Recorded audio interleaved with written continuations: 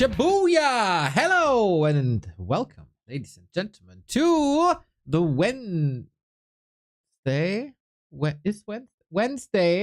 Warcraft Entertainment. We're cruising towards the 400 days, 398 consecutive streaming days, everybody. This is B Cup group stage. And oh boy, are we having a group here. We got there we go. We got Sock, we got PCG, we got Dise and Iceorg. And we got 2 players making it to the playoffs. The second last group. And then we got it. And then we go into playoffs. And then all hell is breaking loose here in the Warcraft universe. B-Cup universe. Excited to be here again. It was I had to get up early today. Had meetings already. Had Warcraft III Champions preparations. The Neo Soul 8-man conglomerate is working hard. It seems like we got dates. Shall I, for you early birds, shall I tell you dates? Let's see.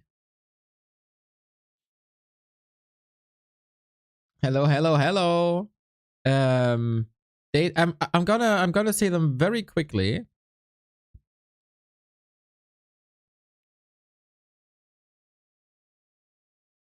Early April. So we'll see if that works out or if that is not enough time. We'll try. We'll try to make it work, but rather sooner than later. We're gonna have Warcraft III Champions finals. Good shit, eh? Good shit. We're here for B Cup, everybody. Today is a day where we have a clear favorite. But let's take a look at what happened thus far. It is, of course, exciting times as we have all the competition. We got the German Dach Inferno League with a huge upset yesterday as Ido defeated Kevin. Now today, B Cup. Happy Moon, Lorlaetzini made it through. We have Soin, Infi, Focus and Blade, Orc versus Human, and Orc and Human making it through. Labby and Undead to have the second and third Undead in the playoffs. Starbuck and Foggy made it through over Sheik and Razorman yesterday. Quite a reverse sweep by Foggy. Good to see him back in the round of 16 with Starbuck being the dominant force there, of course. Today, Sock, PCG, Iceorg, Dise, all 4 races represented. And then tomorrow, the last day of the group stage with Kaho, Wudao, Hawk, and Shao Kai, where hopefully Hawk can go for a little bit of a redemption arc after being 4th in the DWCC. Speaking of DWCC, when is that when is that Chinese qualifier starting? March 29. Look at that. That is Saturday at the same time as B Cup playoffs. Ay. Don't know. We have groups and playoffs. Okay. So hopefully it won't overlap. But then the more important DWCC qualifier for us, at least, is the wildcard qualifier, which starts April 11. Do we have dates for that? Like detailed dates? 4 groups and playoffs. There's probably 6 days, huh? April 11.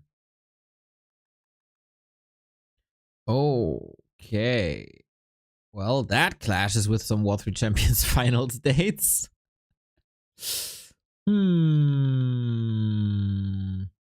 Might have to talk to some people.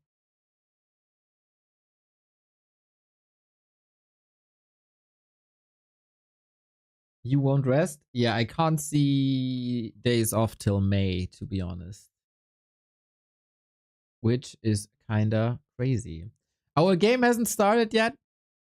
Which is great, though. I will never complain about too much Warcraft. You know me. I'd be scared if there's no Warcraft. Oh, it is only the 3 days. The wildcard qualifier. Bro, this poster is up there the entire time. And that wasn't on my mind. Well, we can play Warcraft III Champions in the evening hours then, as DWCC will be in the afternoon hours. That's the plan. All right. Grubby discovered a secret tech for Blade Master mirror image was poison creeps. If the poison creep only attacks the 2 Blade Masters, you won't spread the poison to your entire army. What? That's cool. That's a nice interaction. I don't mind it. Helps quite a bit with Blade Master mirror image headhunters, I think. Poison creeps are they rare? Not really. But yeah, interesting times. I will probably make my final verdict on the PTR today. Again, I'm not very pleased at all, so this will be rather harsh later. I think we go through the games and then we talk about PTR. Orb of GG, no. Orbs are bugged, by the way. Big time. I would rather... You know, if they want to buff Orb of Lightning, they should just fix it. Because if you right-click, the orb works. If you A-click, the orb doesn't work. And that is the case for a long time now. Wouldn't that be the best buff to Orb of Lightning? Just a fix? I'd say so. Speaking of say so, Say So is a 2200 MMR random player who wrote down his verdict on the patch. So that's a cool read. Thoughts on PTR from a 2200 random. We also got the Starbuck review, which is a link to his Twitch, which is good. Discussion is ass at the moment, but yep.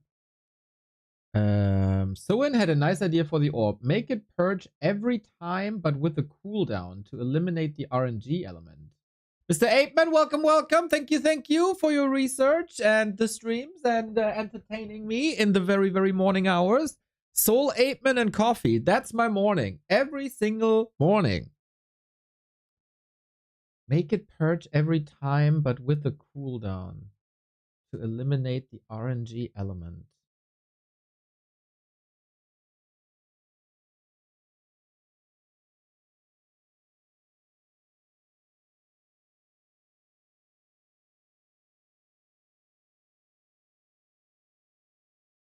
I mean, it is purging every time against statues and destroyers already. And I think that is incredibly strong. I like the RNG personally. I can see from his perspective it's not that great. And then it depends on numbers, I guess. Makrura Zoo. Yeah, thank you for the seafood, everybody. I'm gonna have some delicious Makrura. I have some delicious Makrura. Dipine Franz, Changer, welcome. High Society.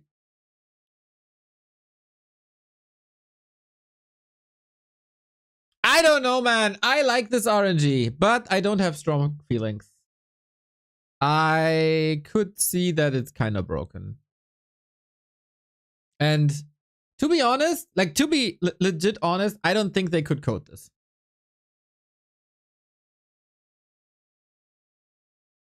I don't.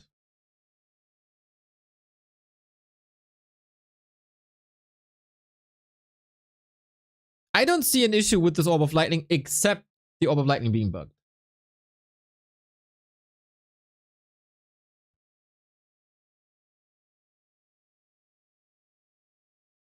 Can't be that hard to code. Bro, it took them 4 years to have a ladder.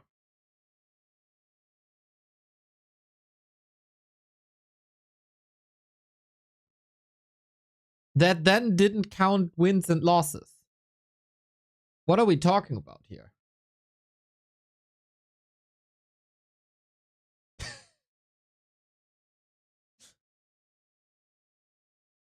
I play on custom games that have every X amount of hits. Yeah, I play on custom servers that are awesome. That doesn't mean you can one-to-one translate it. Spell Shield works similarly, doesn't it? Yeah, kind of the other way around, true. True, true, true, true, true. Yeah, that is true. Huh, I didn't think about that. Stufka, legit god once again.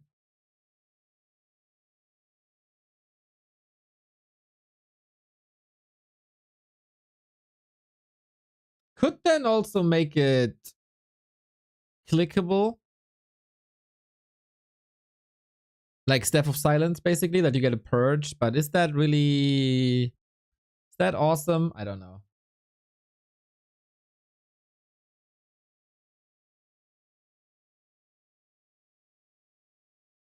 Yeah, but balance stuff later. We got some Warcraft to cast. I'm right-clicking the game, and here we go. Sock vs PCG. Sock, the big favorite in this group. I would say he should be considered the favorite against absolutely everyone.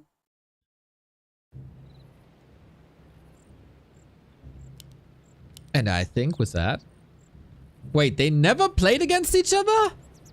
That's not true. That can't be true. That's probably just a bug. We are not witness. No. The stats are screwed, man. Ah, it's PCG because of the underscore. Okay, because of the underscore, it doesn't work. Then let's go into the game right away. We got PCG and Sock best of 3. Winner advances into the winner bracket final in this 4-player double elimination group. Oh, wow, they fixed the bug. We can get rid of the boxes. Let's go, let's go, let's go.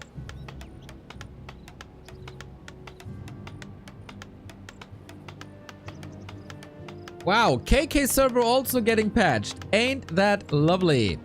Group number 7. Sock left-hand side, PCG right-hand side. I have not seen PCG in a while. He was on the rise. I was a crazy critic of PCG for a long time when he played games with like 20 acolytes and tried to rush the opponent. That wasn't too successful. But since then, he made progress, but then maybe got a bit busy IRL or whatever it is. Goes Lich without scouting. That's brave in the day and age of Pally Rifle, but his gamble is paying off. It is no Pally Rifle. It's a legit Archmage game. Interesting. On Echo.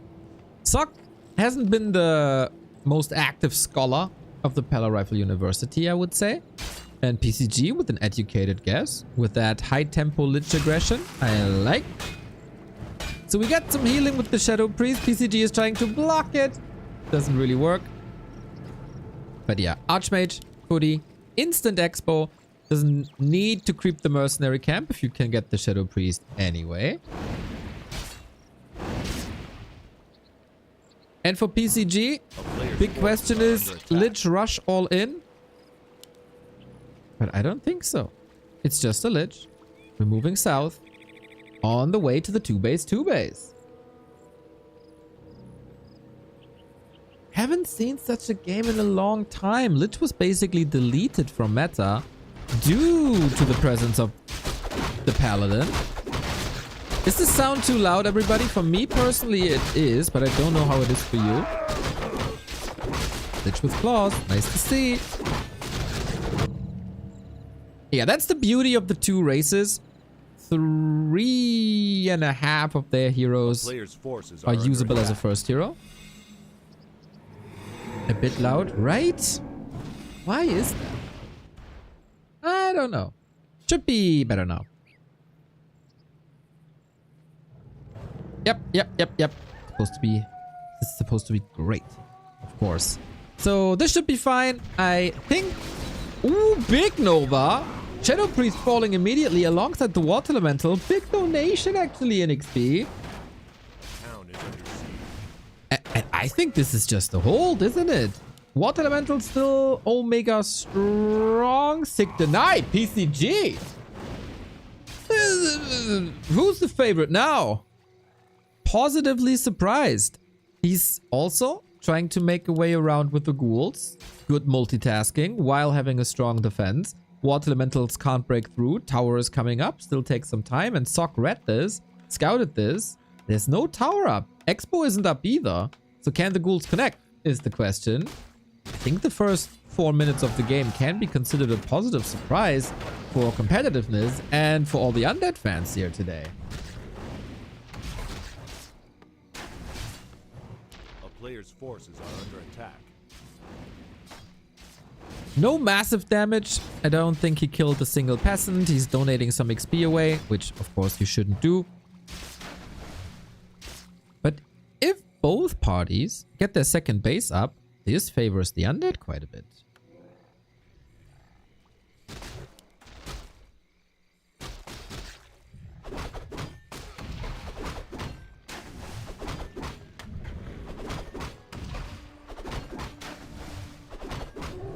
PCG. There was some weeks, like at the end of last year, I almost became a PCG fan due to his work ethic and him steadily improving.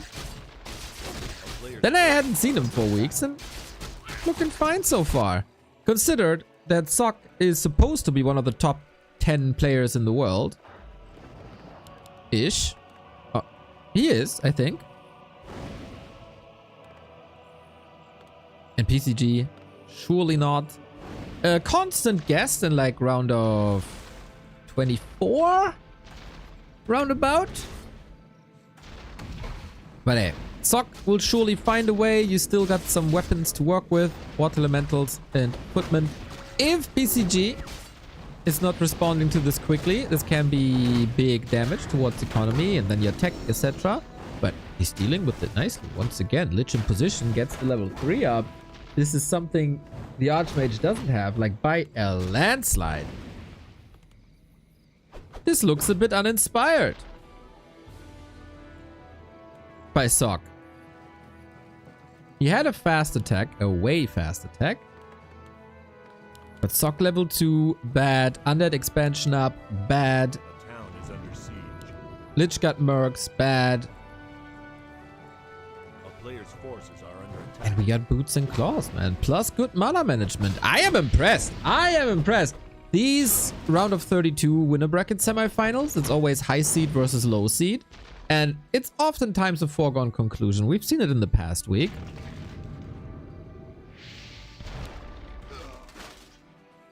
And yeah, good luck, Sock.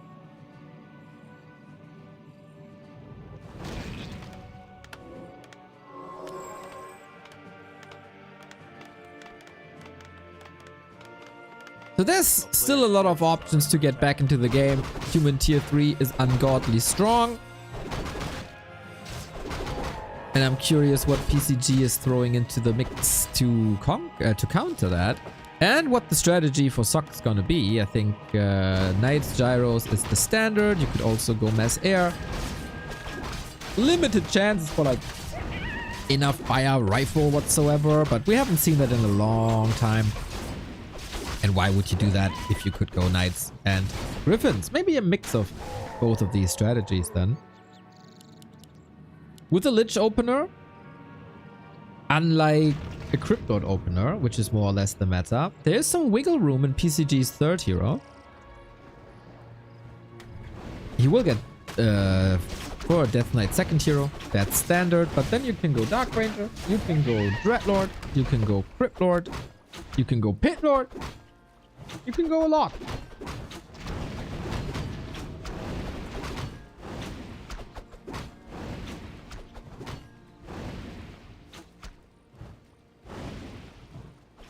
A player's forces are under attack.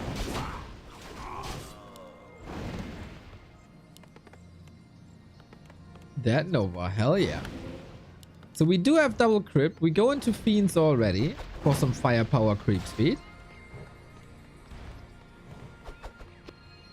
Footman retreating. They didn't accomplish anything. Wait, what? He is going Rifle Casters. Rifle Caster Mortar? A player's forces are under attack. Why are he going Caster? it's kind of not necessary, to be honest. If you argue he has a Crypt Lord and you want the Dispel, sure thing. Maybe Sock styling a bit.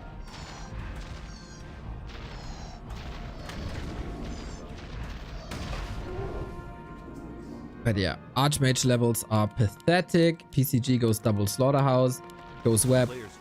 And what do we got now? Double Workshop, double Rex, and Sanctum. Then it's not Rifle. Inner Fire, Knight's Gyro. I don't understand this really.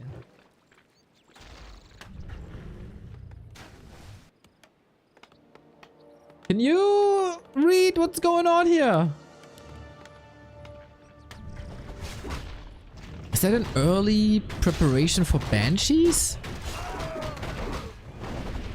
Well, Sock's mind works in mysterious ways today. Level 4 Lich against level 2 Archmage.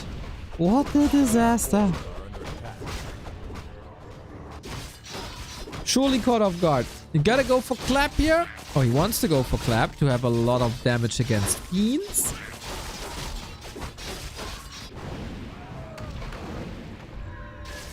Invo pod. Nice. But yeah, Destroyer Bust is surely coming. You got Web ready for Gyros that are surely coming. Paladin 3rd is a given. Knight, Priest, Dispel. No Inner Fire. Yet. Oh, supply numbers. Supply numbers are even. Mountain King is far ahead of the DK. So that's where the majority of the damage is coming from. Footman will probably be deleted very quickly by Destroyers. And we don't have a Temple of the Damned, which worries me a little bit, but Crypt Lord 3rd. Yeah, if he scouted that there's no Griffin Aviary, Crypt Lord is a wonderful hero. Damage against ground. Frontline tank. I did not expect to say this today, but PCG is playing the better game.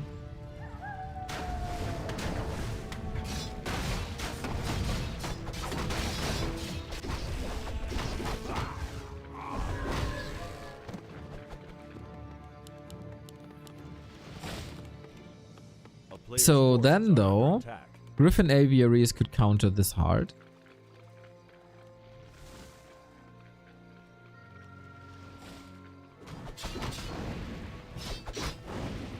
And big ground fights, of course.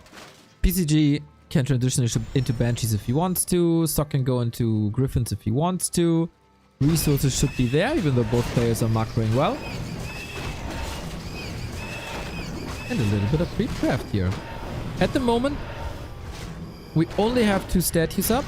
Should be more soon. Claws of Attack. Whoo, that Lich is hitting hard. A player's forces are under attack. Gyro's out. Confirms, okay, that web was a good idea. It is the 12-minute mark and the Archmage is level 2.4. This is unheard of.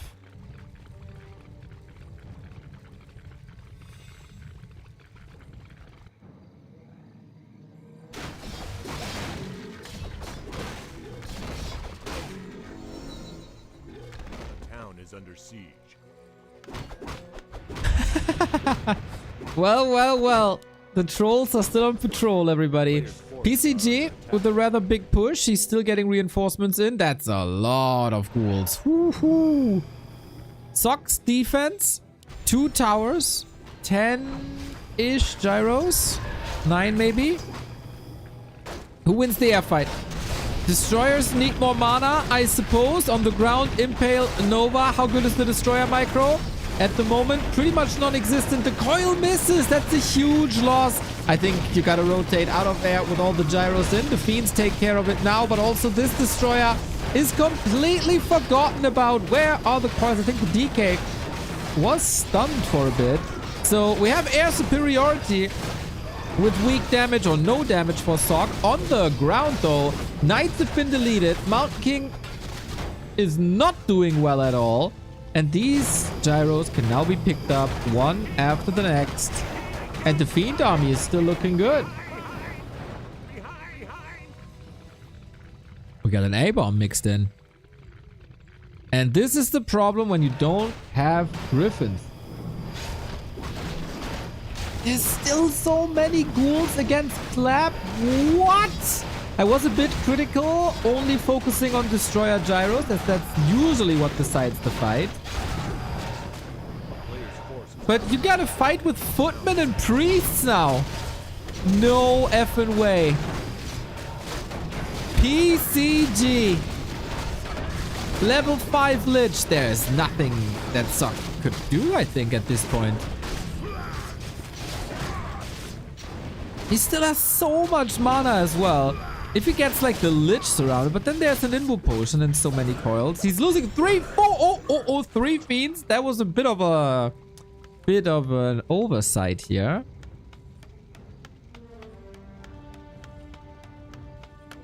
Yeah, that shouldn't have happened. Looking for tech transitions, but you don't see it. One of the workshops is done.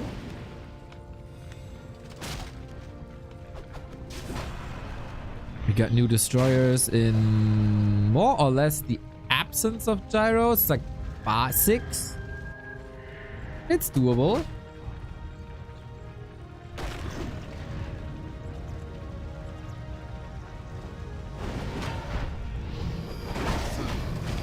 Quite a task ahead for Sock, but he got a high-level Mountain King and good support. And late game, the human army is better than your army. Everybody knows.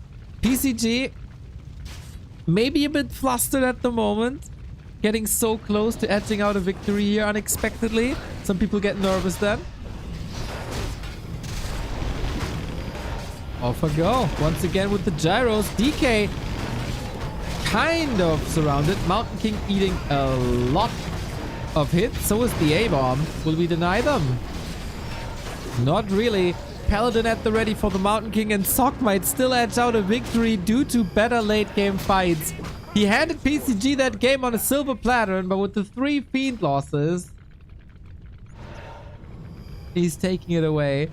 Oh man, can't help but feel that this was a huge potential upset win in favor of PCG. Disease Cloud still working, but the damage is missing. With a 2-level advantage on the first hero, you gotta convert that into a win.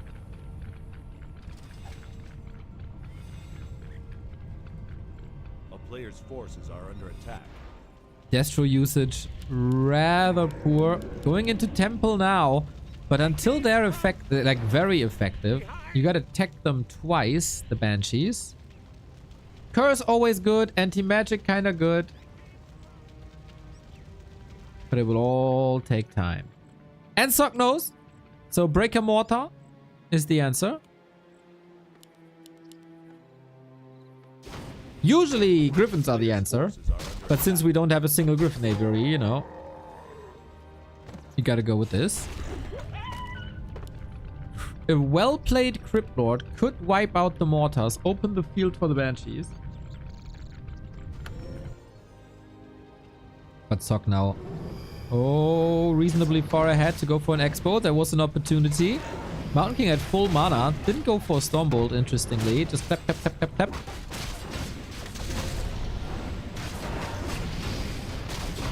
And PCG just invested in big transition. What's up, Woody? Into a big caster transition. Probably too little. Probably too late. Fascinating how these knights are still dying despite enough fire. There is no dispel at the moment possible, right? Because the gyros would take out the destroyers, or did.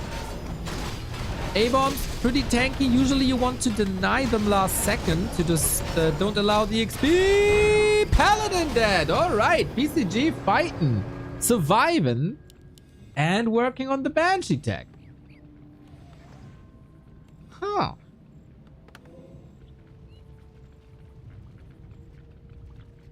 Take her! Thank you very much for the raid. Hope a couple of people were towered. Hope a couple of cleaves hit well for maximum damage. Hopefully the tower is still standing strong.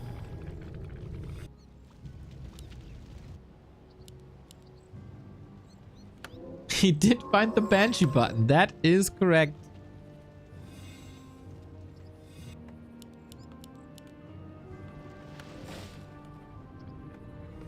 Banshee Master.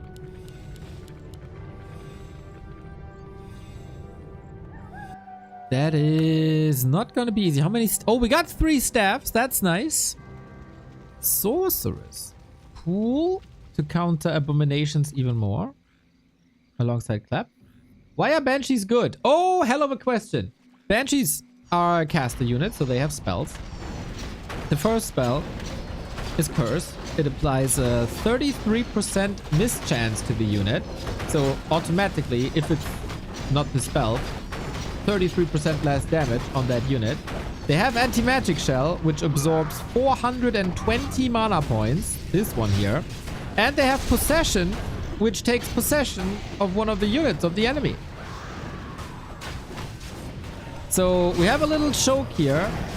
3 A-bombs up front. This is a perfect invite to a possession, but it's very mana intensive. Clap hitting hard. This Mountain King looking good. And I think the Banshees... Oh my god, that Clap is nasty. Mountain King MVP.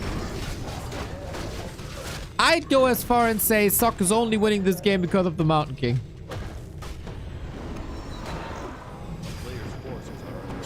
Because now the supply lead is established. The Banshees aren't that effective in low numbers and with low mana especially. Nice strike by Sok. GG. Can't help but feel that this was PCG's game. Can't help but feel this was PCG's game. He should have taken it, but was a bit hesitant. The initial push wasn't as hard as one might think. And then he pulled back. And that was the moment that Sok used to get ahead, and get ahead, and get ahead. And then the human army is better than your army.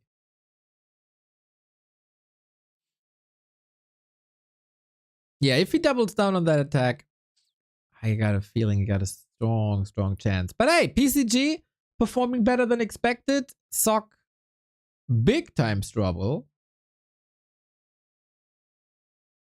But he was considered the favorite, is considered the favorite. Maybe woke up in the middle of it. Sok currently rank 5 in the world, and I gotta say, it did not look like this.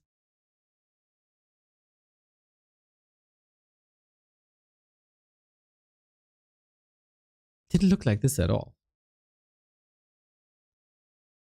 So go PCG, rooting for you to take at least a map here to reward yourself for the good performance.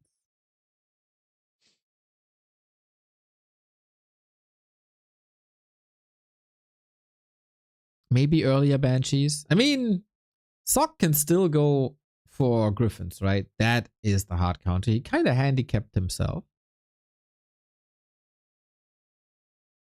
Maybe finding this more fun.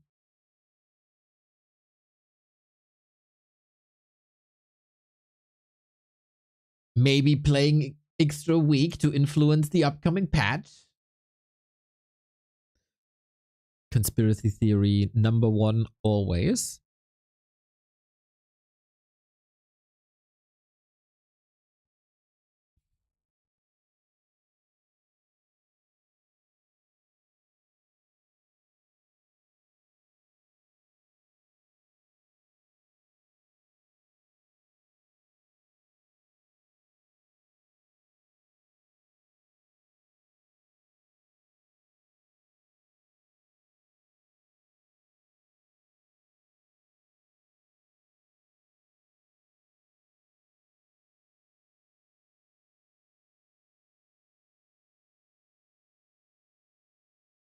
And we're waiting for map 2. There's always little breaks in between. Oh, boom.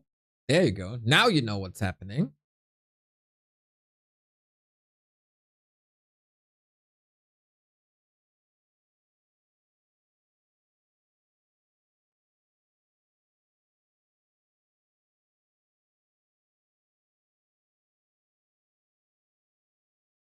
It will be PCG's map choice. I think quite a surprise that the Lich worked so well after being benched for a long time.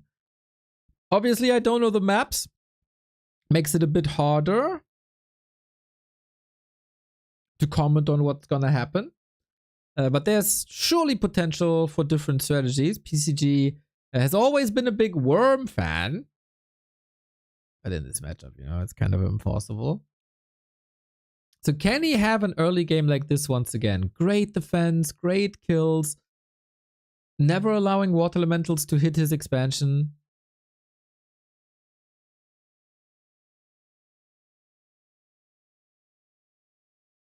Probably the push could have hit harder. And as good as the fight on the ground was, against the usage of destroyers was, let's say, lackluster.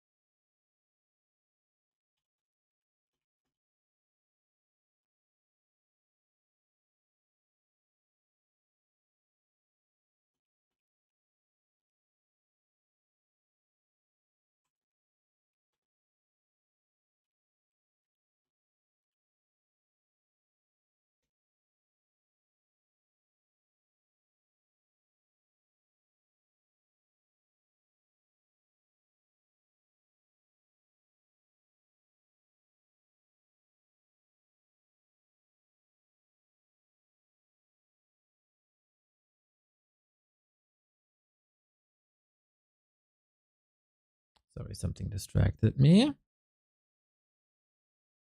Game's still not live. God damn it.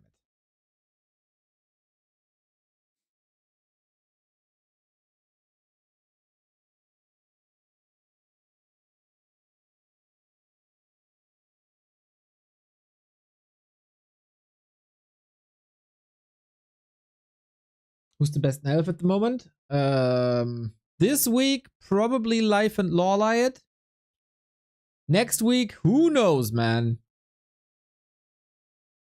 The pinnacle of the Night Elf race is heavily contested.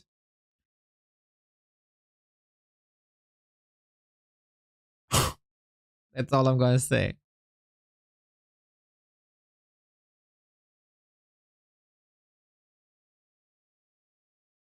But yeah, Life seems to be half a shoulder above right now.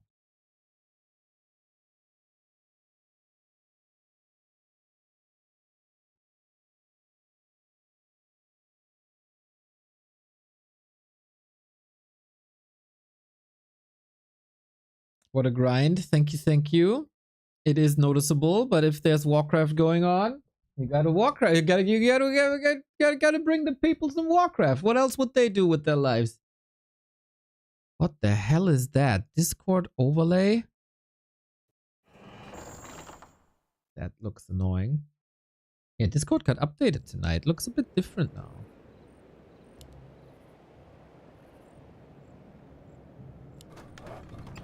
Well, off I go. Sock with the chance for the winner bracket final with one more victory here. Zip. And zip. Nice that KK fixed the bug.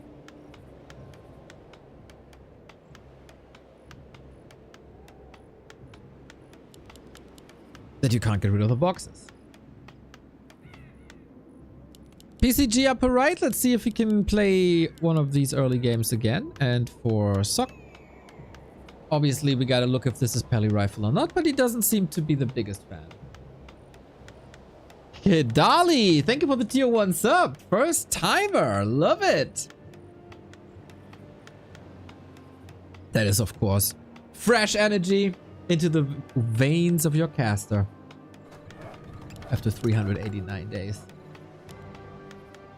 This map could be a Mountain King opening. Was a bit too late for that for that prediction. Crypt Lord this time. Alrighty. This can surely work. This is what I said. Like, it's a great time for humans and undeads as they have so many different openings. What's the deal with Paladin and Rifle? I'm kind of new to it. Is it cheesy? No. It's a new way to play human, as they have opened with Archmage and Mountain King for pretty much 2 decades. And it's a slow start in the game, but gets incredibly powerful at the mid-level or at the mid-game stage. It's just very, very different from what we've seen in the past 20 years. So you always have to take a look if it's a Paladin or if it's an Archmage to see what kind of game the human player wants to play. It's a bit of a meme that it's uncounterable and super strong, but don't listen to them. We got a Crypt Lord.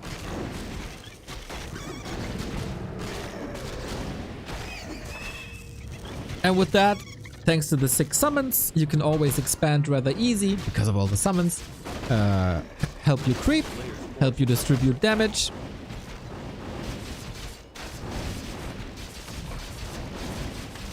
Wait, he sold the shop.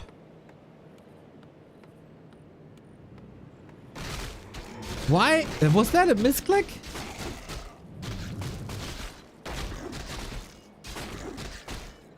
Expo super early. Either this is an interesting new tailor-made opening that I haven't seen. Selling the shop, like Alta is normal, but selling the shop is not. He still has 2 rods on necromancy and the daggers. And instead of skeletons, he can go for beetles? It is a bit odd. Sock on the other side. Crept the bottom right. See, I'm not expanding here. Let me go to the left-hand side.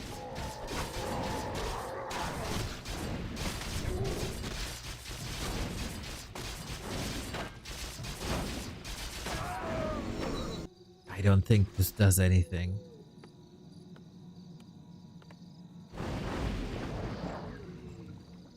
Does it speed up things so much? The 65 gold?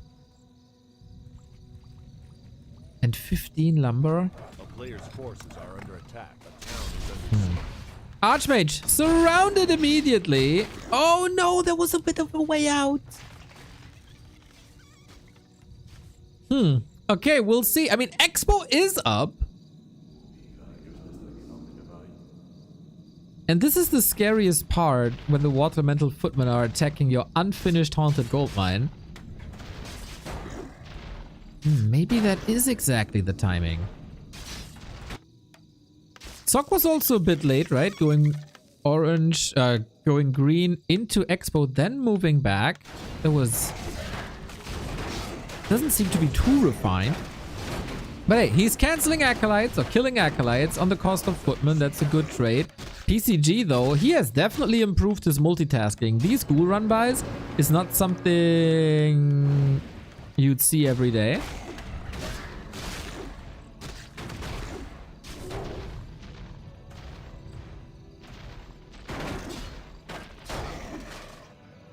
From a PCG.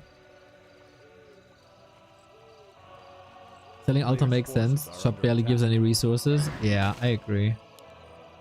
Maybe it was just a misclick. But I mean, he accomplished what he wanted to accomplish. You can do all your maps all you want, but this expo's up.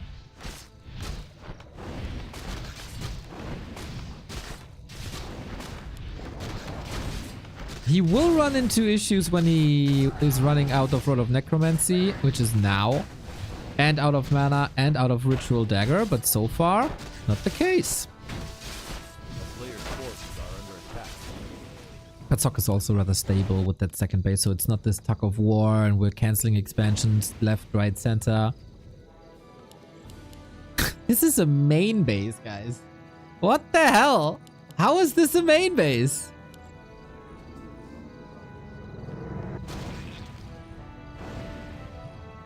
will have to rebuild at some point. I hope he's not forgetting about that. It surely lowers your power level as you can't spam skeletons the entire time. But units are fine, so another dagger is kind of unnecessary at the moment. A player's Heck, forces only are now. under attack.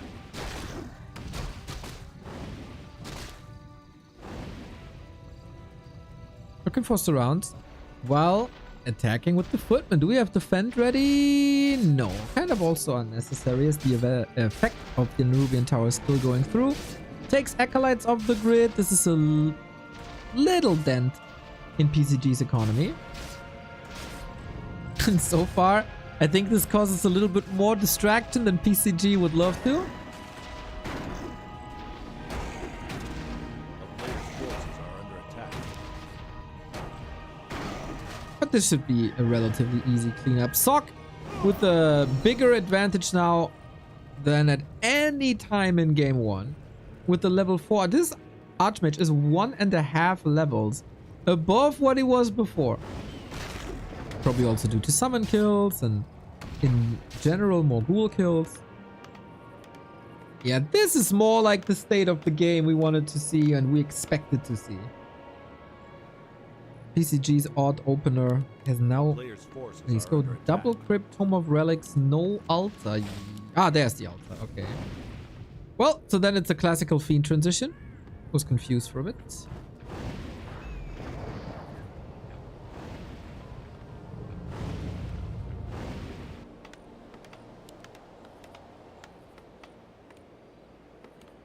But yeah, I'm not afraid of the destroyer push for Sock as much as I was on game 1. Lots more stability, lots more aggression. Only level 3 Crypt Lord. For now. A player's forces are under attack. Panda second. Say what?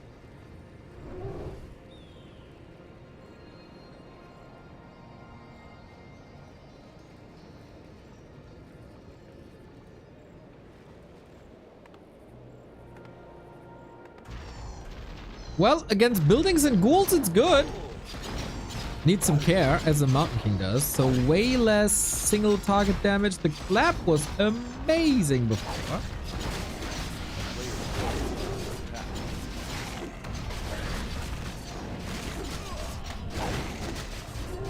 But Breath of Fire can also be very disruptive, of course. Impale. So far, no surround after the Impale.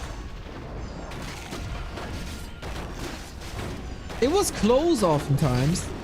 But if you can't convert this into a win, that's a problem.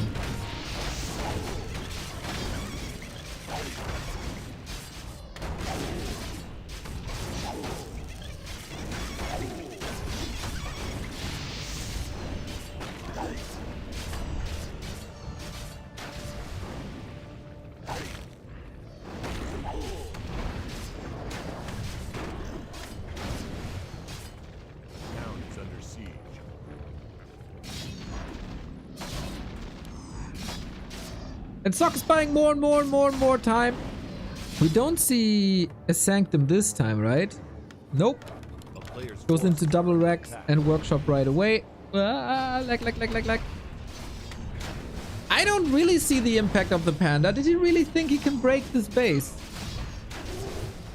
With the Panda push. This is a play that Todd loved to play for a while. It is a lot of pressure, but Acolytes are relatively cheap.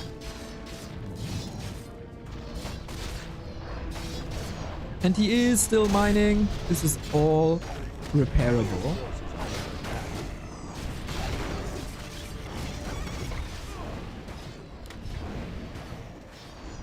But I think this also cleaned up. Cryptlord with a little bit of a jump towards level 4. Impale better. Gets the coil now. Nice. This time there's no two opinions what the third hero is going to be. It is a Lich.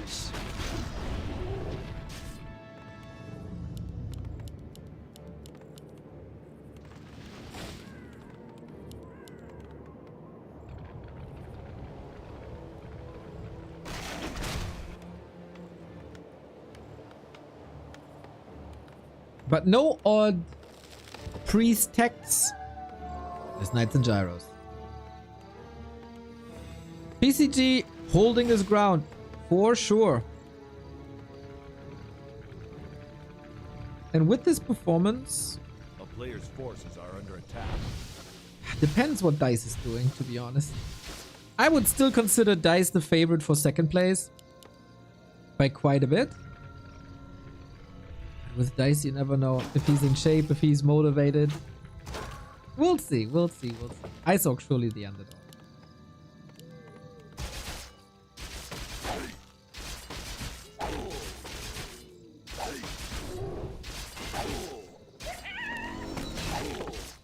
A player's forces are under attack.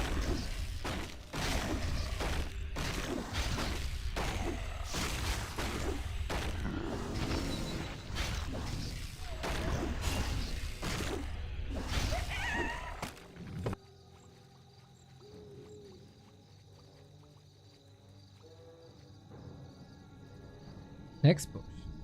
He will sorely miss the storm bolts up here. And the claps. PCG's tech timing is a bit behind, but Lich is coming.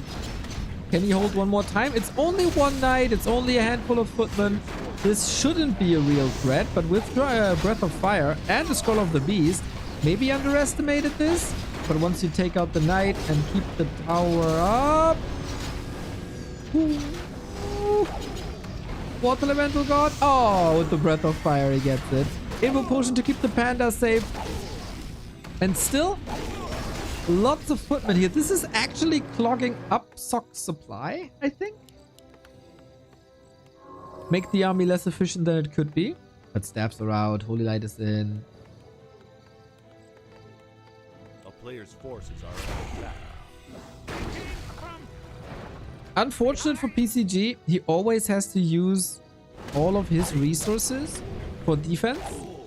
There's very little creeping. There's no ghoul run-bys, even though he has a lot. Like, he is floating 1200 ghouls. He could surely use the ghouls better.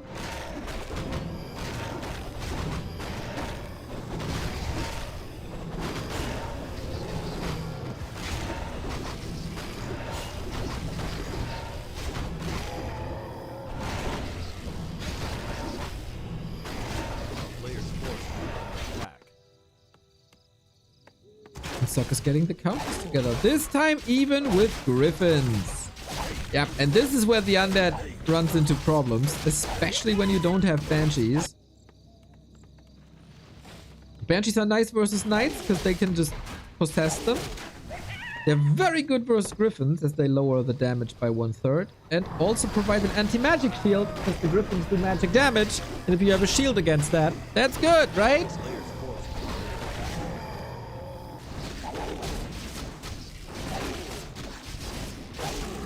But yeah, we ain't having that here. It still takes some time until the Griffins are in. Time to do some damage for PCG. Impale, Nova, lovely. 1 kill, 2 kills. No coil, huh? Could have been a third.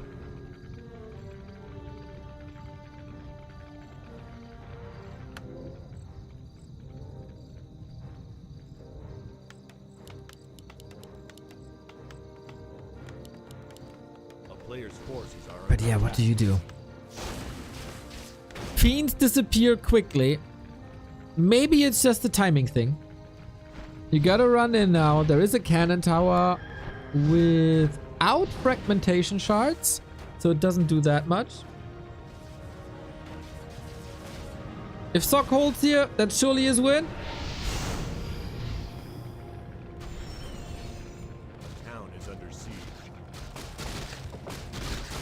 And this is something he could have done way, way, way earlier. The base is wide open. There's not a single tower. Don't know if 1300 gold are necessary.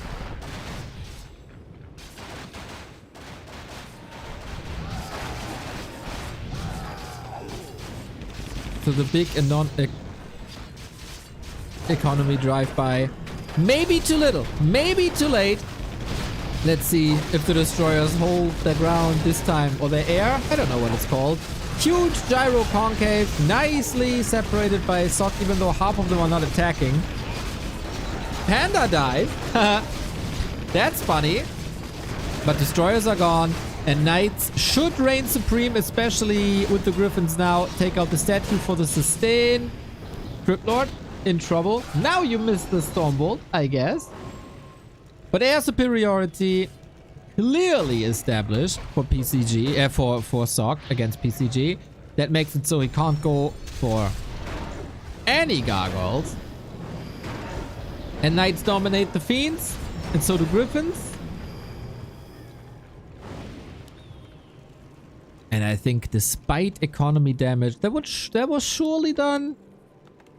Sock still in the prime spot for a 2-0 into the winner bracket final. That was to be expected. But good showing by PCG. No glaring issues. He's losing the fights, but Sock is also one of the best players in the world, top 10. And then he's supposed to. A player's forces are under attack.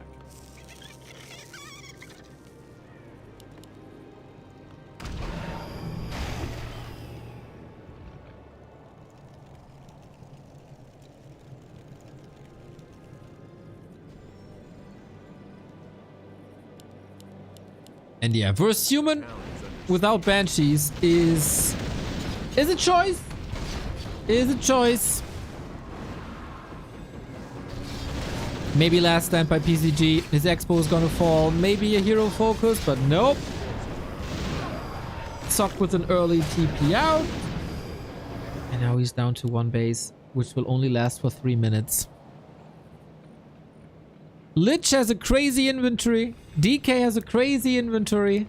But sometimes that's all not enough. Panda works out well. Was buying time basically, right?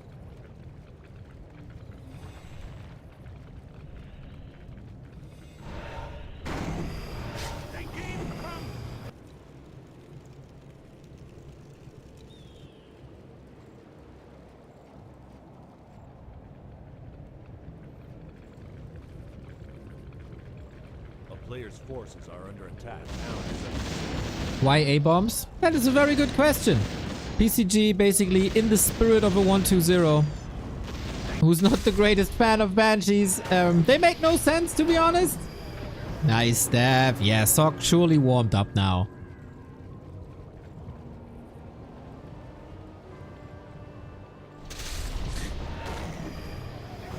And he's playing cat and mouse with PCG now.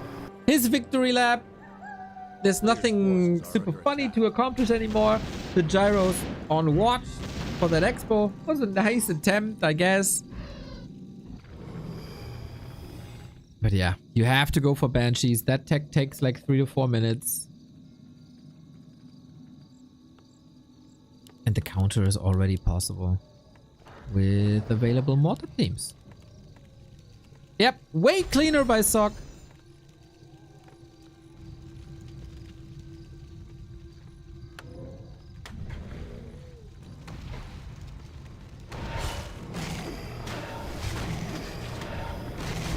Still not mega impressive, I would say.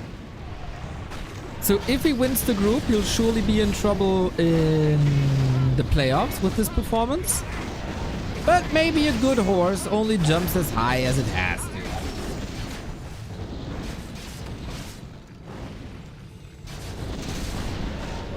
Sweet impaled by PCG, who surely stands a chance in the lower bracket with this performance, I'd say.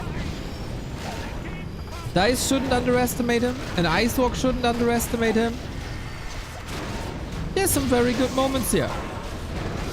But the top seed in the group merges into the winner bracket final.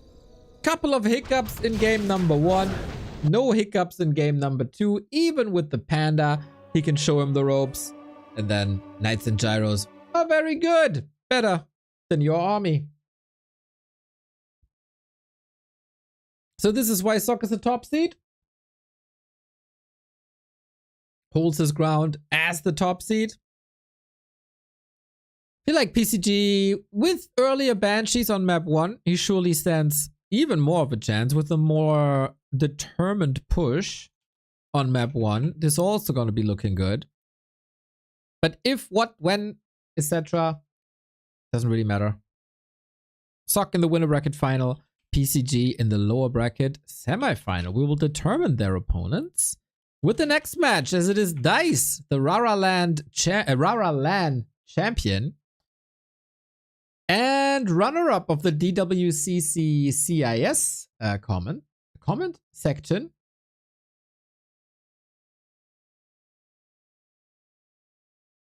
It's going to be good.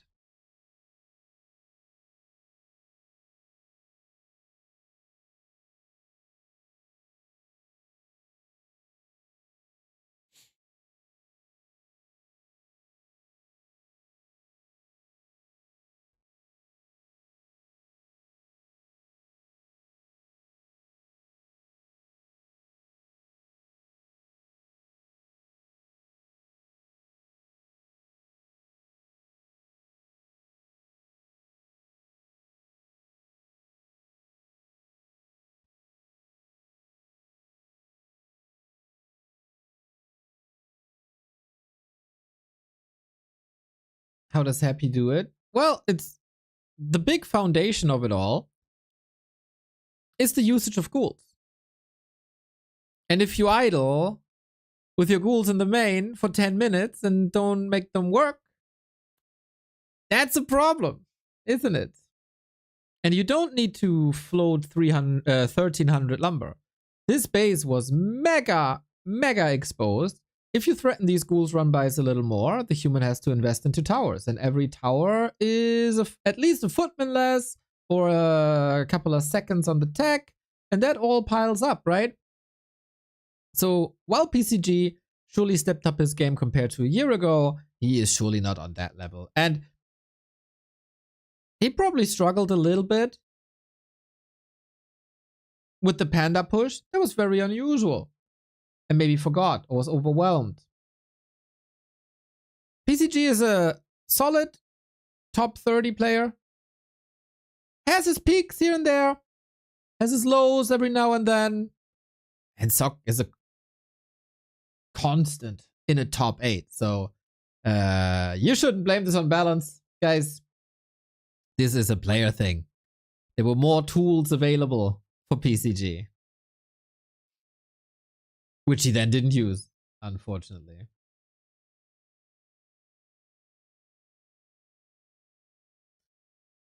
Are there more graphics mods than the one from Kenshin? There is Altair, but I don't think it's publicly available.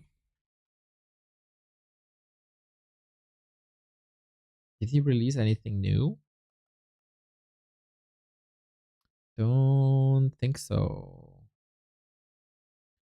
But Altair has been doing this.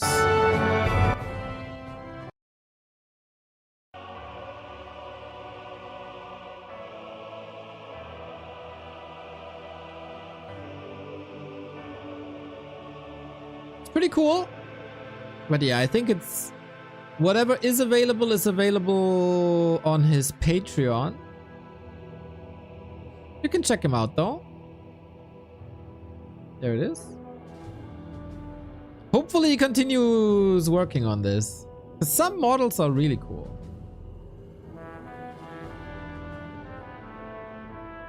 Altair on YouTube, but he seems to have moved back a little bit to Skyrim, which is a shame.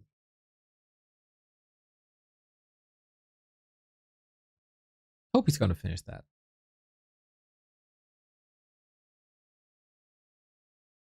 So next game. Oh, do I have to be in the game is the question now.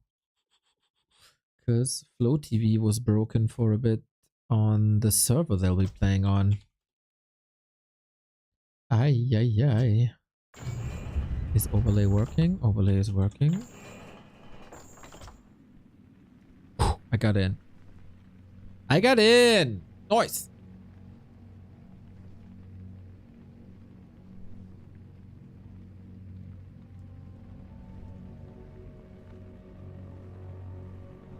Okay, Dise is in as well. IceHawk is in as well. We'll check if the Flow TV is still bugged on this server, CN North, as it is the main server for competitive Warcraft. It's the bridge between the Western scene and China. Would be a shame if that stays down.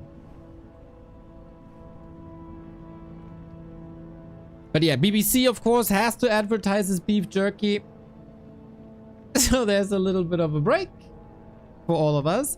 I really hope we see the Rara Lan Dise. That can be a threat to everyone.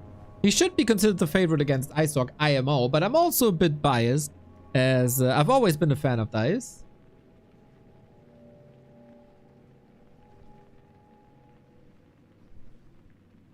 And his playstyle. But we see no beef jerky on the Chinese stream.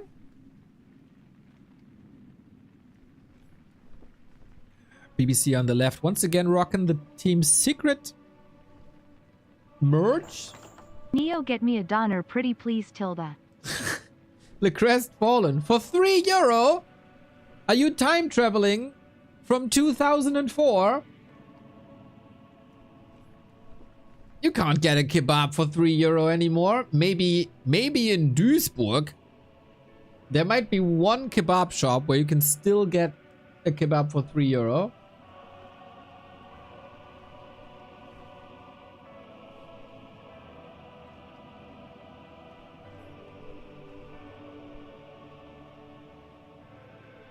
€3.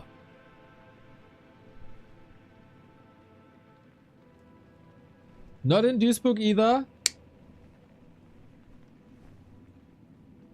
Cost $6.50 here. So you donate €3. Thank you for that, by the way.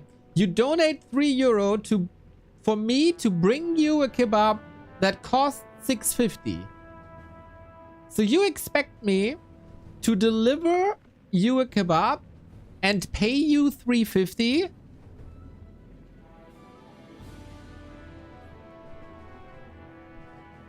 That's evil.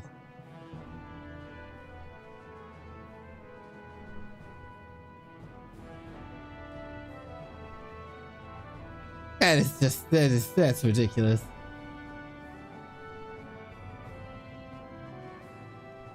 €7 here. Yeah, I'd say so.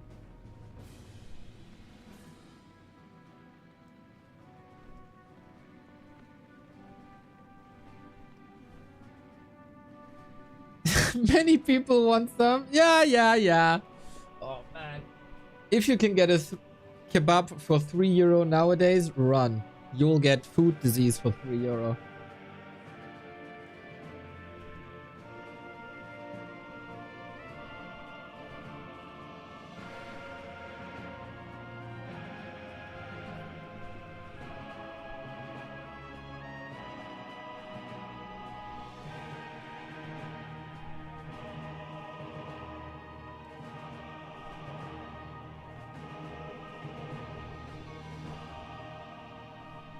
€3 food poisoning. Let's go. You can get one for $3.50, but it's half the size. Smart. Can't criticize you for the price of the kebab.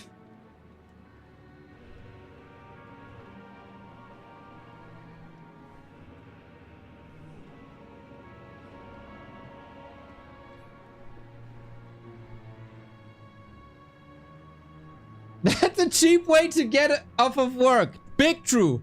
Big true.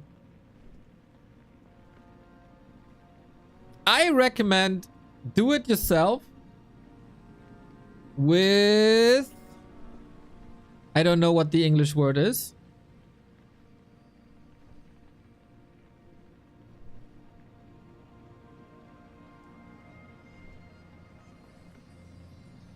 Seitan?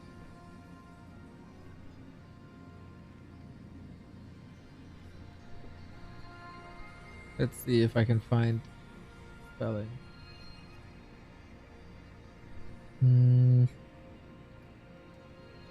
It's basically wheat meat, which is freaking awesome. Is it seitan? Kebab with seitan is so good.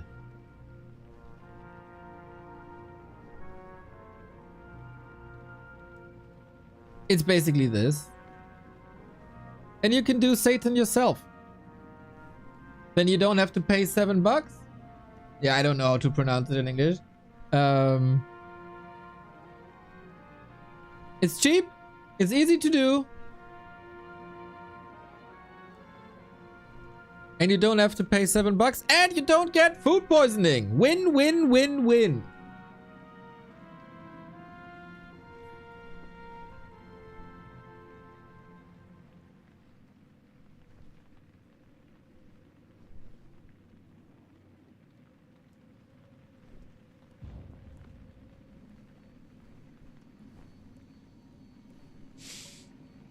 What the hell is this copy pasta?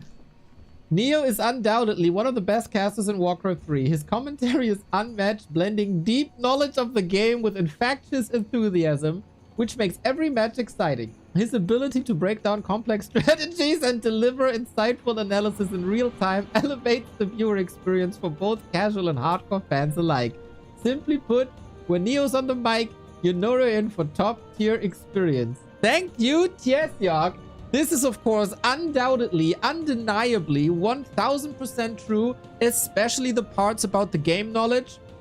Not sure if I'm always super exciting, but hey, I drop knowledge bombs basically every minute here. If you want to learn the game, screw Grubby, screw Carson, screw all the others, you learn it here from me, the 1300 MMR player.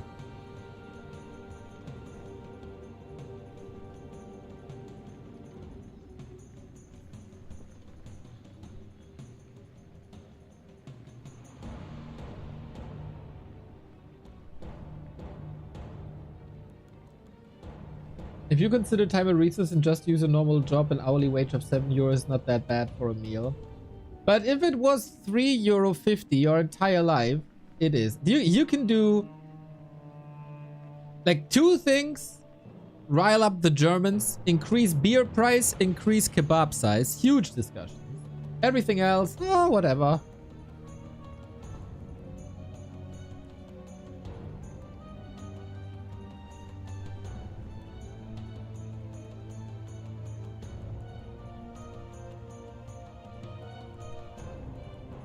Did you already make reading comments in Battle.net forum? Lemes! Oh my god, dude! I started reading the Battle.net comments on the patch. I thought I took mushrooms or something.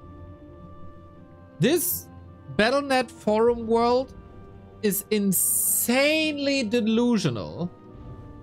Has nothing to do with the game that I see day in, day out. I would legit lose my sanity if I spend time on these comments.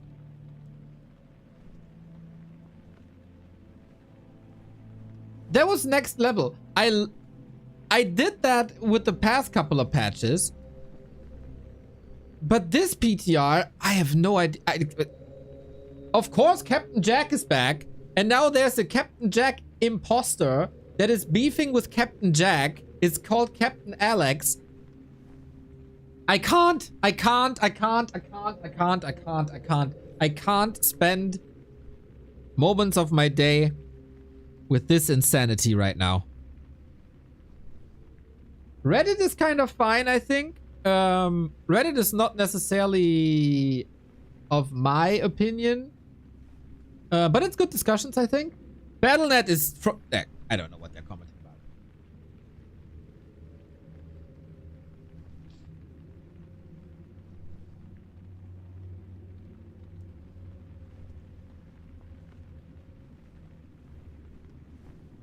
Nah. I'm a bit curious why the game isn't starting. Ah, BBC can't log in. Okay, technical difficulties. No, I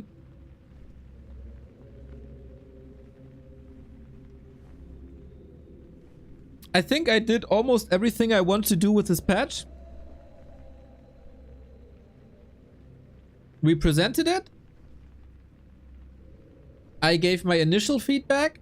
We had a 4-hour call-in segment on Monday, which was really cool. With people from all different scenes, all different races, all different MMR brackets. I reacted to Grubby, which I think is important. And I will give my conclusion today and then I'm done with it. Then I said everything I want to say.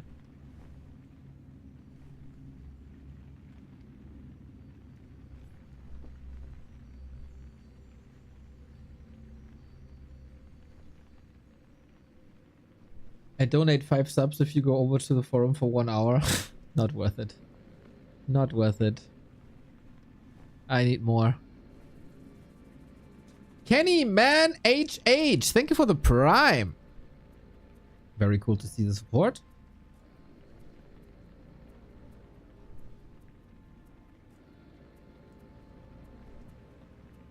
Can you even buy subs on Twitch already? You haven't reacted to Grubby reacting to you. I doubt Grubby is gonna spend the time to watch my reaction or to react to my reaction. The uptime for Back to Warcraft is amazing. It's like a Warcraft 3 TV channel. There's so much to do. There's so much to do. And then you close the stream and you have meetings and organize tournaments and this... Yeah, it's more. It's more. Sharky can barely buy a Mars bar. Sharky is a working person. He can afford whatever he wants.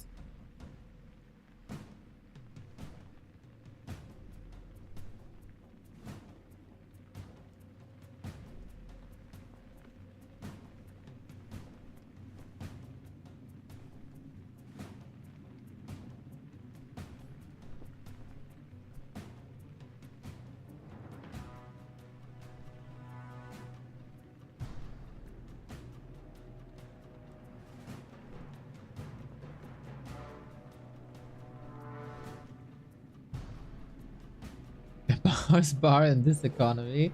I had Lion bars. They were on a discount though. It was Lion Brownie and I was very disappointed.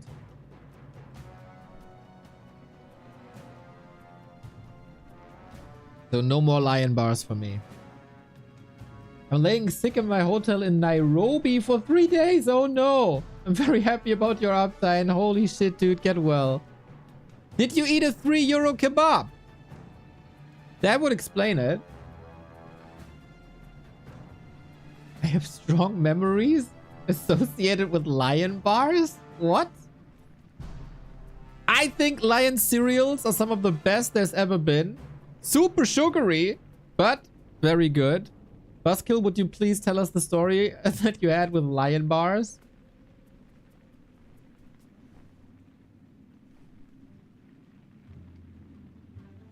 Is your reaction to Grubby up yet? I mean, it's yesterday's stream.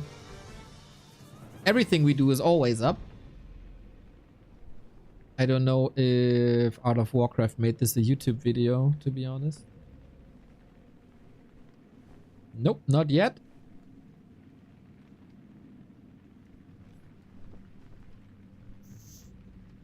We play on KK.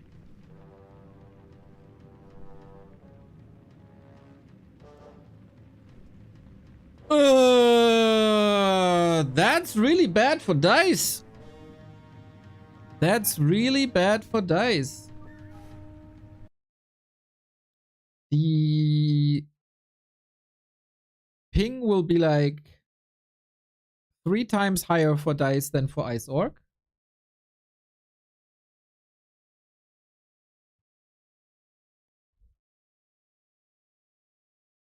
That will surely demotivate him a little.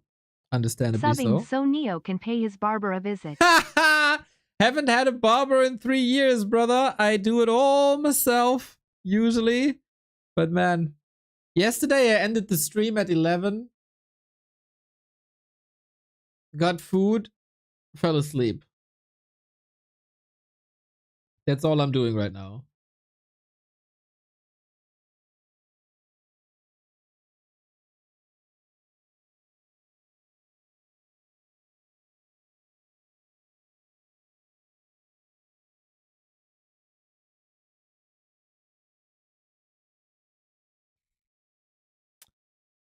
That is very unfortunate, especially when it's not your fault, right?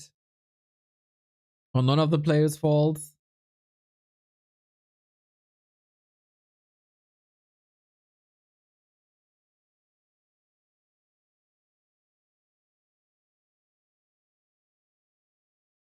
Your hair looks. I'm surely on the way to Hobo. That is a slow and steady decline.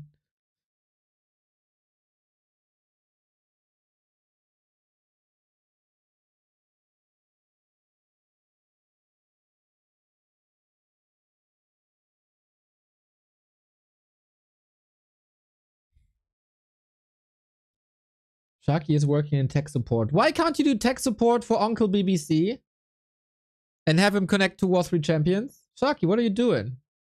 Yo, Sued, what's up? Hope you have a super day.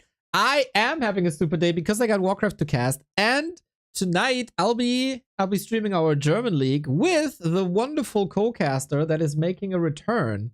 That is Flutschfinger. Yay!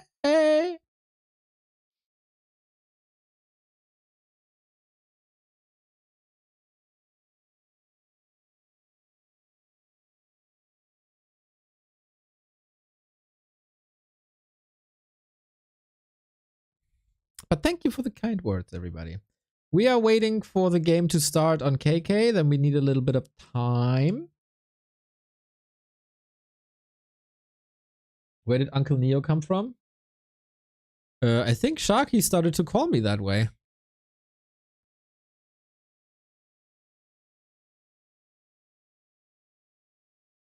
And elder people in the Asian communities are always aunt or uncle.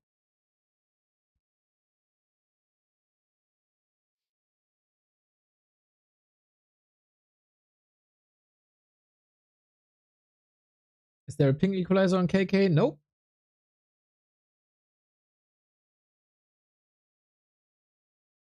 Did PTR get an update? Just bug fixes, and they don't do patch notes for that. But nothing meaningful.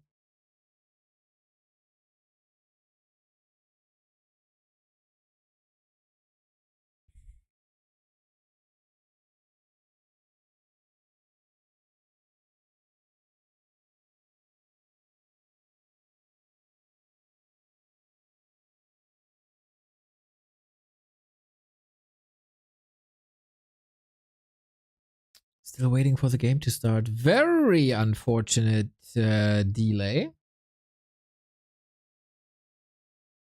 Did the Cryptlord Carapace buff get cancelled? Yes. Completely scratched.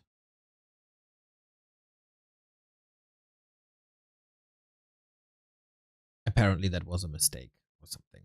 I don't know. But yeah, no 75% spike carapace. Sag.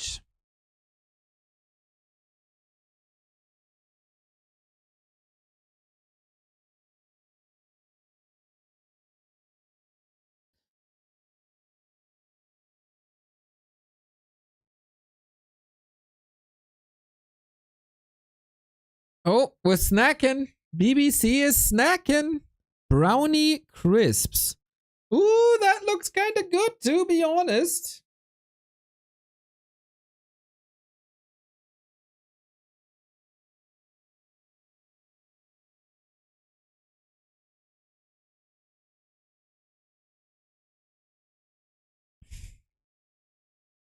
I could use some of these.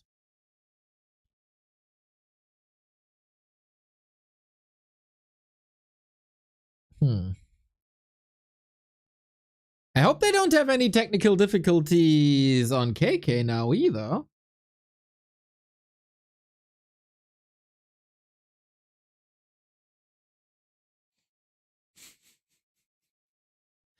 These two are so funny, man. I imagine them to be like a little bit of like Waldorf and Stadler. BBC is just never giving an F. It's just hanging in there, slouching and snacking. And Magic Yang is always so.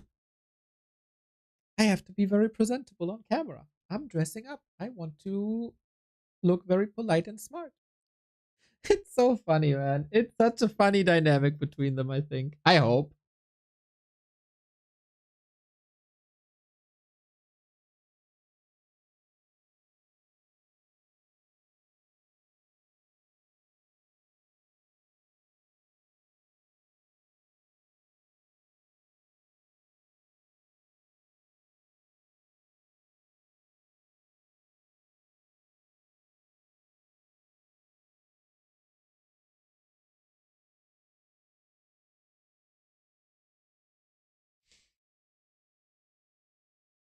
Magic Yang is in a jolly mood today.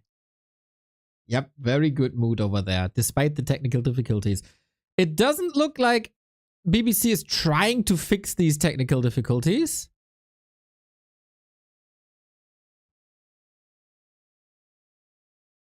It is a cool duo, though. I like it.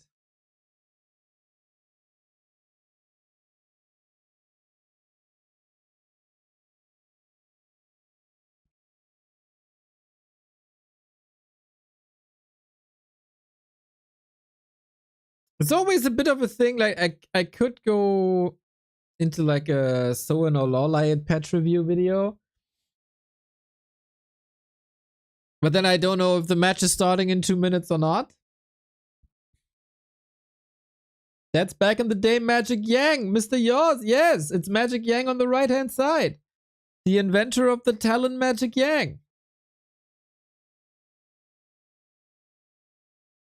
He's a handsome uncle, don't you think?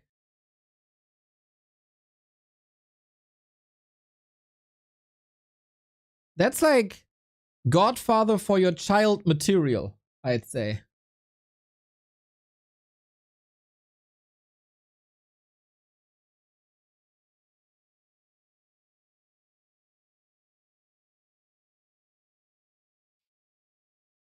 Legend. I still don't know the lore behind BBC, like what made him so special.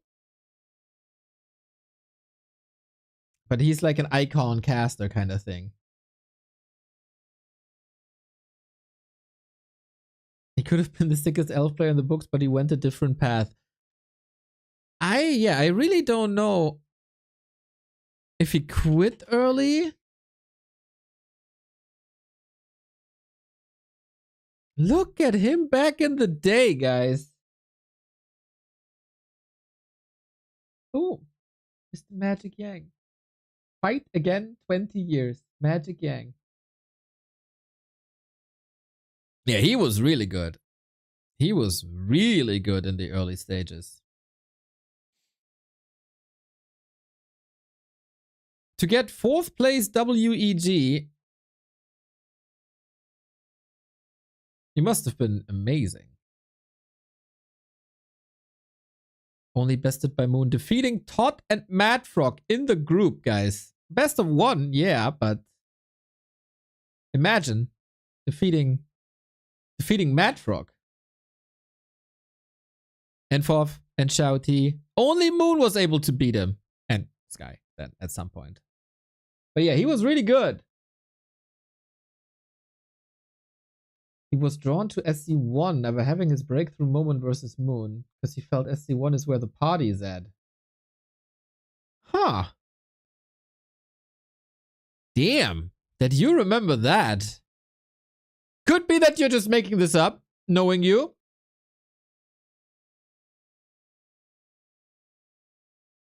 But yeah, that is crazy. And then like 15 years later, he comes back. Oh, he was... I was there. Where this picture was taken, this was WGL 2019. The final of Lin vs. Happy. This was in a stadium kind of thing. I didn't know that he was there. I barely remember me being there.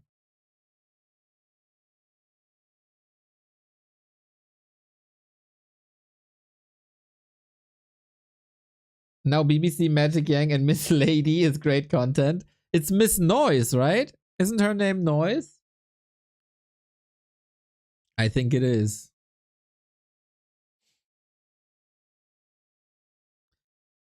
apparently the game has still not started. I am confused.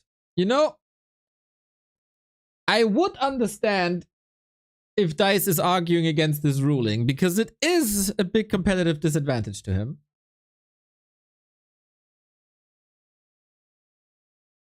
The difference is round about 100 ms.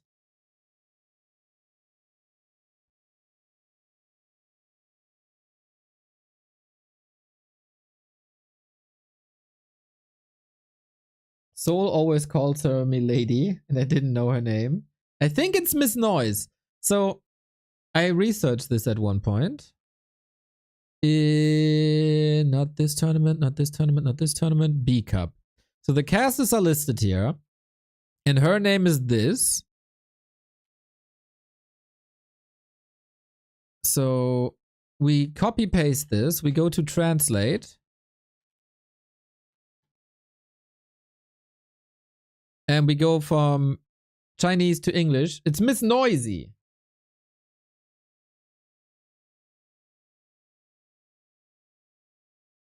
Wonder what the backstory is behind that nickname. Okay, I was close though. I was close. Noise, noisy, kind of the same, isn't it?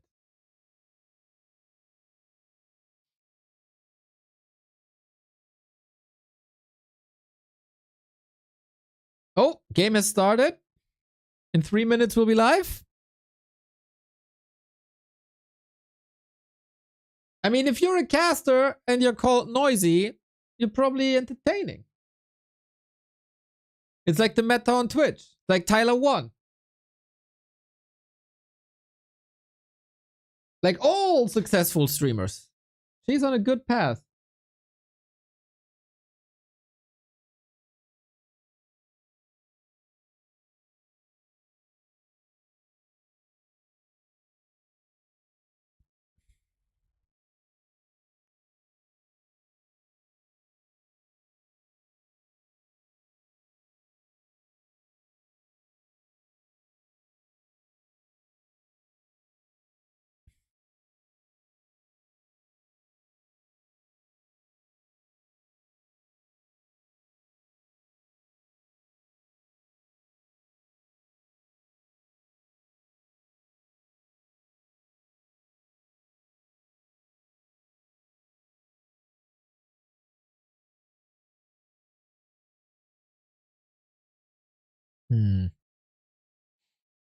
I think the game closed again.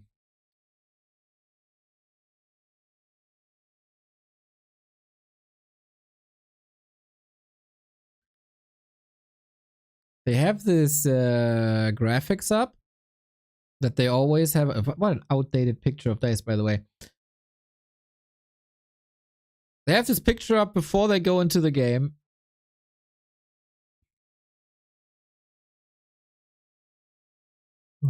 Let's see. Let's see.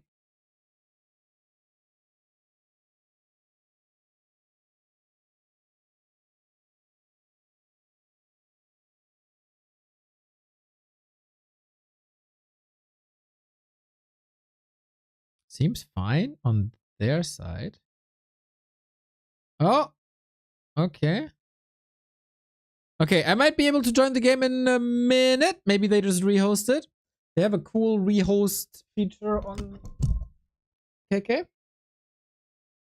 Dice's budget Sithrin? Dude.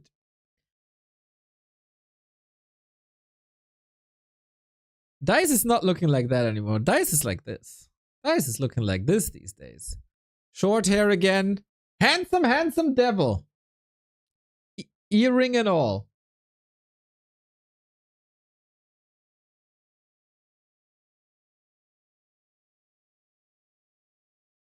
That's more up to date. Dice isn't the budget anything.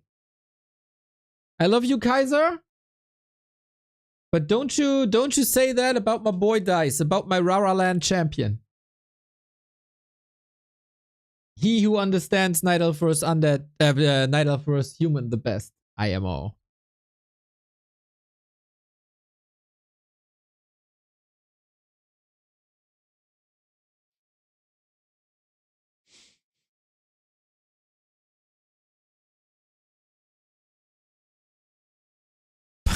budget Sithrin.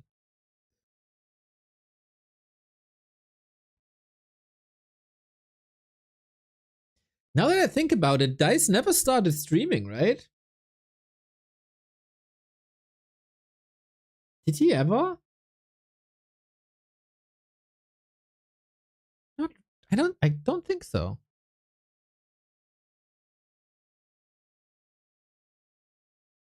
Okay, this was a long break with a few technical difficulties, which are actually rare in B Cup. Usually everything is pretty smooth.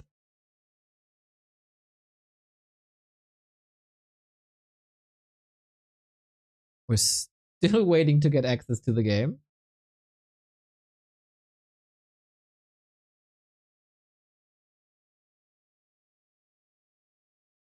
He streamed a bit 2 years ago. Oh.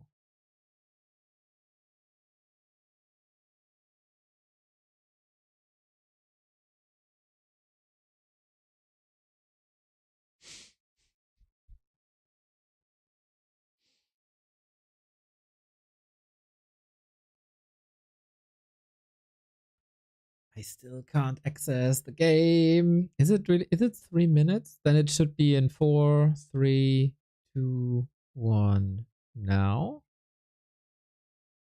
Let's go!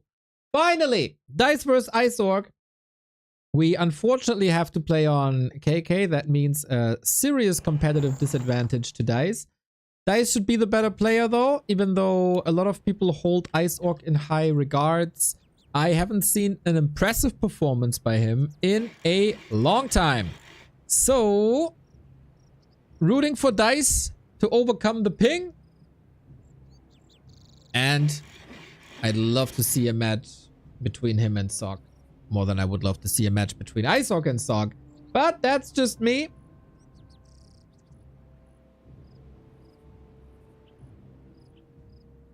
Maybe you think differently. Yeah, Sog in the winner bracket final. Whoever wins 2 maps will face him. The loser goes down against PCG. Respectable opponent, PCG, after his performance today.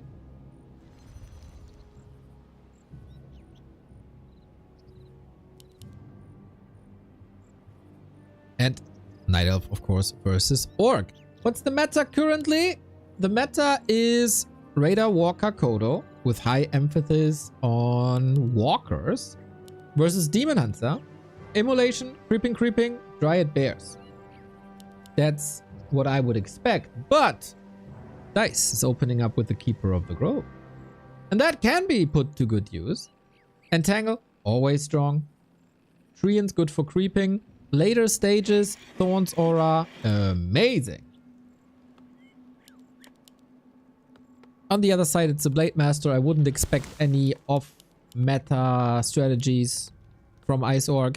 In general, creativity in the Asian player region is rather limited on the tier 2, tier 3 scene.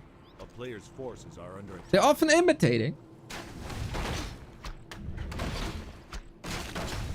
And then you have some lunatics like TBCBM, who's playing worms in every matchup. That's fine.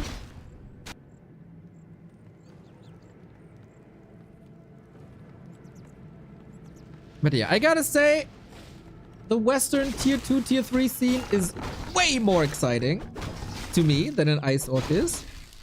But maybe it proves me wrong. This is your chance, Iceorg, to prove me wrong.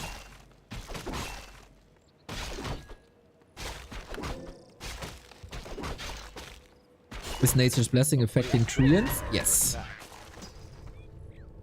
So, wonder what the play is here. Long time ago, you used the Keeper to expand early. And play mass tier 1 for a long time. Dise always has his very own idea of matchups. I like that a lot.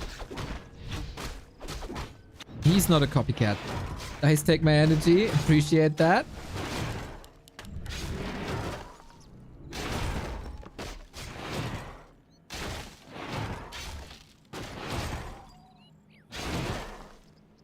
Ooh, almost the last hit here, but he's coming in with Entangle, and we've seen yesterday how much damage Entangle does 2 grunts. Ice Orc's best shot is to deny. Speed scroll, heal self, entangle again. And there is no deny. So 3 items wasted for 1 entangle. That's why you don't expose your grunts to a keeper. Dice in position, keeps the archers at bay, so the Blade Master doesn't have easy access to him. It's Windwalk Mirror Image. For scouting, for tanking against creeps first and foremost. And also to get out of entangle.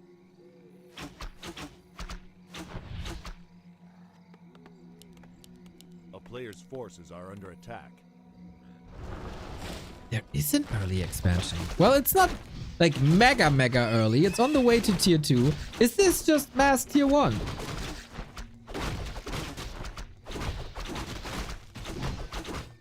Like 5 years ago. We have a staff for creep disruption and a lot of mana. This Taskmaster must go to Dise.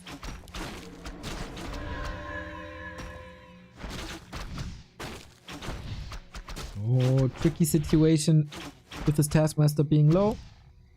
But there is another entangle whenever you need it. It's a funny situation. It's not enough for a volley. It's too much for the Ancient of War. So was this a conscious decision to at least make sure it's not going to the Blade Master? They were dancing around it nicely. Both of them. Forces are under attack. But yeah, that keeps the Keeper at level 2, which is not great.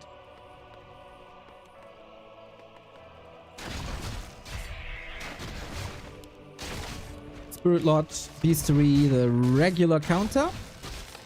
As Purge is so good against this.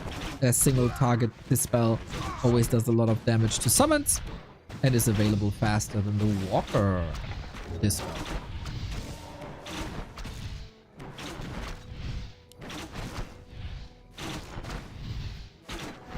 We have quite a few Night Elves already in the final, in the playoff. I mean. With Foggy doing well, with Lawlight doing really well. Life eliminated, but Cini. Tomorrow we still have Kaho.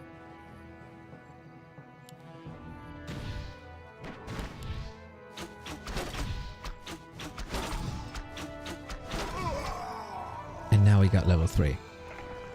This is where you gotta be disruptive to a degree. Not allow a kill, that's for sure. Keeps the Orc busy. Forcing him to go back into the base is all time. As long as the Orc is pinned down here. Can't afford another Hex. This means that the tree has time. He can't creep his own natural. He doesn't enforce like laboratory creeps AI manipulation. So, even though this was a TP, if this secures the base, it's fine. We go into Mass Dryads for now. Dryad Bears should be the goal. Lots of stability and especially Dispel acquired with Dryads and crowd control. So I think it's good. The main challenge for Ice Orc is a counter expansion, which is really not easy, especially against the Keeper, who has to be careful, of course, as Hex can catch him off guard. And Demon Hunter second with Mana Burn action. No Immolate.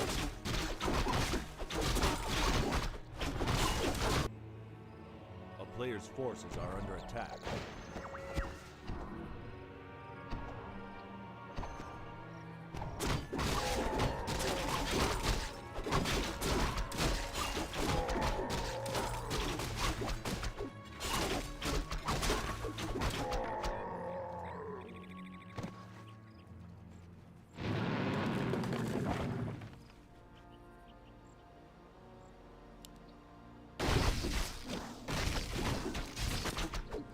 So far, I don't see too much that's threatening Dise, to be honest. Is there? Like, Demon Hunter is well leveled already. Got a wonderful item. Shadow Hunter on the same level as the Demon Hunter is surely a win for Dise. Lots and lots and lots of claws. That's scary.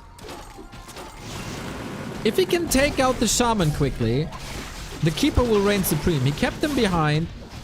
Kept him safe. Yeah, Dryads are immediately jumping on the Shaman. Level 3 immediately. No more mana on this Shadow Hunter. Archers are suffering, but what about the Dryads? There's Serpent Wards, but no mana for Serpent Wards. And then you should be able to out-micro your opponent. It is a bit tougher.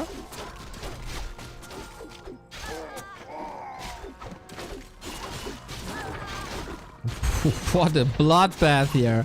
But in favor of Dise, there's an Expo. He can afford these trades. Can he afford high-level Night Elf heroes, though, as Dryads are donating quite a bit of XP? With this being more or less even food, I think this is a win. Dise also claims shop control, can go for an Invo Potion if he wants. If it's... Oh, it's not available, because Ice Orc got it.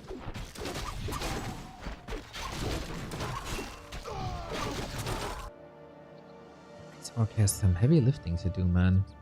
One Raider only, one Shaman only. And Dise can simply continue to play Mass Dryads. Pump, pump, pump, pump, pump, pump, pump. Forces are under attack. He's not even missing a Town Portal anymore. Invest into a Heal Scroll.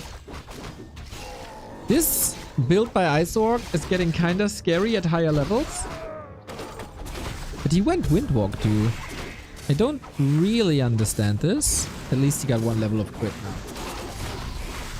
which is necessary. Demon Hunter couldn't prepare the fight as well as he would have liked to. As the Shadow Hunter still has a lot of mana and you don't want to fight against this massive, massive piercing damage. And now he's getting caught. Yep, this End Snare is tricky. Invo Potion on the blade, almost falling. That's a lot of kills now. End Snare against the Raider. Ha! Taste your poison.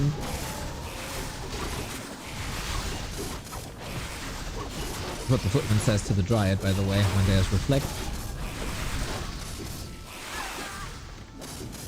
Ice Orc, not bad, but not truly impressive either. There is an expansion coming, instantly scouted with that Wisp position. Dise just has to hold on.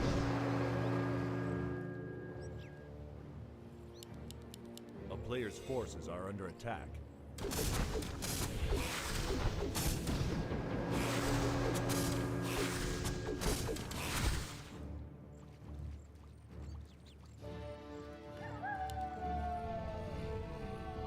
Is under siege.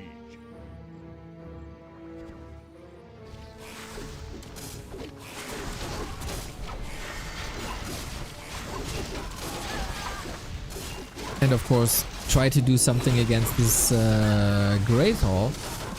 Because Mass Dryads is fizzling out a little bit, unless you have like 70 food. That is crazy. Keeper is falling off a little bit. No Thorns Aura is interesting to me.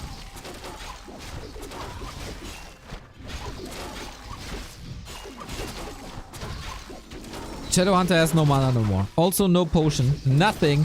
Anything to heal the Blade Master, who has some crazy, crazy damage. He's surely out of the fight. And Demon Hunter is an absolute beast with a 2-1-1 build. Does Dise find the time to threaten this Great Hall? I don't think he is. It will still take a long time to pay off. And another double kill. Well done. Well done. Well fought. 100 ping plus for Dise. And he's still showing Ice Orc who's boss. For now. 25 supply ahead. I wonder where this 25 supply is, to be honest. A little bit is an economy. But yeah, it's rather... It's not that Dice's army is so big. It's that Ice Orc has nothing.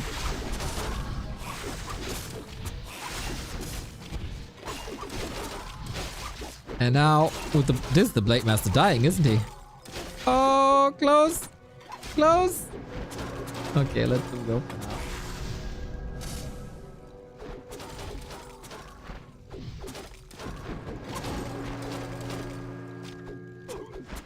Yeah, that's game.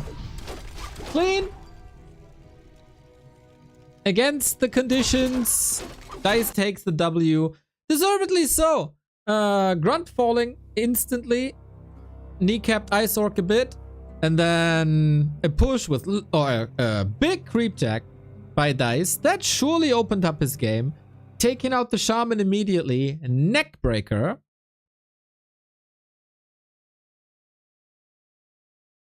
If you don't have anything to get rid of Entangle. Ouch. Ouch.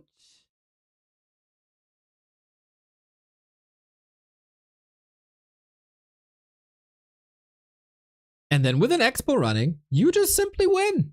GG.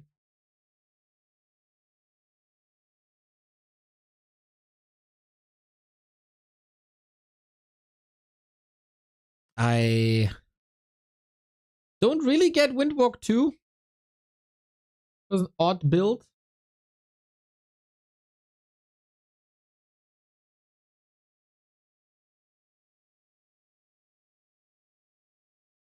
Keeper Expo. Works. Even with Dryads. Not mass tier 1 anymore. For that, mirror image too strong. Serpent Ward's really good. Orcs learned how to play against that nicely. But the mass Dryads, man. It is a momentum-based build. And Dise rode that wave.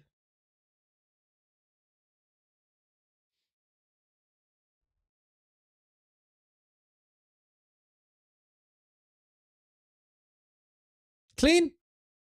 Clean. And yeah, Ice Orc. Once things didn't go according to plan, I felt like he was very lost. Tried to out-creep the Night Elf, which is hard against the Immolation Demon Hunter and Treants. Got creep jack there again. That's just great map awareness. Punishes him hard. Better player wins.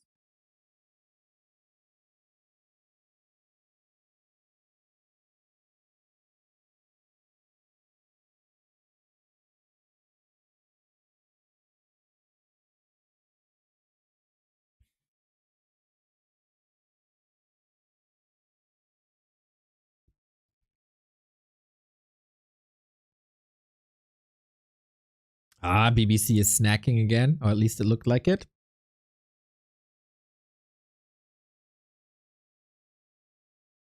By the way, did Dise start to play on War 3 Champions again? Does anybody know? Siberia. Still seems unranked. He's still playing a lot of 4-on-4, but no 1-on-1. Would love to see him back. Someone has to challenge Starbuck. 133 to 3. This ladder account is just wild. All I do is win, win, win no matter what.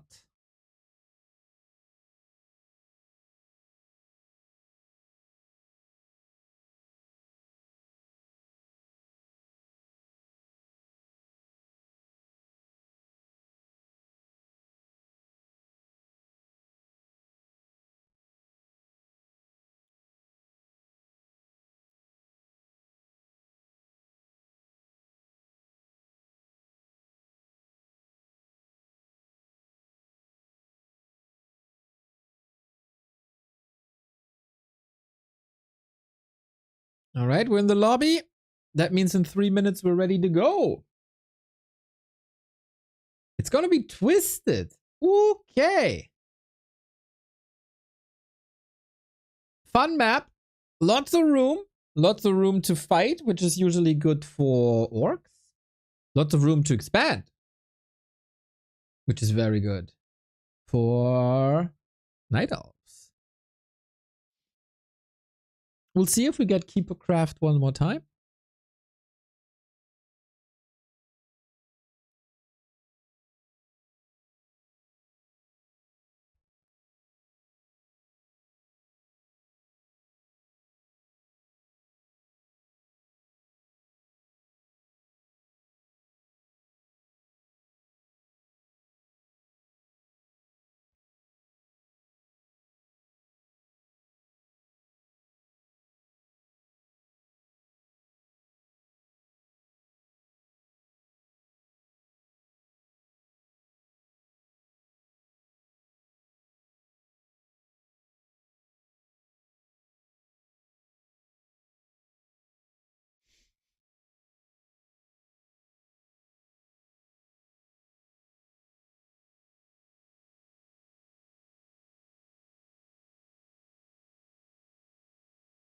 1 minute 40 seconds, and then we're good to go. Can Dise just edge it out 2-0? I think against Isorg, having this ping advantage is not a big deal. Versus Sock, though, hopefully BBC can go to War 3 Champions.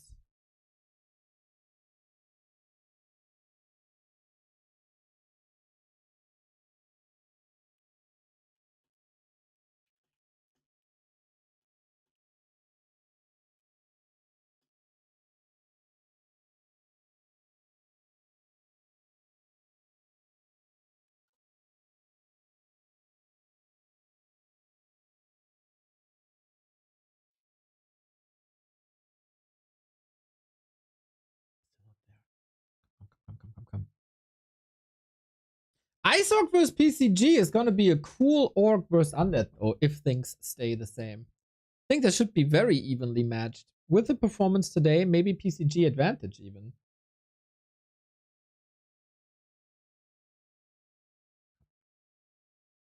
Come on, give me access to this game. Sometimes 3 minutes can appear so long, right? And sometimes way too short. You probably know that feel, huh?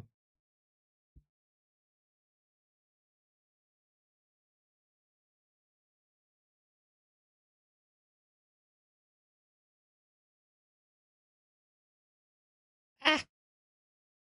There we go. Okay, game time.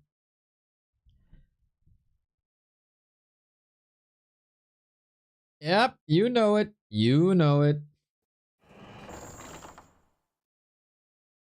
Twisted is the map. Dise and Isorg are the players, and my picture just disappeared. There we go again. Dise on the way to the winner bracket final. I think he has very good chances to advance here from the group today. Could actually bring it home here now. I wouldn't be too surprised if this is a clean 2-0. But never underestimate an Isorg. Especially on his map choice on Twisted Meadows, where maybe a heavier raider army composition is possible. For Dise, he can play the same with the Keeper. Or he goes Demon Hunter. Warden a bit unlikely, but yeah. Both possible.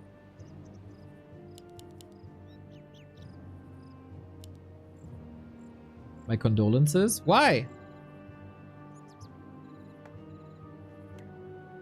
What'd I do?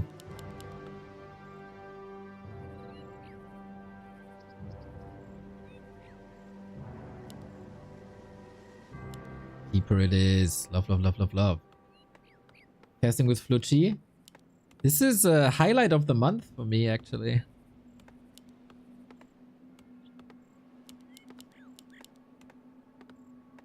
This is one of the highlights of the month. Blade Master again, Grunts again. Hopefully we have a little bit more scouting so the Grunt isn't exposed. I think on Twisted the creep routes aren't aligned in a way that the Grunt should necessarily be entangled. As it is on Hammerfall, where Isorg was going for the green, which is oftentimes contested.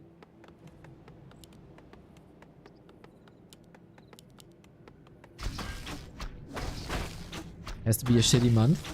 Well, that always depends on the sub counter, and it just dropped below 2,000. That's a bad sign. It must be a shitty month. Must be.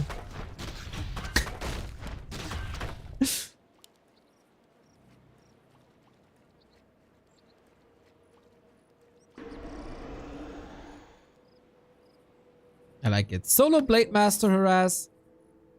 Not. No, he's pulling back. Oh, he saw the Keeper. And instantly moves away, then moves back in. Yo, Twisted lol, let me fix that for you. Thank you. Let me fix that for you. The big 2K. It's a sub-millennium, everybody. Based! Sunny! Shish grunts and catapult masks should be tough for T1, T2 nade. Let's go, Sunny Mausil. Thank you, thank you, thank you. SH grunts and catapults mass. I think Night Elves are pretty well equipped against that with Keeper alone almost.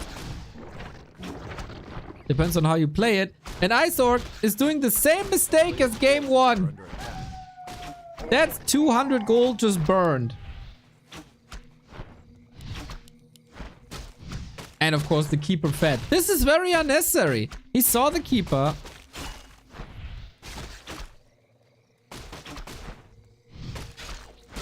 And engaged.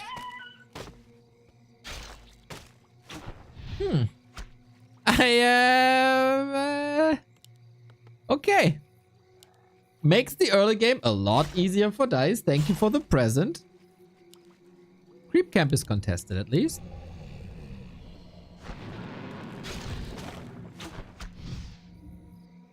So it's not an instant level 3. This seed does well. But Dise is using that stalemate for the left-hand side expansion. Holy shit, Mr. Reza owns with the 5 gifties. Let's go, let's go, let's go, let's go. Mr. Reza, a wonderful supporter of the stream and the Soul stream and the scene as a whole. Thank you, Mr. Reza. I hope you're doing well. 5 gift subs are always so nice. From tomorrow on, gift subs are on a discount, by the way. Yahoo!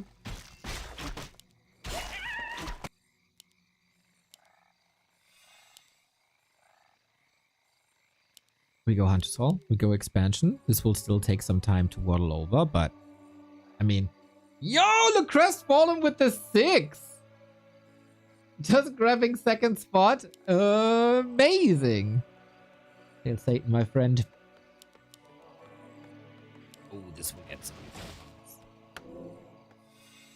September already? Yeah, it's crazy year, right? Time flies indeed. That's gonna be a little mid-year initiative.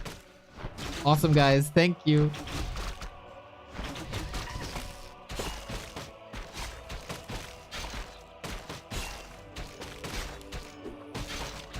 Yeah, Isorg needs way better creeping.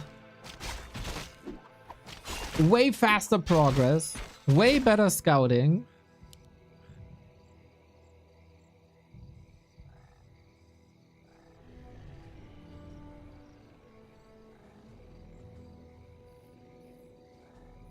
Isorg just plays this plays this pretty narrow-minded, right? It's like, I need my progress, I need my progress. And I don't care what you do. Maybe he's just... he's going Radar Walker. Okay, that explains why he's so passive. You don't want to engage into this army without Dispel. Radar Walker. Let's see if Dise can steal something here. Not against Hex though, shouldn't be. But this is a bit of the opposite of map 1. When the Blade Master was contesting Dice's expansion creep. Now it's the other way around.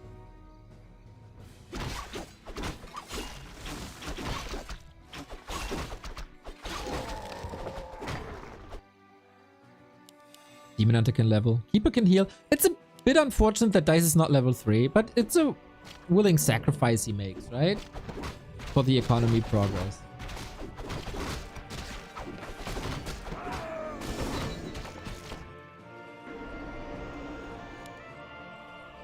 Oh my.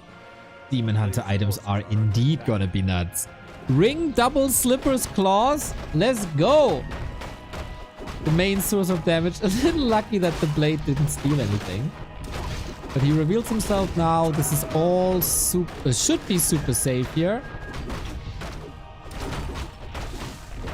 Berserker edition for more piercing damage. Isorg wants the Rock Golem. I feel like this is a little late even. Because there is level 3 now. Demon Hunter is level 2 already. The Rock Golem is completely spasming out. What? Yeah, seems rather predictable. Nice Hex to prevent XP on the demon. hurt now. He got a TP before the next hex. Nicely done, but there was also a mana burn. Dise is hitting a lot of correct buttons. Is forced into a TP, is losing the Engine of War. But since he got the big mana potion for the Keeper, this is fine. This is very fine. No counter expansion by Ice Orc. How is he supposed to win this long term? This, okay. But he still has to walk here. That's like 20 seconds. He still has to build that. That's 2.5 minutes. And Dise can just fire on all cylinders.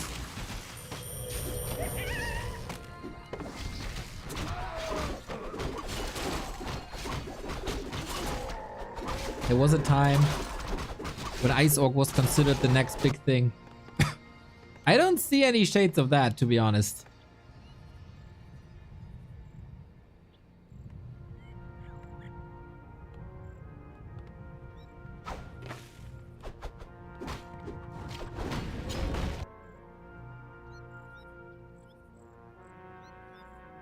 Another claw.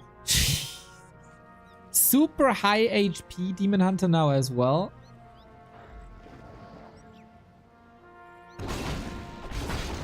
He has a clear game plan. He has so many treants. He goes for another consumable. I think Dise is playing this like 3 levels above.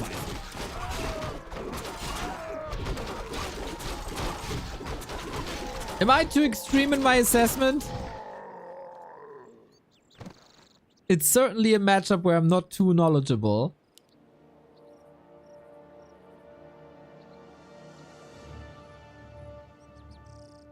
But that's the easiest cancel of anybody's life.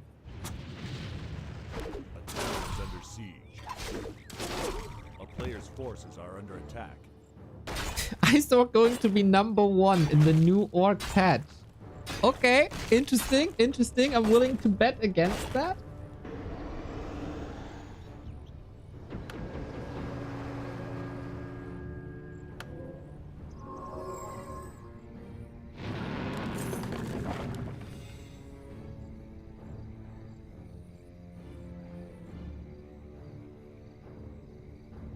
A player's forces are under attack. What's supposed to stop him now?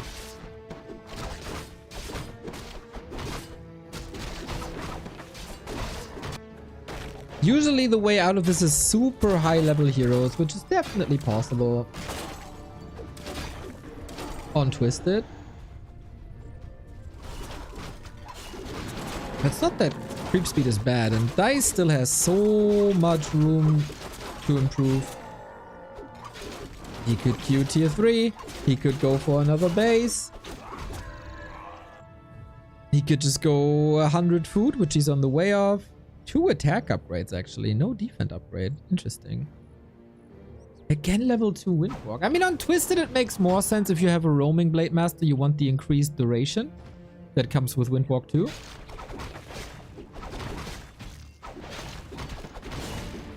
Where's Linguagua, though? I think he's taking father duties very seriously, unfortunately.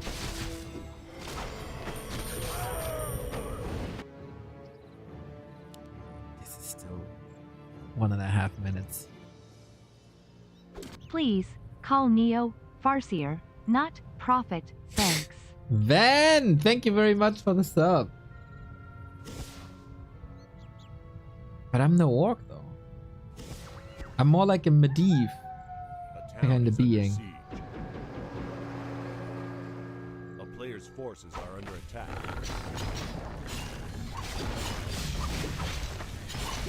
I'd love to be able to turn into a crow and just fly away. Okay, Raider onto bases. Wisp has scouted another expansion attempt, can be staffed on. Shop is gone, it's a little bit of a nuisance. Nice mana burn kill. Yo, and Dise. Cup, best cup. That's right. Better than the S cup, better than the A cup. Alps, thank you for appreciating this. A little bit of a hype train going on soon, I would reckon.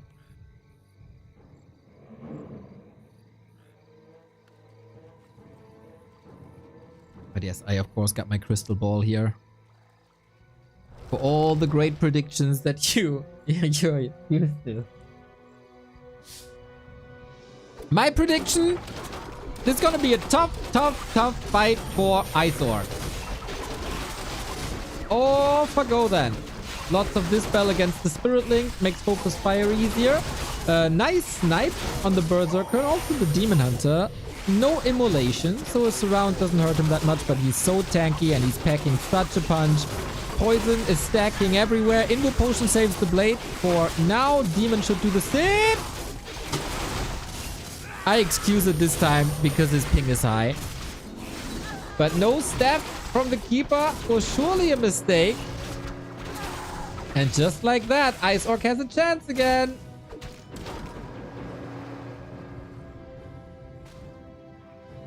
That's what you get. How could he stab? He was ensnared. Well then, if you're ensnared, you know you die. Maybe get out of the fight earlier before you get into a situation like this. Oh, did he not have a Staff of Preservation? A player's forces are under attack.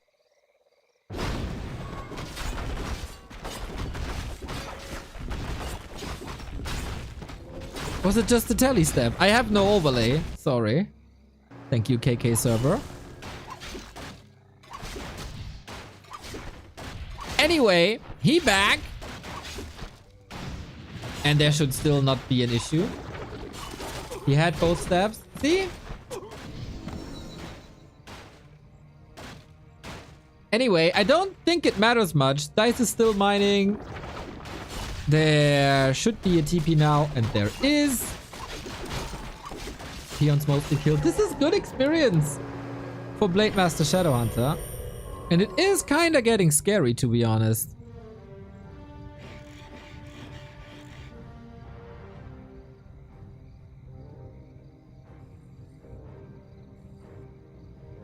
A player's forces are under attack.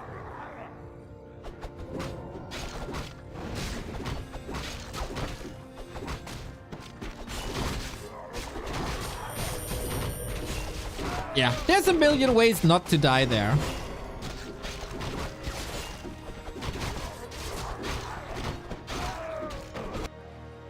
Let's be honest, this Demon Hunter should never die. 1000 HP, 10 armor, stabs, TP, Invo Potion. This shouldn't be allowed. Player's forces are under attack. But you know what it is, guys. You know what it is.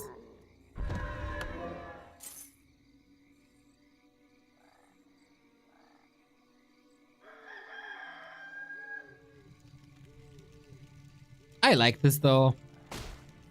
Constant pokes towards the economy. If this goes on, I see 3 base dice. It truly is only hero levels that can save Ice Orc, is it not? That'd be my assessment of the Siege.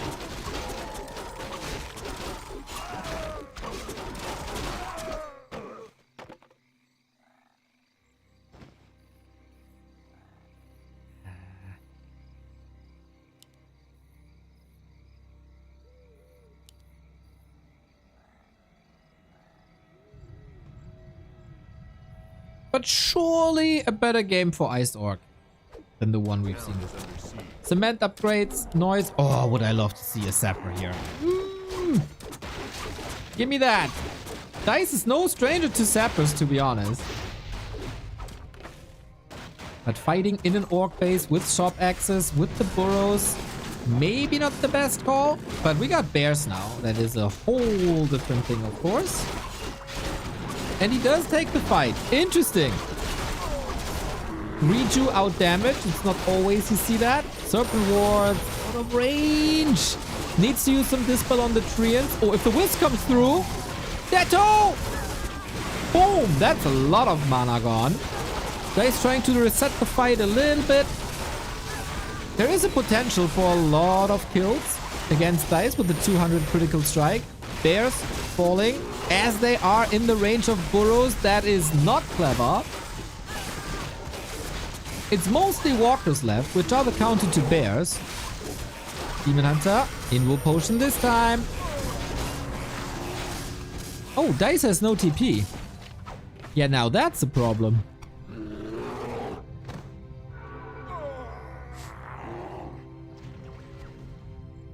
That was not smart.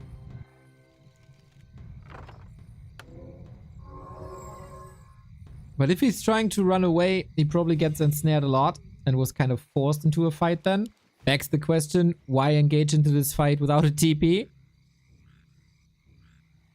And that ruins a lot of chances for a third base. And then we have 2-base, 2-base. And the Orc heroes scale a lot better. A player's forces are under attack.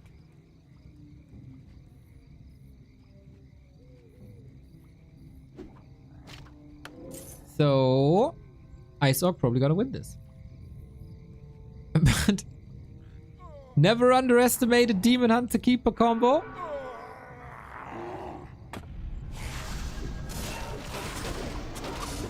Shadow Hunter goes to 6, Blade goes to 5. This was so much experience in that fight. Maybe last chance for Dise on map 2 to close it out with the 2-on-1. I think for the majority of this game, he was ahead. Now, Walker damage is really, really, really good. Maybe too heavy on bears. But then again, playing on this ping with Dryads only is super rough as well. Sick! Invo potion, needs the redo. Oh, Blade Master wants the kill so bad. Backstab. Moon Juice to the rescue. But yeah, bears falling quickly. Heavy damage on that blade. Woo, where did that come from? Level 6 on the Shadow Hunter gives him a couple of stats and a little bit of mana. Blade with a 264 crit. This time, not even blaming you for the loss. This game is done and Ice Orc wins this. It felt like for 80% of the game, it was clearly in Dice's hands. Demon Hunter lost though. Not good. Fight in Ice Orc's main base. Not good. And these mistakes can cost you the game. And maybe the winner bracket final. But it was Twisted, a very unique map, a far open map. 1-1.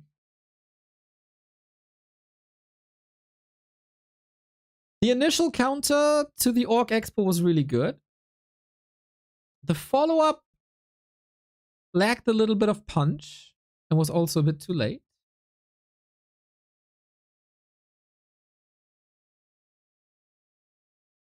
He allowed Ice Orc back into the game, I feel. He did. Ah. Game 3. Sock has to stay on the bench for a little bit.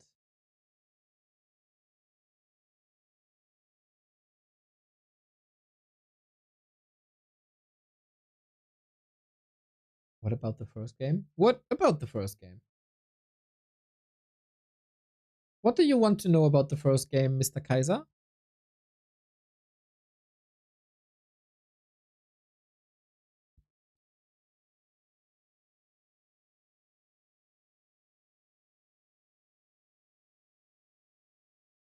Ice Orc King.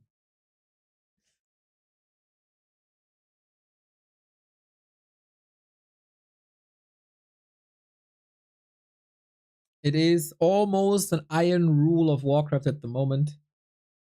At least the games I cast. If the Night Elves keep the hero alive, they win. If the Night Elves lose their heroes, they lose. Ah, Chatter said Night Elf always loses. Ah, I see. Yeah. Sometimes Warcraft can be really simple, and I feel like at the moment it is really simple. It comes down to that fact.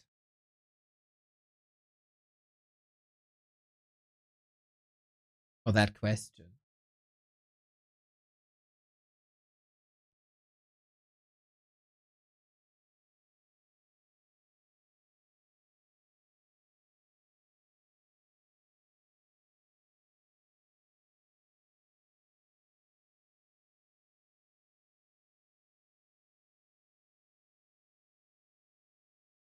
Have you randomly met channel viewers IRL? If you have, is it awkward or fun and all? It is super fun. It's very nice. I met a lot of people at concerts or just walking around. Not too much in the past few years, but around 2020 for sure. It was great. Sharky with the gifts up. Let's go. That's the first. Sharky is paying forward the gift they got from Lugia to the community. Sharky is gifting a tier 1 sub to Back to Warcraft community. Damn, Sharky is stepping it up recently. Not only coaching and helping out a lot of new players, also helping out a poor old man yelling at orcs and night elves. Ehre. Korrekt.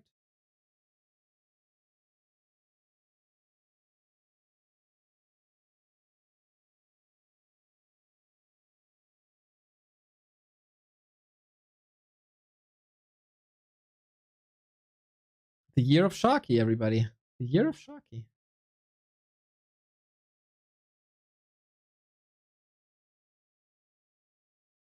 His Kreisliga is gonna win.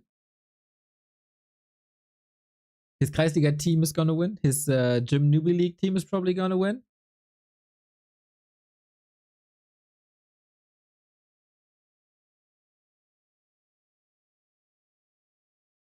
I'm Team Sharky. What can I say?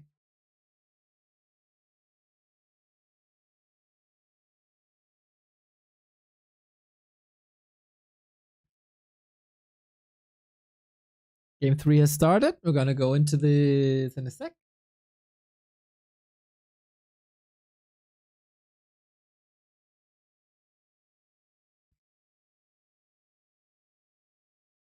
Human and Undead basically reinvented their meta with Crypt Lord expansion and Rifle Pala. Why couldn't Night Elves do the same?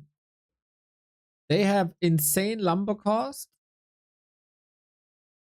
which makes it hard. They're very stubborn.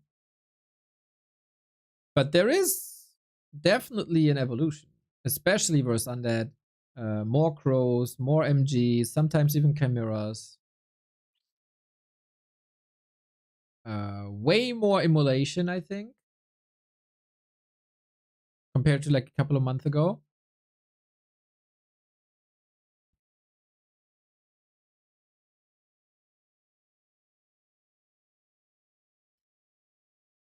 But yeah, I gotta say, lots of the wind units don't have the best use case. Neutron is playing a lot of Potom first. Maybe Neutron is onto something. He was one of the first to exploit the Keeper as well. Maybe Neutron is the future.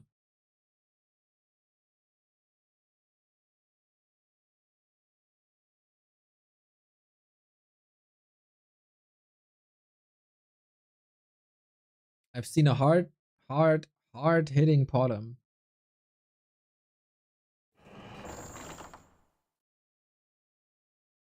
And I see game 3. Winner bracket final on the line. Dise versus Ice Orc. Round 3. This time on springtime. It is Ice Orc left hand side. It is Dise bottom right hand side. This is now Dice's map. As he won the neutral map, he has that advantage on map 3.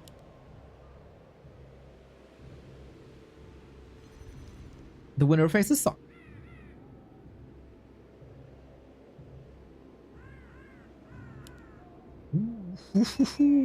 Ancient of Warcraft at the mercenary camp.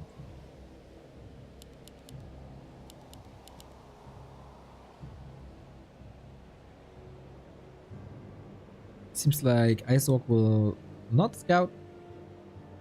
Is he sending a grunt? What are the odds? Is he sending a grunt across the map for the 3rd time? And losing it for the 3rd time? It won't be punished this much as he's up against the Demon Hunter. More of a meta build, I feel. Opening up with Demon Hunter with strong immolation creeping. And then an absolute behemoth in the late game to counter the... basically to burn away the units.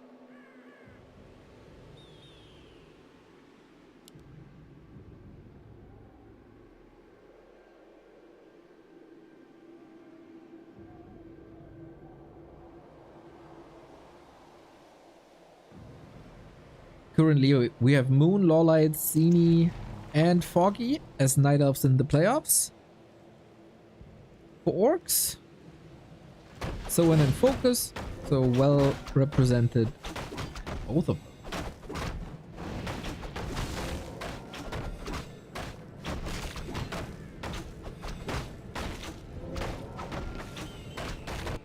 Alrighty, Ice Orc, same strat. Blade Master, Windwalk, go, go, go. Maybe more creeping.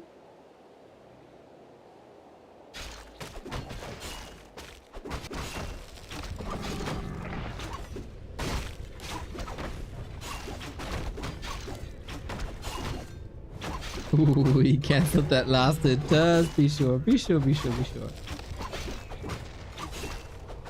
Ring of Region, instant level 2 as a drop. Noise. Shadow Priest for healing. Noise.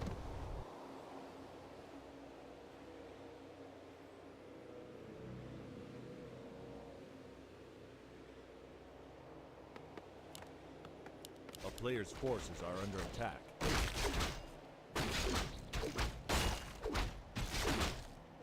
And it is a passive stuff for ISO.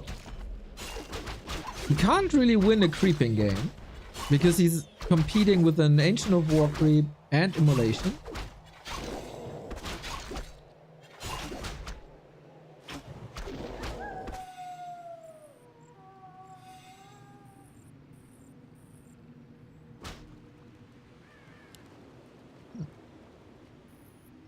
Different setup. Interesting. Solid free route though. Super nice inventory. Lots of rings, as so often in this game. And we're both tackling. Raider Walker was a good call by Isorg. Despite the Keeper, the damage of the Walkers surely turned the game around at the end.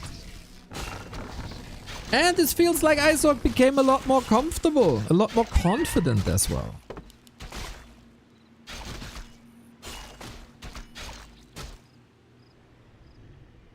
Dise using that lovely wisp position at the top. Always love it to have a reveal ready when you need it. And illusion creeping. Man, this is a wild creep route. And he still finds him. Is he in time? No, he's not. Can't prevent level 3. Maybe go for some mercs. Grunts are here. And of course, no speed scroll. Might need a deny, but it's tough on that ping for Dise.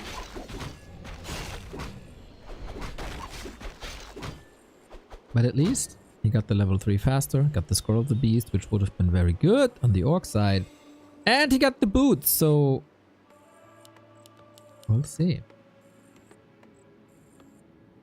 Raider Walker again with the Shadow Hunter, so it's the standard setup. Wonder if Dise is switching something up. Is it Keeper second? Is it a faster tier 3?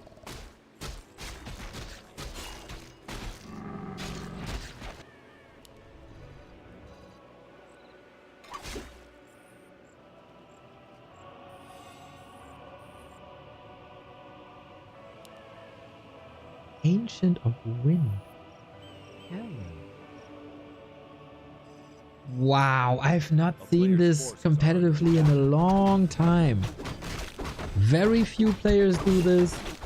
Very few selected maps allow this. Reveal now. I'm not too sure if Dise was using it or if he found a crystal ball.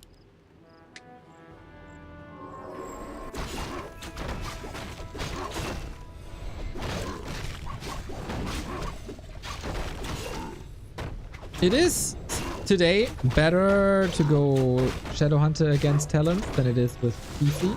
Burns are still just too good and you have a very limited amount of shockwaves.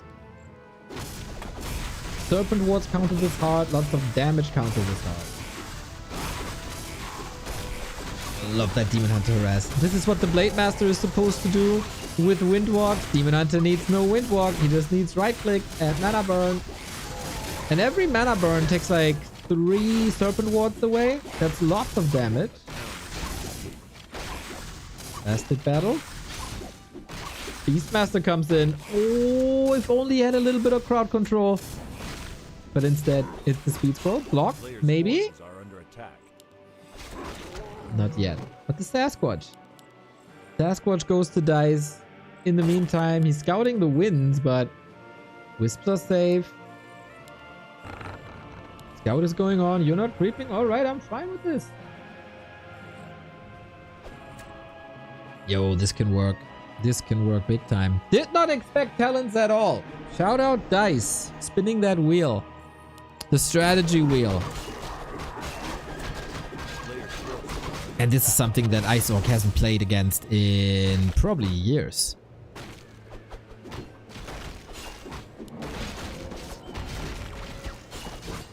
In case you're not too familiar with the talent strategy, they are on paper with their stats pretty bad. Low HP, low damage. They do have Fairy Fire, which gives minus armor. That amplifies every damage of the Night Elf army. And then they have Cyclone. Cyclone is a wonderful ability that disables everything. Heroes for like 6 seconds, right? Units for 25.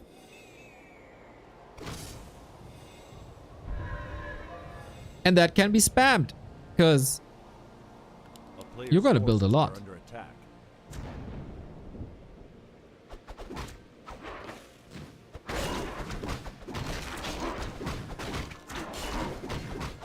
Mana has to gather though.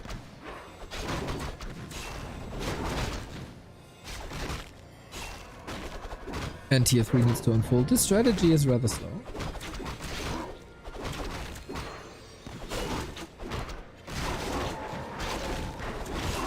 Players' forces are under attack.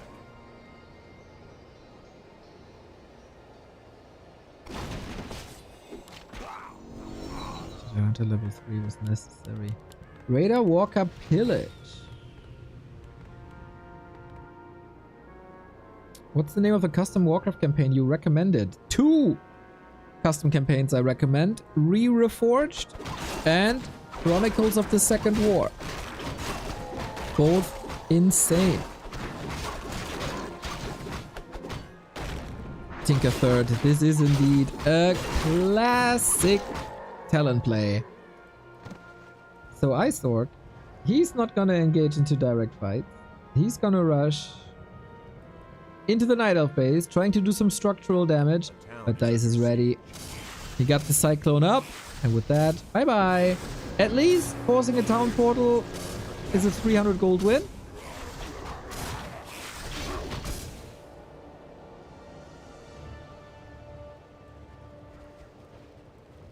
Problem now, catching this pesky orc.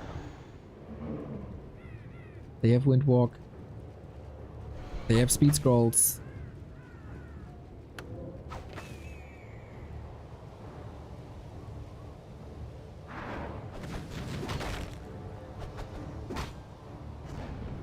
Ice Orc is only working on towers. That's the counter. Tower up and do base attacks. Don't take straight up fights. You probably cannot win. That's what the summons are for. Also, Pocket Factory will be good against it. The base is not walled off though. It's very open. Bye bye shop.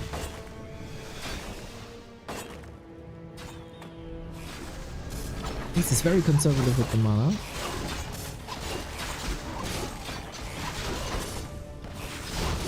Good attack. Good strike.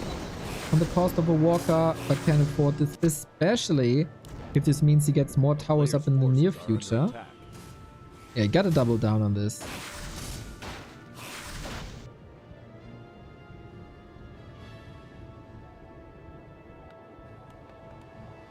Towers are pretty much unbreakable for a talent.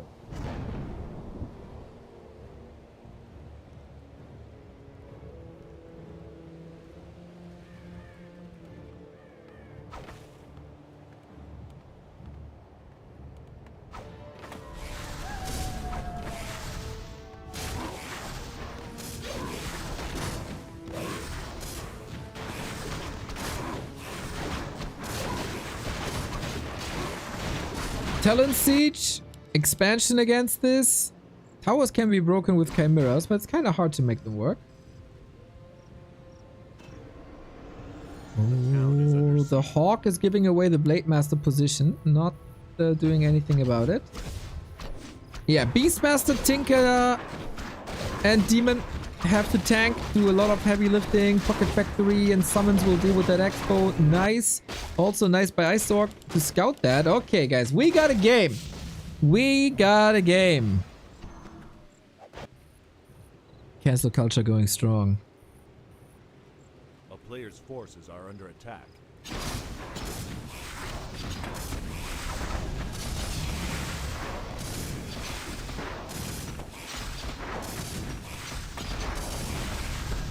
Talon's caught. That's a bit of a freebie. Struggling with the Moonwells up front. Easy to attack for Raiders. But now Iceorg is getting caught here. Doesn't have a TP. Only one speed scroll. How many units can he is he willing to Cyclone? Feels like he can't reach any.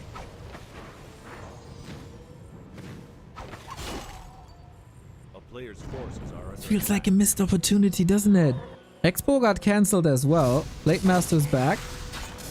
Yeah, Iceorg is playing this well so far. Risky, very risky to run around without a TP. Oh! Oh, there's a TP now. And an invuln. It should be fine. So that's a revenge. I hope he realizes. He must be, yeah. But this could have been punished a million times harder, I feel. We stay on one base though, so it's still everybody's game. a player's forces are under Ooh, was attack. that a sapper? This looks like a sapper. Kind of. Plays a supply block. Big time. Iceorg plays smart.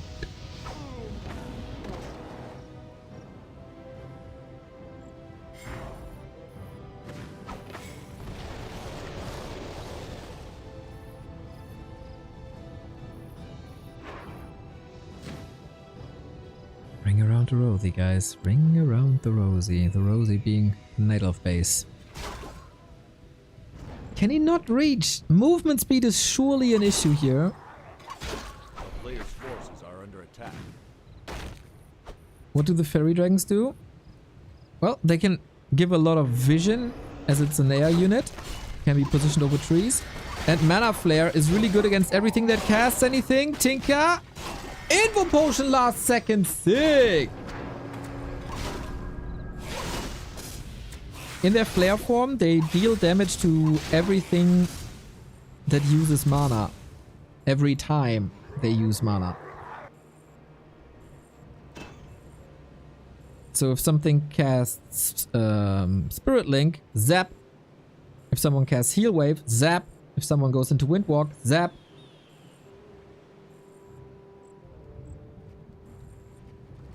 Lots of mana on these talents. The few talents we got.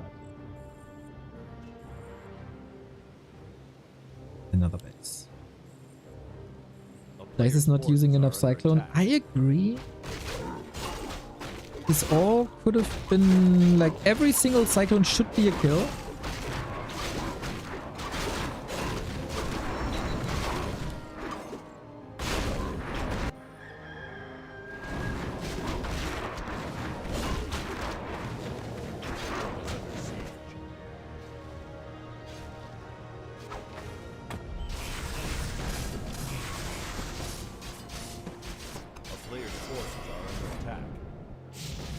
Never cancel though. This is a very well anti-expo play.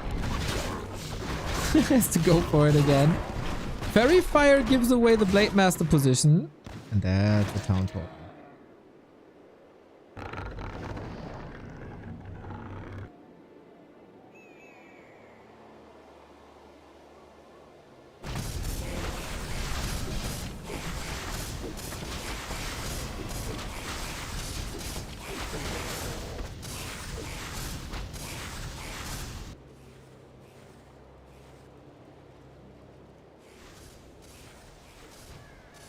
Iceorg is super rich. 1200.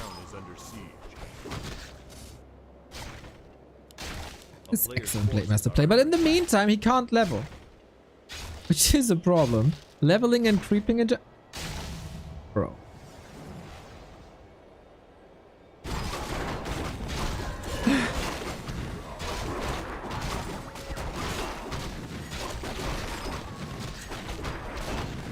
Let's run our expo into creeps. Let's not cancel them. You see, the Night Elves are constantly complaining about their lumber cost, and then this happens.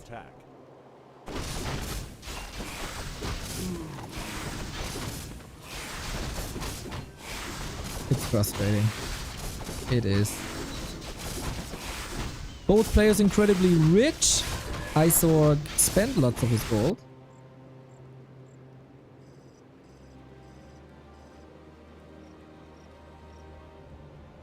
Here we go. Is that the fight? Isorg finds the Unholy Aura, which is perfect for more movement speed.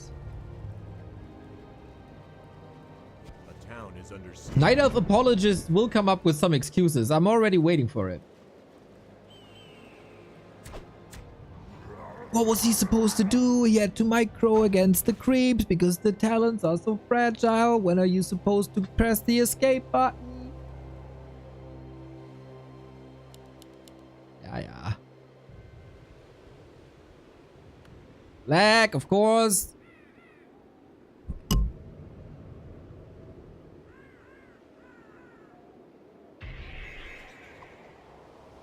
Yeah, ping is a problem, sure.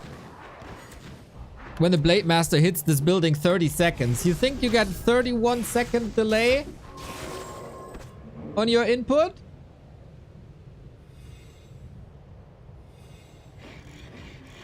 Sun in his eyes. Yeah, gamma value not really adjusted. Maybe temporary color blindness that he couldn't see the HP bar.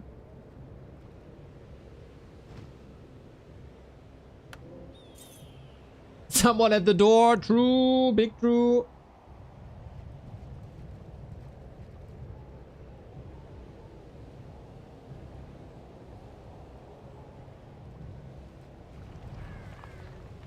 His chair made a noise.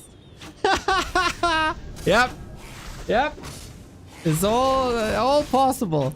Anyway, let's go. Big detonate. That was sick. Solid heroes, right? 4-3-3, soon to be 5-4-3. Raiders might be destined to die here. All these walkers not used in the engagement. The fairies, come on! For every mana point spent, you take damage, and that hurts. Really nice position on the flare form. Love it. And if you fight like that, you got a good shot at winning the game, even though the orc is ahead in supply. Hero levels might still be carrying this. Need to save the beastie. Got the scroll of healing. Next hawk. Big magic damage coming in now. Dude, these fairies, I love them.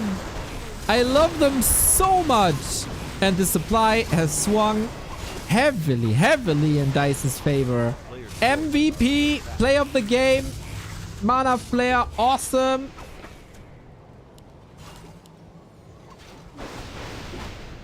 Isorg looks a bit dead, but there is an expansion almost up.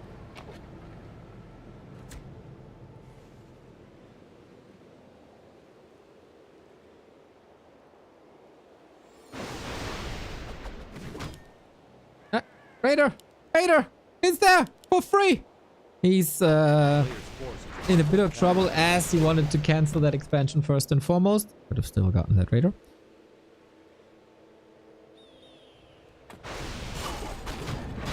Are fairies immune to ensnare? No! No, no. Oh, no, no.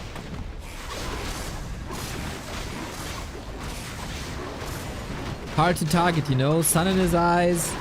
Gamma not well adjusted. It was kind of hard to reach. I think he tried to reach. That position was amazing. Just like killing a beastry, that's also pretty damn amazing. Raiders connecting well. 3 Raiders attacking 1 talent. It's an easy kill.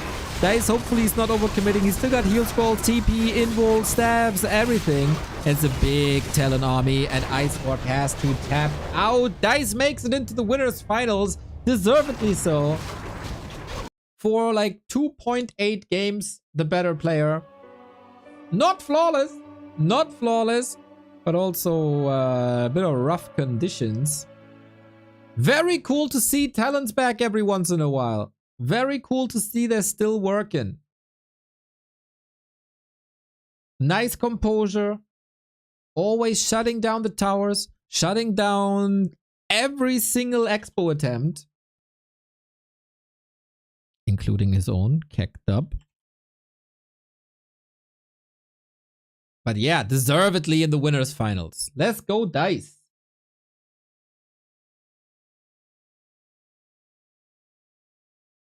Iceorg getting better into the series. He's surely a threat to PCG in the lower bracket.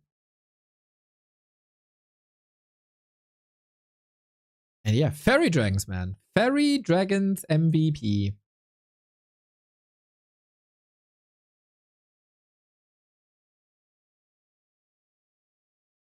In that fight for sure, MVP.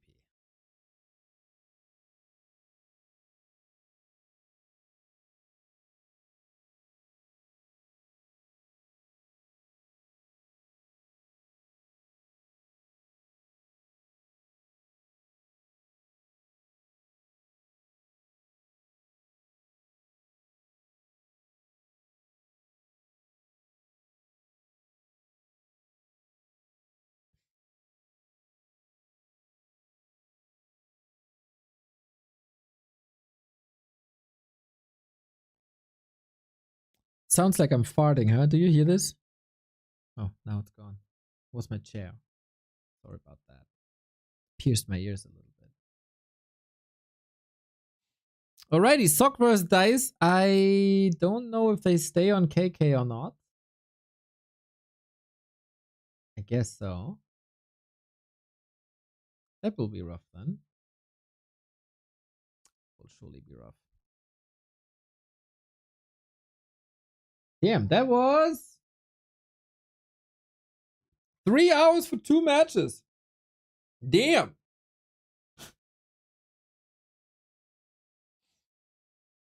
That took quite some time, huh? With a little bit of a technical difficulties.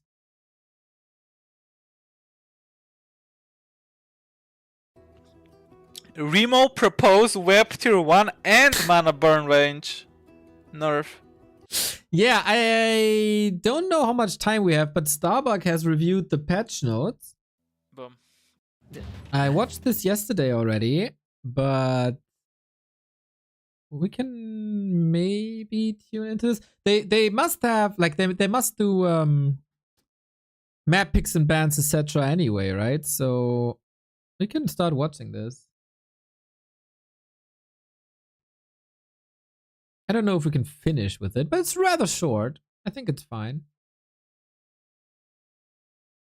I think this is fine.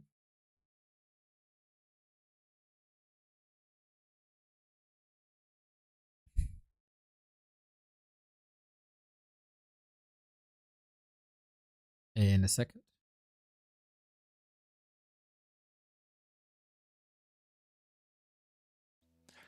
So this came out yesterday, 17 hours. Since Starbuck is one of the best players in the world and is pretty smart about the game and approaches the game from different angles with different races, I think his feedback is very valuable. Ago, and it had some very interesting proposals and patch notes. So first I want to talk about the items, right? Let's go. I really like this one, Sentry Ward Vision. I mean, you plant a Sentry Ward on the map, you basically cover 20% of the whole map, basically. So this was much needed. Sentry Ward was so OP. And especially on pro level, because if you have skill of deduction and you know he's not on this side of the map, then you basically know where he is without having to see him. Just eliminating a spot where he can be. So this is very good. Healing ward reduced from 3 to 2 charges, whatever. Vampiric potion, absolutely clown fiesta of a proposal. This item is so OP, I checked. It's like you get plus 12 damage for some time and 75% mana lifesteal upon attacking. If this goes through, it's the most broken item in the whole game. It's similar to the pickaxe bash 15% that we had in PTR a while ago. Rune of Lesser Healing, this is also ridiculous. I mean, just imagine you creep an Expo as a human, Demon comes, he damages your footies, and then you go creep a green camp, and this drops is basically a healing scroll, and all your footies are back to full in early game. This is so broken. So these two, scratch that off, Blizzard, come on, stop trolling. This is, in my opinion, the best patch note in the whole PTR patch here. Ring of +4 reduced to +3. This item was so broken for so long. A demon hunter gets this in the early game, your win chances are lowered by at least 15%. So Agreed. thank God this shit is reduced to +3. Backpack shop requirement removed, also very big, and I like this actually. I like it a lot. Because now, what I can do is, I can upgrade backpack in early game, and my footman can creepjack and steal the item. What I can also do is, I can sorcerer's invis my footman, and just footman stealing items around the map, you know. I park him on the enemy army, steal the item, boom. Wait, I don't know why I'm not doing that yet. Backpack is very inexpensive and I have a shop. Yep. Why? Only now do I realize I could have been doing this all this time in pro matches. Still. That's so cool, man, because it's a sign that sometimes when an ability or a spell or a unit gets addressed in patch notes, that is eye-opening to people. Even like this perfectly, even on the highest level. Sometimes it needs a little bit of a push, you know?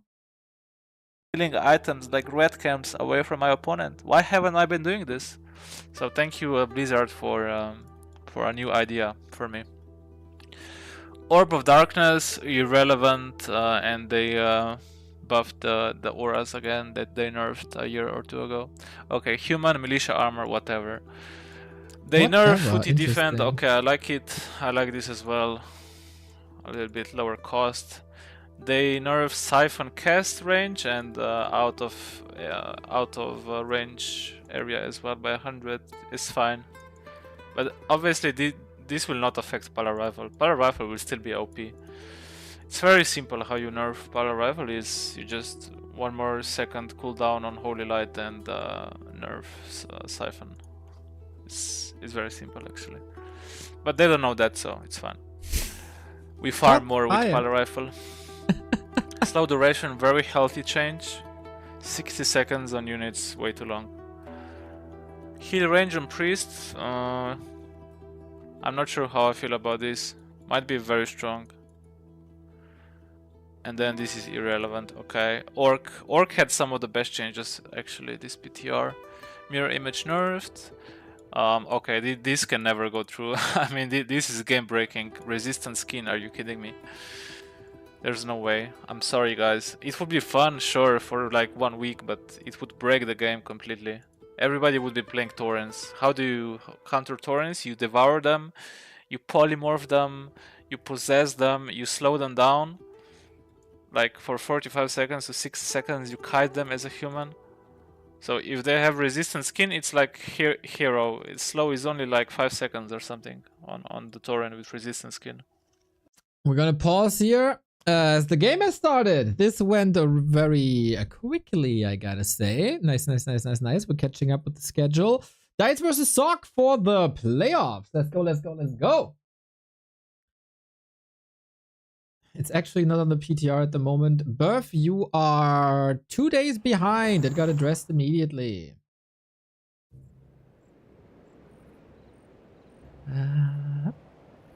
And we got a game. Nice. Oh, this is gonna be good. Sock versus Dise is the match of the 2 best players in this group.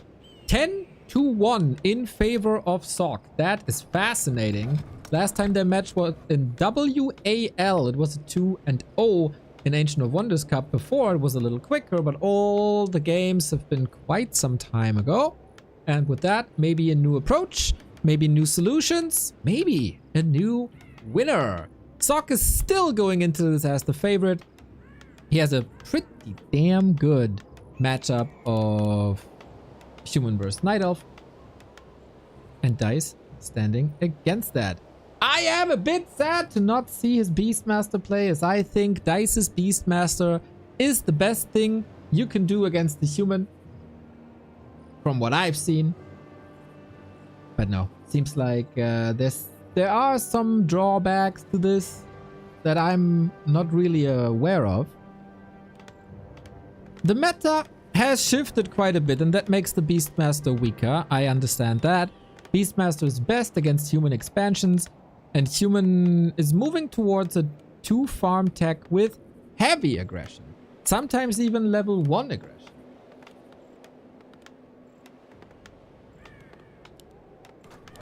And that makes the Beastmaster weaker. So far, third farm, we have a Demon Hunter, no Keeper, no Warden, nothing fancy. A player's forces are under attack.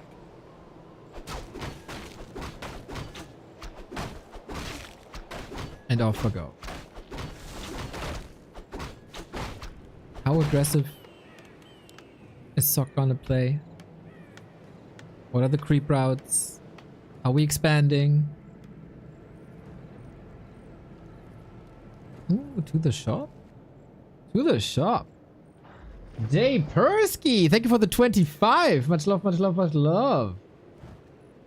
Okay, so Dise with a casual creep route. A conservative almost. This is interesting. Not going to the shop, but rather to the sludge flinger.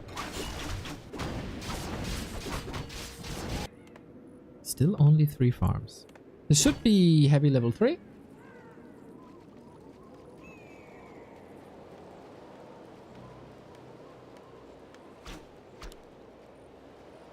And Demon Hunter, not the greatest items. Heavy on archers. There should be Dryad Bears on the horizon for the Night Elf, as so often. Wonder what the solution is. But Night Elf has to react to what the human is doing. So far, I think Sok is doing him a little favor. This was supposed to be the 4th farm. In the middle of it all. Is he expanding?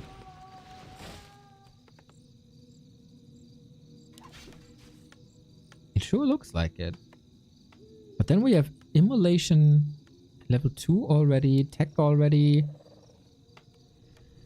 This feels rather slow to me. But, alright. We creep and there's not much that can be done about it. The question is just how expensive is it gonna be? Did Dise pull some mercenaries? Yes, he got the Shadow Priest and the Berserker to support. But at the moment the footman targeting seems very nice. Oh, and the Berserker and Shadow Priest. He lost the Shadow Priest to the creeps in the middle of the map. And the Berserker was late to this attack. Not flawlessly executed. Town Portal sold for boots and staff. Needs it to double down on this attack. Otherwise, if you don't stop the human and its economy, you're in a world of trouble. As any race.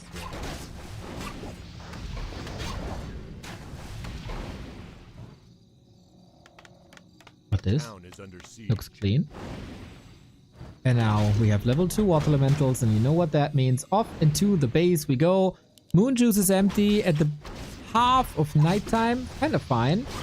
Hey, Knopf, what's up, what's up, what's up, what's up?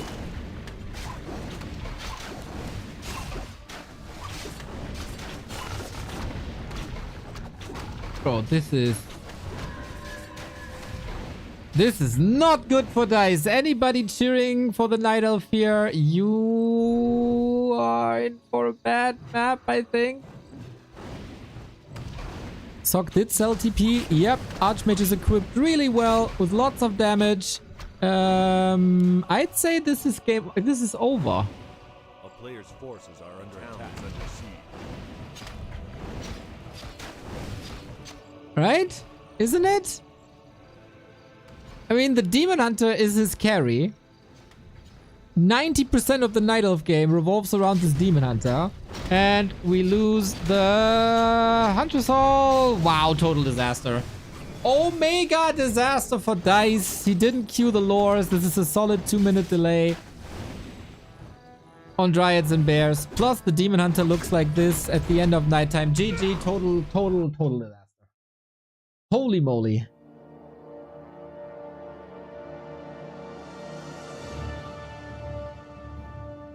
That was rather weak. Started off with the loss of the Shadow Priest in the middle. A delayed Berserker. Then you have no healing. You have no Dispel. That's not allowed. Nice little trick to get the mercs early, but everything afterwards.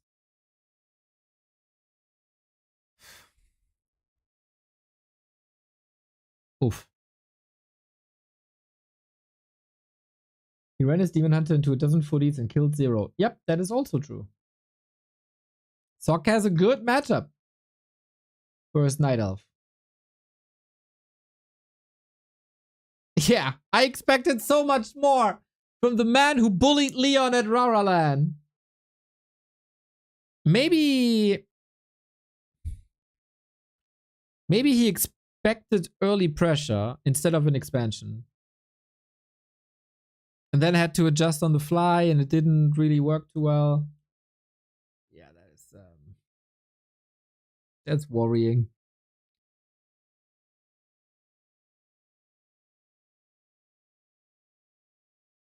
Dise, unfortunately, doesn't have the greatest fighting spirit against players that are favored against him, except if it's on LAN.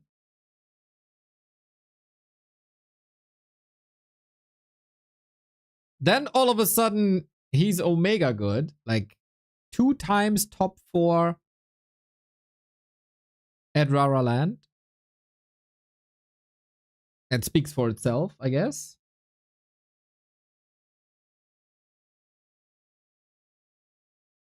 But yeah, I mean, we saw before that Dise is not in tip-top shape, right? I don't think he has grinded in a bit. Forgot to cancel his expo in the first set, etc. Unnecessary hero loss in the first set as well. Here, unnecessary Shadow Priest loss. We dork. Thank you for the Prime sub. Could respell this to Weed Orc.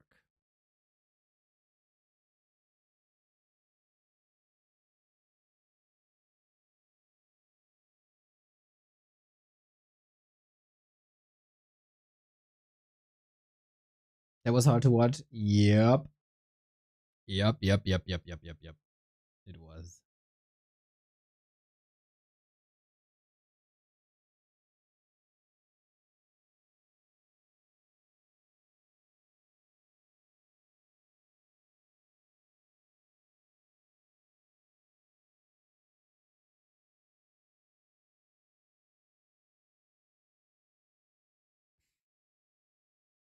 Hard to watch. I enjoy seeing knife ears struggle.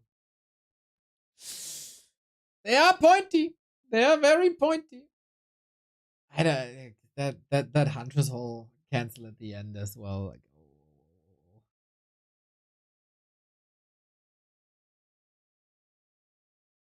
Start to finish, not great. Let's be honest. Let's be honest.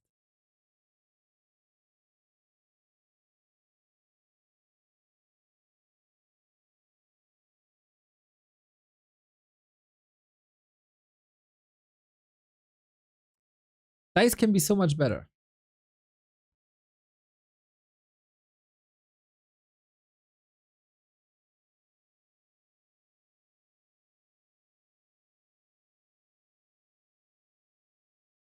How many consecutive streaming days are you aiming at? Well, I'll probably take the first day off when there's no content.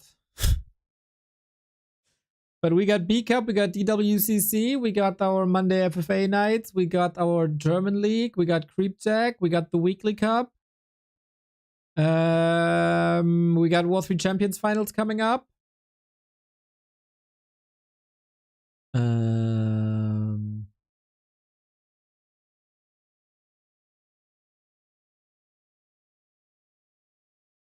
Ah.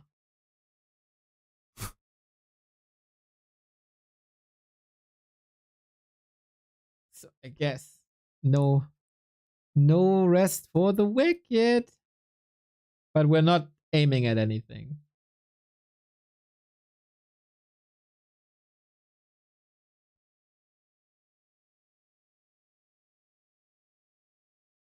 Yeah, maybe until May. I don't see me having time off in April.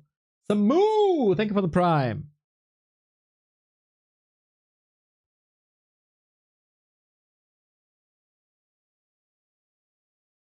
What if we aim for your heart? Well, you'll always miss. There's nothing to aim at anymore. Just a deep, gaping hole.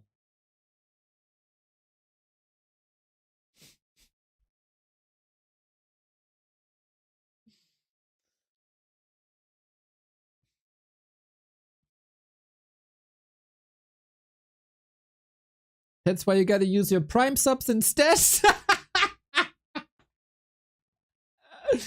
Oh.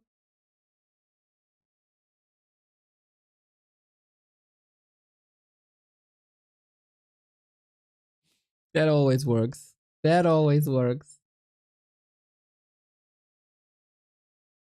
So game has started. In 1 minute 20 seconds we'll go live. Let's see if Dise has a different approach and can play this a little cleaner. Every hole is a goal? Every goal? Not sure. Not sure if that's true.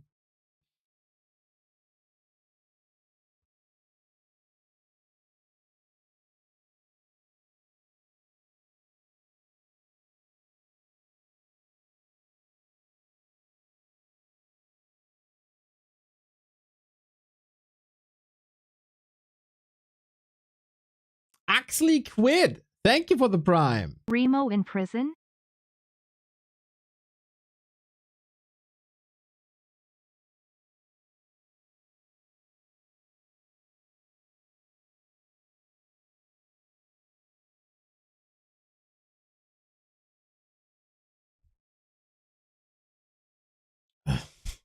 Rara and Hamburg, please. It's so expensive.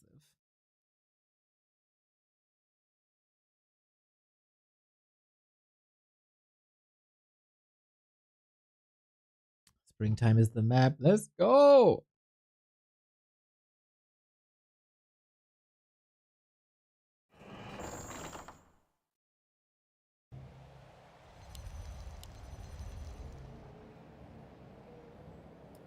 The game felt weird for a second.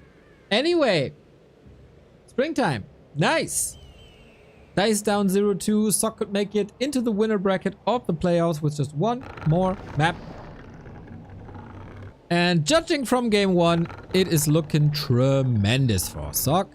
I was a bit critical in his first match versus PCG, but he has awoken. And now, Tavern Hero built by Dise. Let's go, let's go, let's go! I want to see the Beastmaster. Make it work. Show me that it works. Show the world that it works.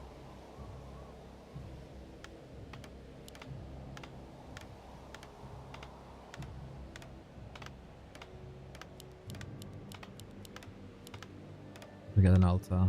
We got one farm only so far. Interesting. And an instant mercenary access. Could be a Fire Lord. Could be a Beastmaster. What's the idea behind Beastmaster first versus human? Summon a bear. Push the human. Never let him expand. Make this expansion omega costly.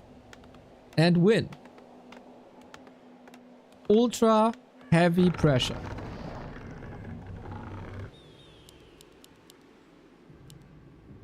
That's the plan. And it worked flawlessly versus Leon on LAN. Let's see if it also works against Sock or if there's a different approach.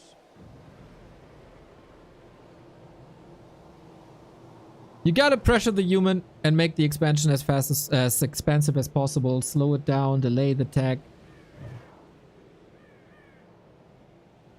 Oftentimes, if you have Beastmaster Mass Dryads, could just be enough. Archer here. Sneaky, sneaky. Come on, come on, come on, come on, come on, come on, please. Give me that Beastmaster.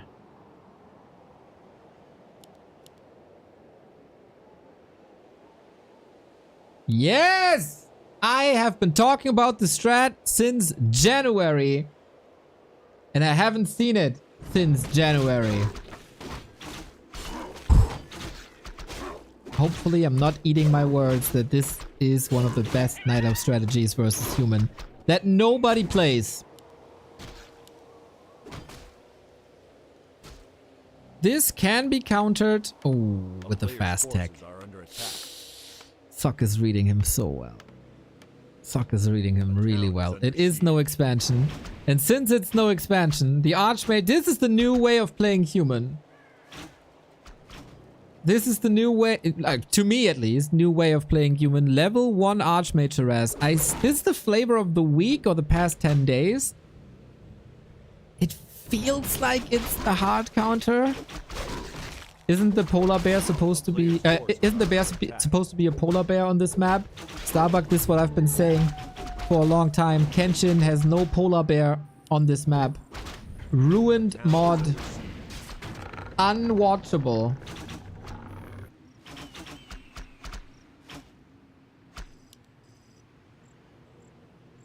It is a disgrace, but you know, you gotta stick with what you got. So yeah, that is surely a problem. Instead of disrupting a human economy, Dise has to play defensively, which is not necessarily a strength of a Beastmaster. And if there's no expansion to attack, what do you do?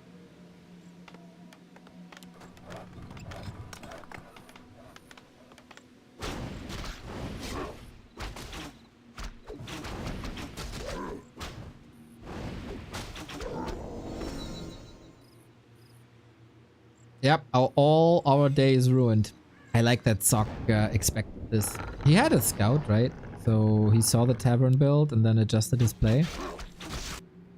Just a class player. Hopefully this somehow still works out. I'd like to see both players in tip-top shape for game 3.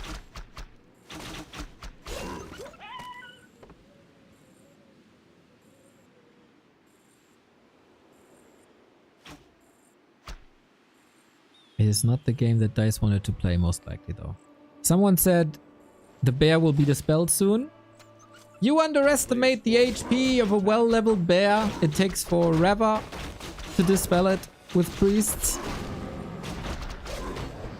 This is something Warcraft players had to learn for a decade.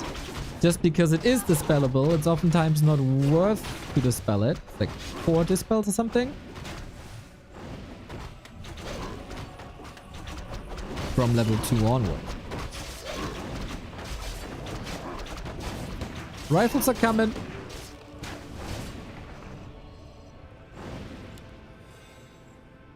Tja, and then what?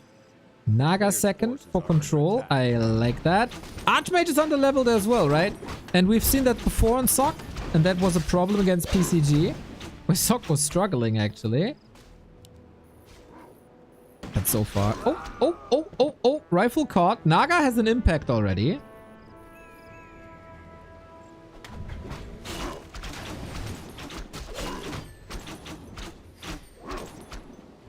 And this was a sweet defensive play.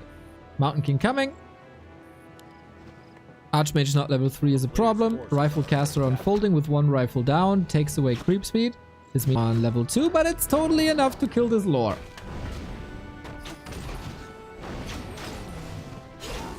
No Detto is worth it. Can he save it?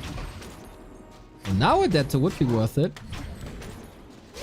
Gets the kill, gets level 3. And if he calculates this correctly, the lore will live, apparently. Berserker down is a nice little gift for this Mountain King. Oh, Mama Bear and Kiddo Bear. 2 rifle kills early. A player's Didn't forces expect are that. under attack. Quite fascinating. Nice to see that this is not only against the human expansion, that it works against this style of human as well. Even though Sock is now not like playing this game perfectly, let's say. Still, you're only allowed to play as good as the opponent allows it. A player's forces That was are under allowed. attack. Anyway. Dise in a solid spot. Dise is in a very solid spot instead of the Beastmaster making all the impact. I think it was actually the Naga.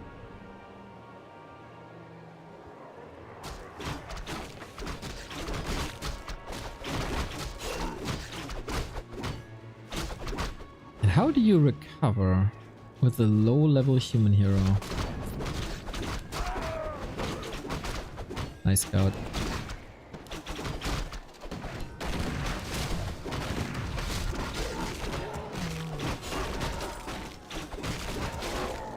We go bears now. Master training halfway done. 3 levels.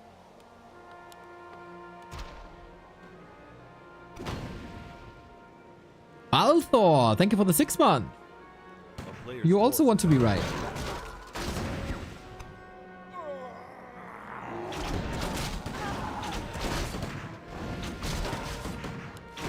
Archers falling, that is somewhat part of the damage output, but mostly it's bears. Bears so good against rifles. Constantly pressures the priest to make them run. If they run, they can't heal. Careful with that Naga though. There's no way to get her out, but the Mountain King blocked by bears, taking some heavy damage. Dryads weren't here. Fork Lightning. Mountain King. Ooh. forces are under attack. Gish still chasing. That Mountain King is out of the fight. So is the Beastmaster, so is the Naga. You see the animation for the rejuve, but not enough. And Sock's just owning the fight. He's just winning. Sharky with another gifted sub. Are you getting addicted to being right?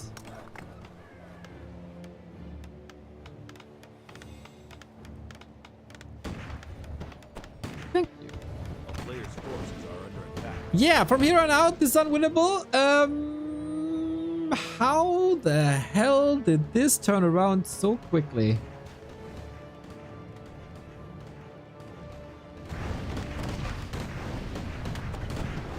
It was similar in the PCG game, right? Sock didn't have a good early.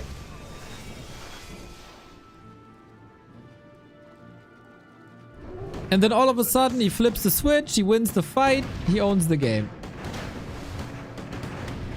Chasing the Mountain King was maybe a bit much. Naga not being able to provide too much damage was an issue. Detonates are fine, but the bear numbers are an issue. Or the bear HP numbers are an issue, I guess. Orb is up though. Don't count Dise out just yet. Love how the Beastmaster can just storm into the army, get a kill and leave again.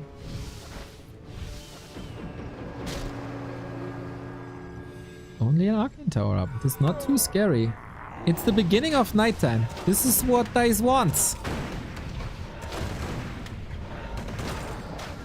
If Sock keeps this push up till the end of nighttime, which is quite a long time, there is a chance.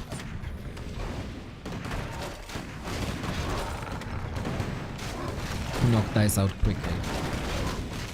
Summoner's War, mass bears. Someone said in chat earlier, we heard you like bears, so we put bears in your bears. Arcane Tower, annoying. A player's forces are under attack. 3 rifles hurt though, and the detonates are noticeable.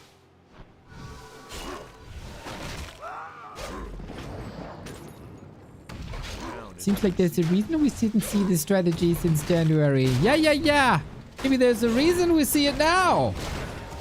Is he surrounded? What? 4 bears around? That's rough. 5 seconds left on the clock. Needs to step. Needs to get out. Please, please, please, please, please step.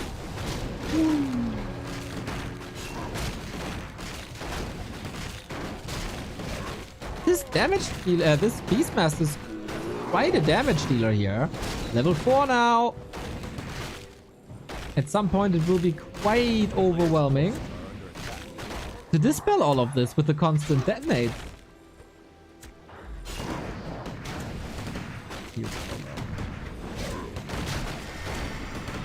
When is the Naga coming back? Oh, Ice Arrow would be fantastic here, but yeah, the Beastmaster is just getting kill after kill. Careful now, Beastie. Woohoo! Staff transferred, Beastmaster saved. At what cost though? Supply is even, this bear will fall. Slight advantage. And then it's the end of nighttime soon. Bash! Oh my god! Town Waddle, this made it very expensive.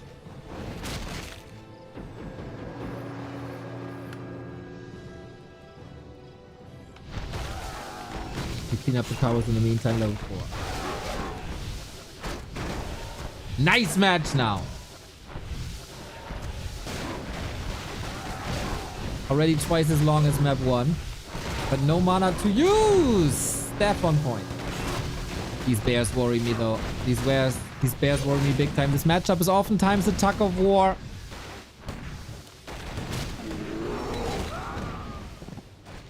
But it's... the damage is missing, isn't it? But Dise gave up. He knows. Nighttime is over soon. He has very little to recover. Maybe... if this is like an elimination match, if this is a LAN match, he keeps on fighting. But yeah, Sock 2-0. A little bit shakier on map 2 than he was on game 1. Dise still with a chance for the playoffs in the lower bracket. I think he can do better. He was a bit outsmarted, it feels like, in the beginning. With the aggressive play that kind of rendered the Beastmaster not useless, but it's not his forte. And so we see Dise again in the lower bracket, and Sock makes it into the winner bracket playoffs. As expected, currently a top 5 player in the ELO ranking. He should make it through as the winner. So, no huge surprise here. 20 minutes, and we're done. That gives us more time to listen to Starbug and his patch review.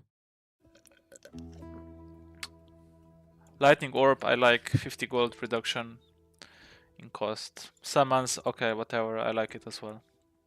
Environment Spares, okay, this is also okay. This is fine. Sentry, Stasis, and Healing Words are now magic immune. Oh my goodness. Now, I understand that, you know, this is not used because you have to actually invest into this tech and it can be easily countered, but I feel like this is too strong. If you have, imagine if you have 5 Torrents and 4 Witch Doctors, you put a heal ward in the back, you cannot dispel it with like a destroyer in the air, so you actually have to send a unit or your army to kill the ward. Meanwhile, you walk a bit forward, you get pulverized to death, so... especially this would be game breaking for team games. Not that Blizzard cares about team games, because they're like 2v2 and 4 versus 4 is just residual, whatever we patch in solo. So have fun with that one. So this one and the Torrent, I mean, come on bro. Come on, not like this. Healing Wars duration reduced, okay, this is also great whole build time, this is game breaking. I mean, just imagine now that you play Orc against Human and Orc puts down early tier 2 against Rifles. Like, what do you do, man? You cannot cancel this. And they get like more gold earlier, so it's really bad.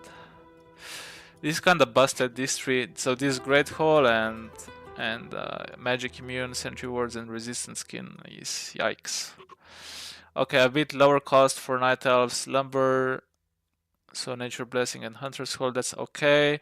This is a 50% buff on Moonstone, which is too much.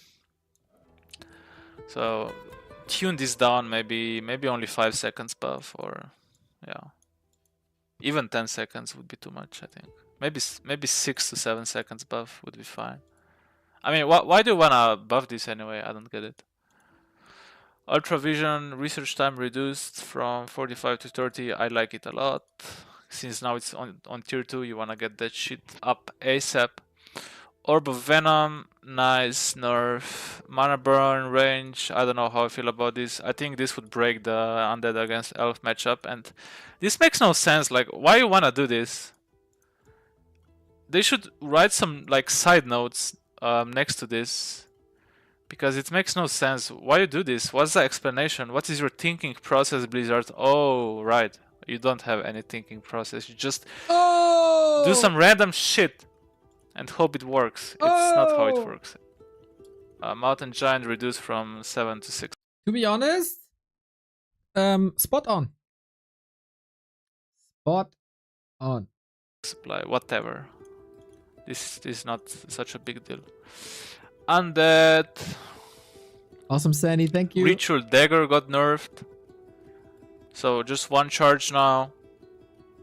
It's good. Frost Nova reduced, also good. Frost Nova was... you can cast it from across the map, basically. Burrow research time on Fiends, good, reduced. Anti-magic, less spell damage block, good. Nerubian Tower now attacks faster. Why? Yes. Why? Why? Yeah. No comment on this one. Web is now available on tier 1. This is retarded. This makes no sense. Whoever proposed this should question Gamer their words. Warcraft 3 knowledge. Oh wait, Sid, I talked about... Serious. Now available on tier 1. This is retarded. This makes no sense. Whoever proposed this should question their Warcraft 3 knowledge. Seriously.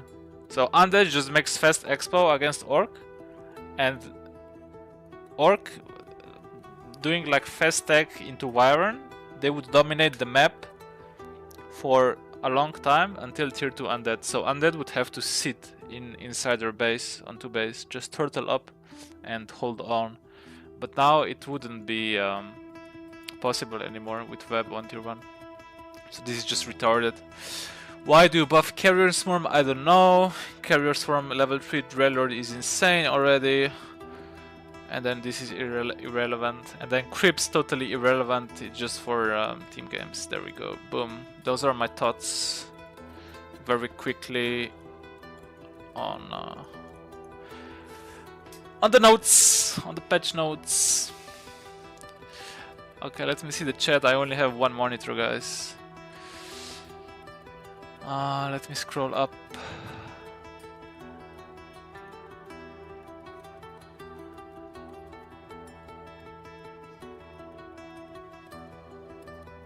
Yeah, I think this was a bit simplified. Oh, Dark Ranger transferring HP. I totally skipped that, by the way. That would be interesting. I think I like it.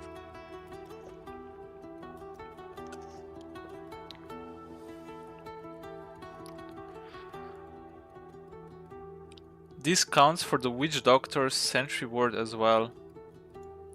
Oh wow. Because Sentry Ward has like a lot of HP, it's really hard to kill. I think it's like 5 hero clicks. So it's like 200 HP or like 150 HP. Exactly. That would be broken, come on man. What happens if Footman dies with item in inventory? Item drops on the ground. What if resistance skin will be upgraded? It would still be game breaking. Cringevic. It's just too strong. As simple as that. What if Footman backpack carries boots of speed? Will Footman run faster? Hey, baby. No, he won't.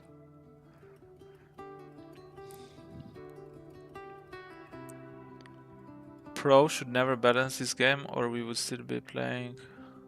Okay, sub Zerb if you say so. Remo proposed that? What did Remo propose? Don't tell me he proposed the web on tier 1. Because that would be minus respect for Remo if he proposed that. That's a fucking retarded proposal. Gamer word. Hopefully it's not that one. Do you find it boring just winning 97% of the games? No, I do not find it boring. Winning is fun, man. What can I say? Remo proposed web on tier 1. Oh my god. No comment. Tabak didn't like that one, huh? To 200 be fair, HP Sentry Ward? Oh my. to be fair, and this is something that is oftentimes overlooked, Remo proposed this based on a previous proposal to delay tier 2 tech and have a faster tier 3 tech. You have to see this in a combination of things. But of course, as a community, it's easy to say, oh, he had that line, but miss the bigger picture. If that's on purpose or not, could be malicious, could be not. It's probably fun to meme on this, but hey, let's just be fair as well. Oh my god, that's so much. Game is up, by the way, 3 minutes. You like human or orc for the coming patch? I like both. Remo proposed web tier 1 and mana burn range. Nerf. Oh my god. Dude, somebody just... Remo needs to like check himself before he wrecks himself. Bro. Because those are terrible, man. And Remo is not a bad player, like, he understands the game. How come he comes up with these stupid proposals then? The context was that there was a lot of buffs to the Keeper and to the Warden and to neutral heroes. And to Expo. And with that context, I think you can nerf the Demon Hunter. Because you elevate the entire Night Elf race up a tier, and then it's fair to nerf the Demon Hunter. It is not good to not elevate the Night Elves and nerf the Demon Hunter. So yeah, Remo said this, Remo said that. Yeah, but see it in the context of his proposals.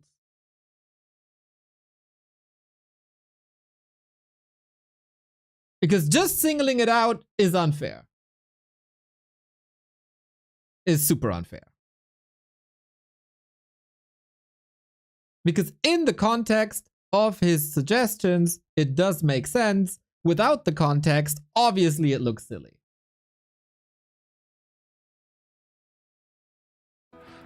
Yeah. So, can't expect Starbuck to know this, obviously. But if you put that in the chat, it should be fairer to give context.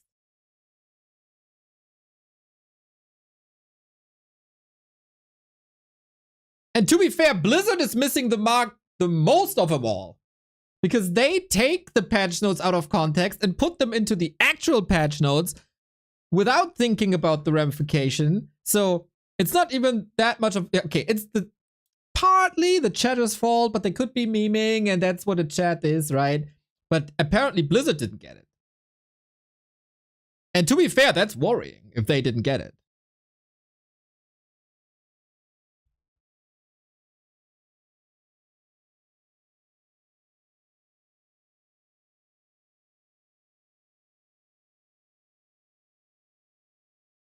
How to play Keeper of the Grove if you give 4 charges for Dispel. Did Remo suggest 4 charges for Dispel?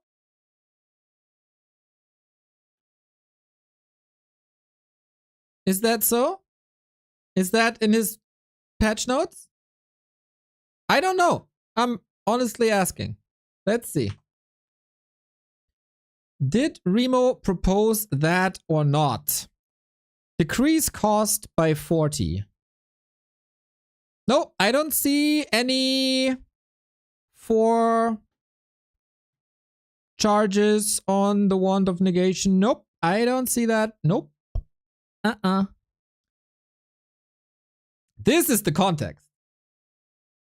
Expo double buff. Keeper double buff.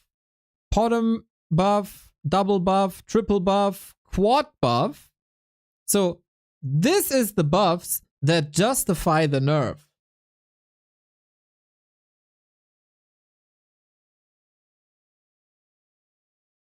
Does that make more sense?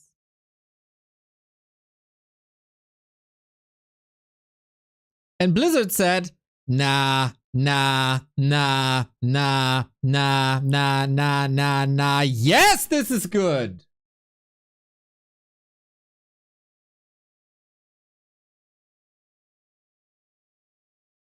It's not Remo's fault. It's not Remo to blame.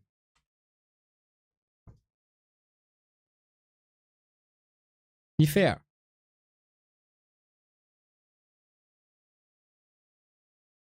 Not a huge fan of his patch notes. Not like as being a super apologist.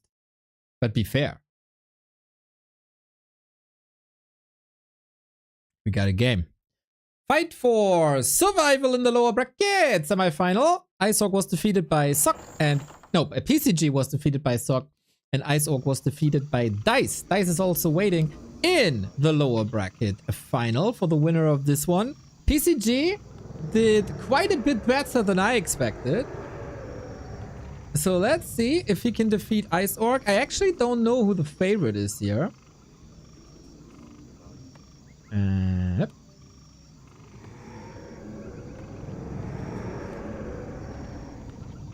Let's take a look. What does the tail of the tape say? Ah, nothing because it's bugged between these players.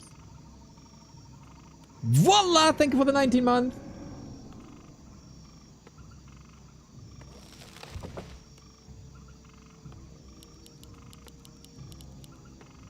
We got left-hand side starting position for PCG here on Tidehunters.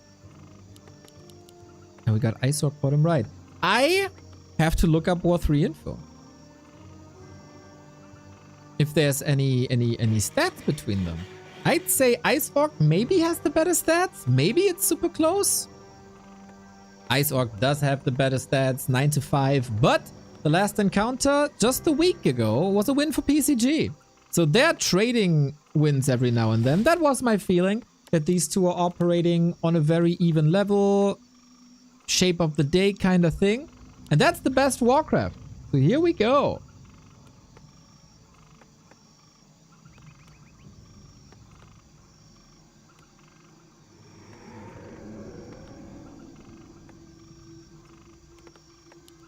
We got a Blade Master without a barracks and with an early shop for harass.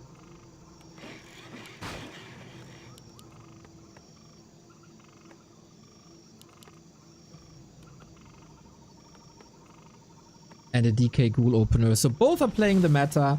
Is oftentimes what you expect in the Chinese scene. They emulate the meta just on a little bit of a weaker level.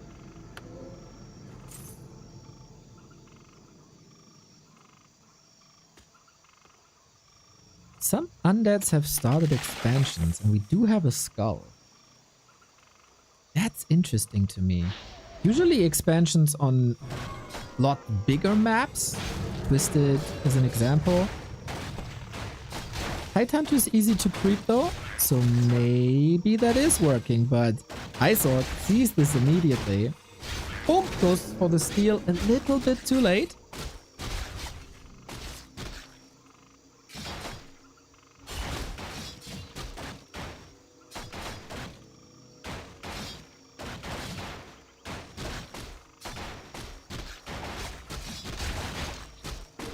Kind of surprising that he doesn't attack the Acolyte, but that's a nice position for the Acolyte, I think. Can you reach from here?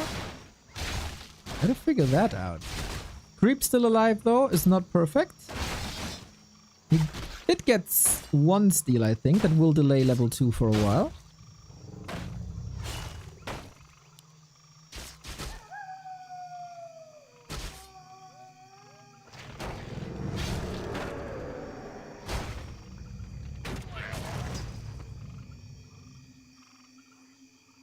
Yeah, and now Haunted Goldmine is coming up. This might actually work. But Iceorg, of course, this is the goal for him. Just tech.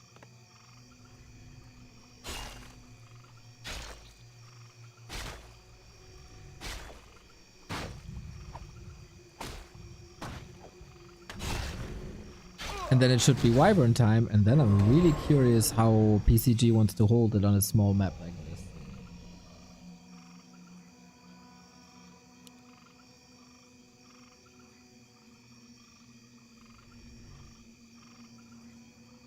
What is meta? Meta is the standard strategy.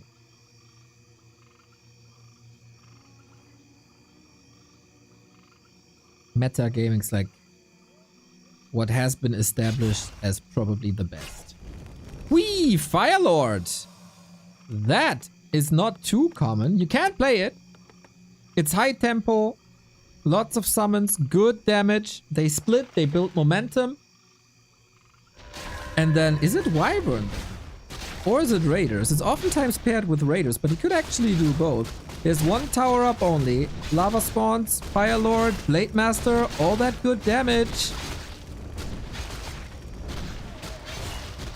Oh, and he has to cancel.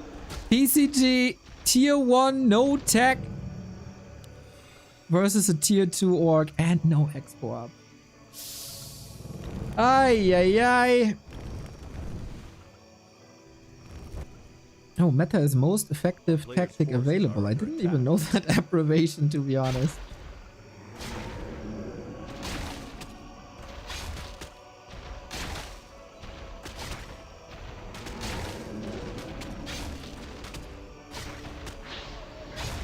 Oh, risky business! Worth it, worth it, worth it. Super worth it. Second expo cancel against a level 1 hero kill. Mega worth it.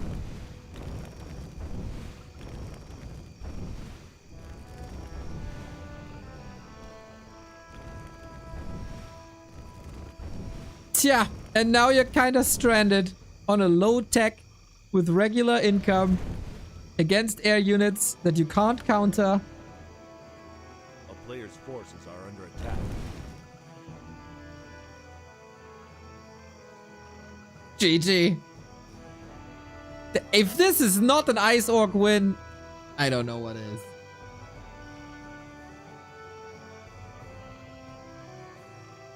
He can delay the inevitable, maybe. If he gets the graveyard up, which he has, with invest into spirit towers. Su Yen, thank you for the sub. Is Ice_Orc allowed to play Firelord? That's a very good question, Mr. Su Yen. But Frostburn is a thing. I think he made a deal with the organizers that he has to sing the entire time when he plays that combo.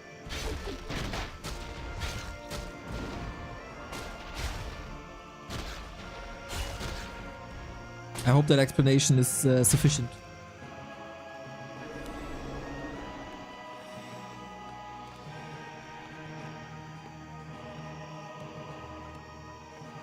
Ay, what a nightmare game for poor PCG. The Wyvern are coming in, not really interested in the fight for now, or Creepjack, Blade Master and Firelord can do that job.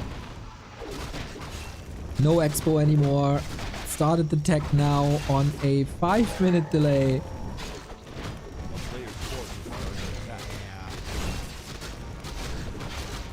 Pool's getting wrecked here. Economy is getting wrecked there. And that was only 2 Wyvern. Can you imagine people say that's a bad unit?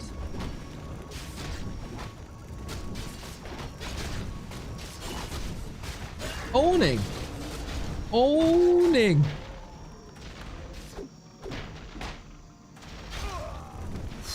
Acolyte lost during tech.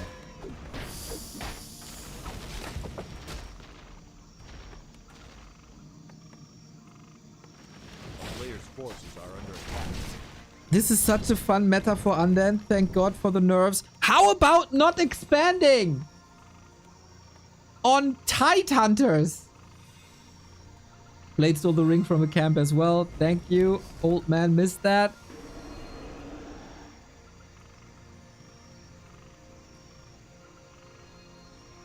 Yeah, he did that to himself, man. He did that to himself. 1000%. And Blade Master? Nah. Boink. Could have used the coil. Now he loses slippers and XP.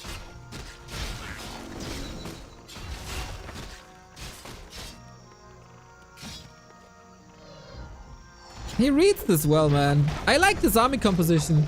Switching in between raiders as he knows the only chance is towers.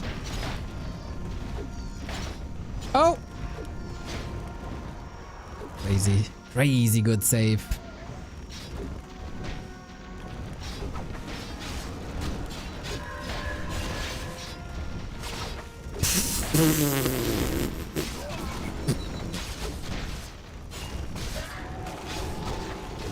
Holy moly, what a difference between the PCG on Echo Isles versus Sock and this PCG.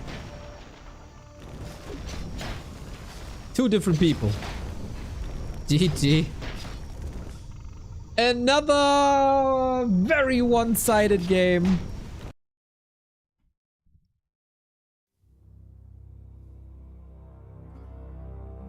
I saw clearly going for the hard counter. Some dicey situations.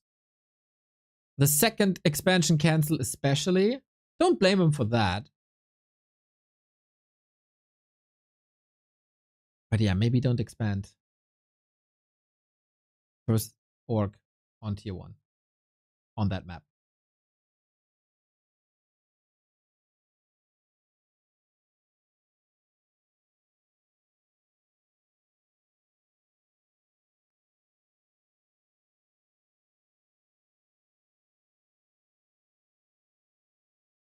You had pillage, right? Yeah, to be honest, I worry a little for Dise in the lower bracket final if Isor continues to play like this. I mean, this was obviously an invite. But this was clean. This was very clean.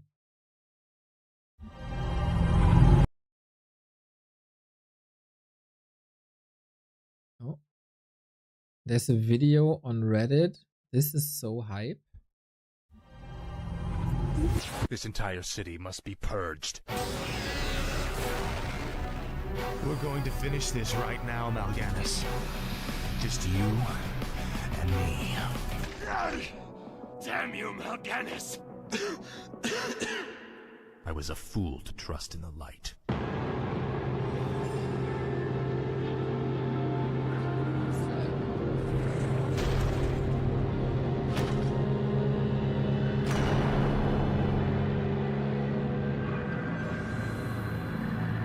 What did Knight present?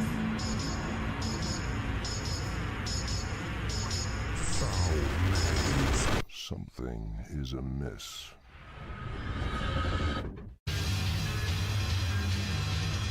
I am Orpheus. Surrender to the might of the Scourge. Not while I draw breath.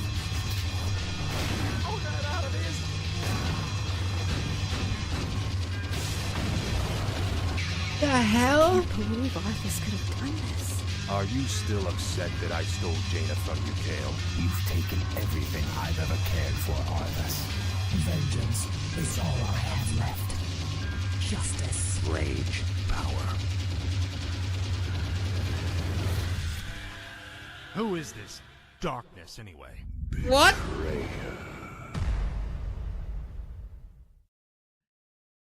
That looks quite amazing. What the hell? What the hell?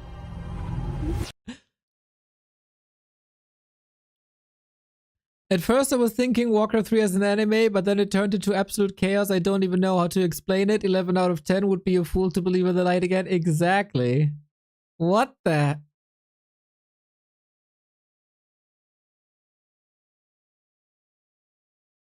I have no idea what's going on either.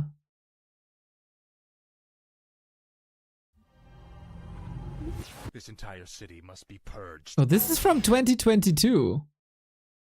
Fan film. Full movie here. Holy shit, he made that 36 minutes? I have never heard about this. Ever. Oh my god, where's the watch later thing? Can't I not flag it as watch later? Rodent Knight. Arthas the Menace. Save to watch later. Hell yeah. Oh boy, this is gonna be fun. This is gonna be fun. If you want to watch it earlier,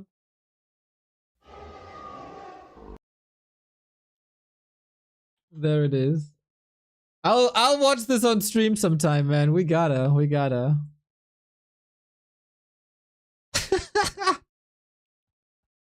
Stupid. Game has started. We're gonna watch this in a sec. Yeah, that looked like exactly my alley of humor. Like exactly. Wild dumb bullshit.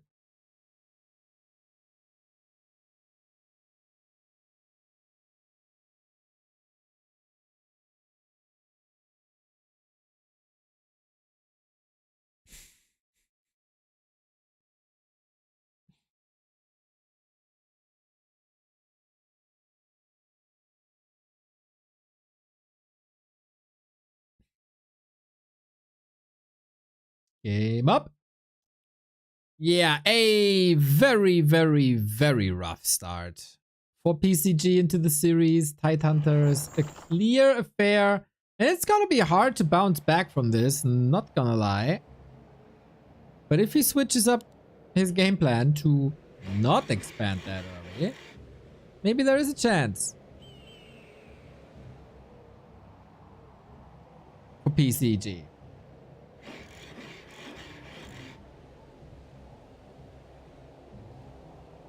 I thought it's a custom campaign too. I had my hopes up. But you know, 30-minute fan movie, why not? Lower bracket final is reachable for Ice Orc. With another performance like this, you can easily make it.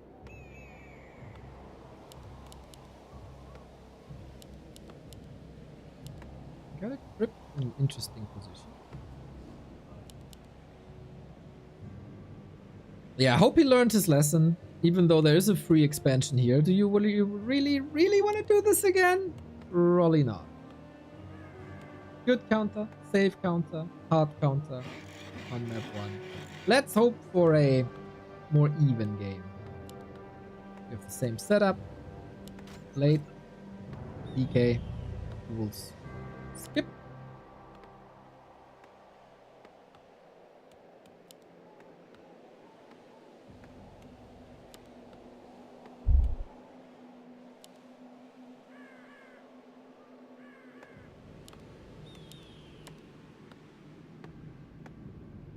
Yeah, the DK, if he goes shopping, he'll tell us what the game plan is.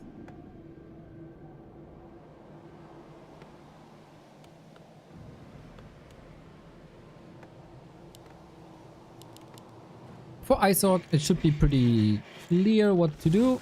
Harass in the beginning. With the shop up early, he's gonna hang around for a bit with selves. And try to disrupt the DK, and try to disrupt the progress, and if there's an expansion, disrupt that expansion. Okay, no skull, no extra acolyte. Good news for us, I guess. A player's forces are under attack.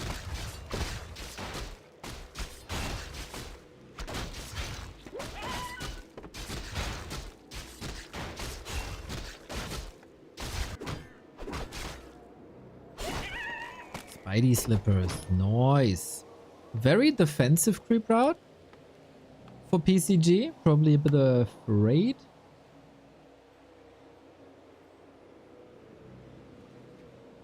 Oh, with that he might be caught. So he gave Ice Orc time for the middle. But this should be a guaranteed level 2 even with some steals. I don't hate this.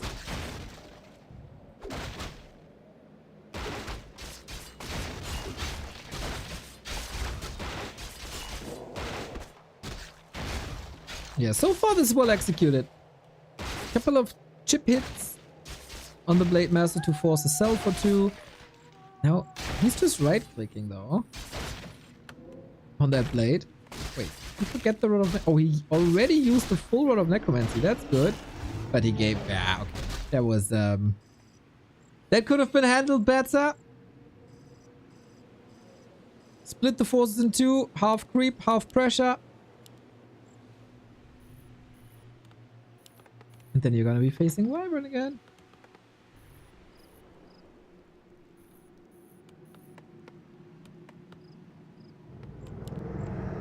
Is he going Gargs or is he going Fiends is the big question. Two different styles. Gargs is relatively simple. Fiends is incredibly hard to do, but surely more fun. But also weaker.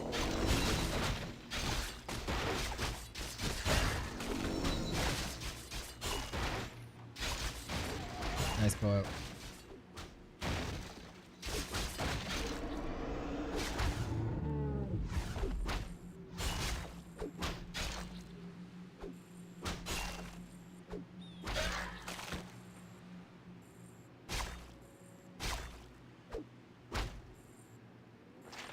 Not a perfect early game by PCG, but every early game that is not ending up in a cancelled expansion is surely better. One base Gargs is surely enough. Both sides have to afford the tier 3. It's not a foregone conclusion that Ice Rock is going Wyvern, but I mean there's no reason to not go Wyvern. Yeah, tier 3 has started yet. Creeping will start afterwards.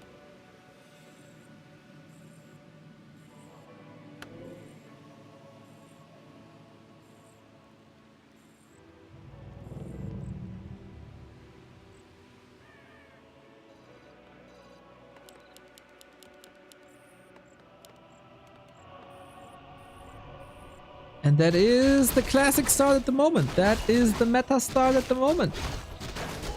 I think Isorg can be considered not lucky. He is probably quite happy about this early game.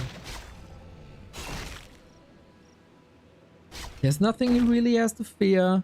DK doesn't have impactful levels. Tech is not the fastest I've ever seen.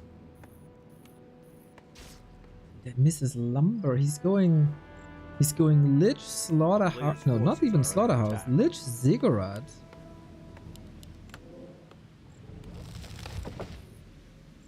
Ugh.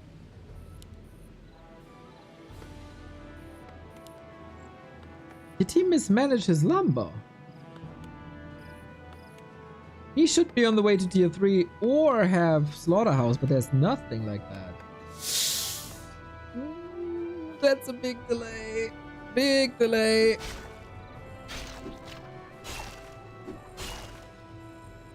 Would be funny if Acolyte gets it. Oh, doesn't even need it. Nice snipe. There we go.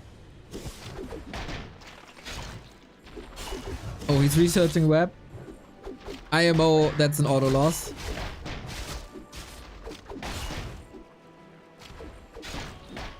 Engaging into Wyvern is not great. Early web though. Kinda fine. Still a kill. That's 215 gold. Simply gone. A deny would be great. Oh, lost it. Well done, well done, well done. How is he supposed to outmass Wyvern?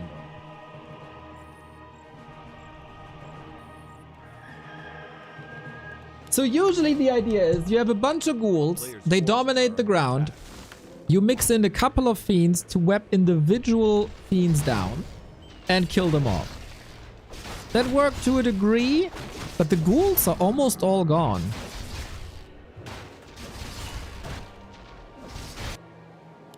But this is only tier 2. Tier 2 is not enough.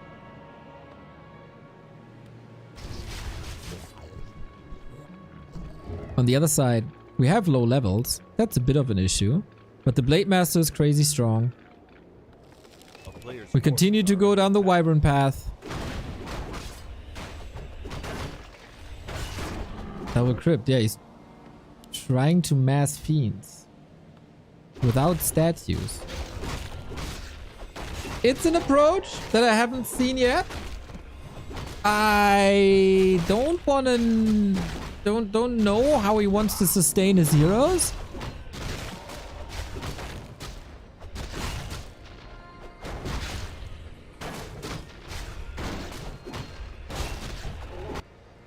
I'd be very surprised if this plan by PCG is working.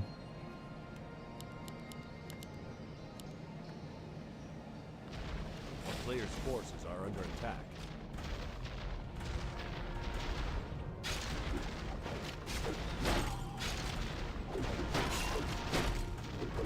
Yep. very, very, very much out of position.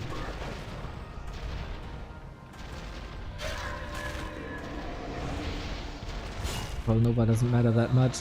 It's not that classic play where you creep a lot with the Shadowhunter help of Hex. Player's forces are under attack. It's going Kodos. No, that's wrong. Just double down on Wyvern. More Wyvern. The answer to the Wyvern answer is more Wyvern.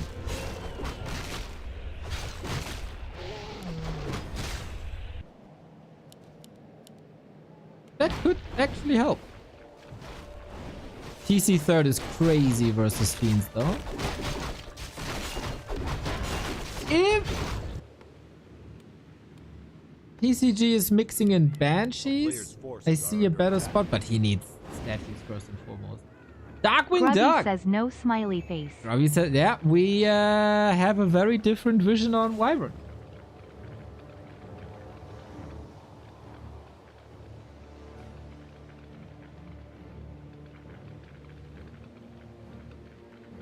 Thank you, Darkwing.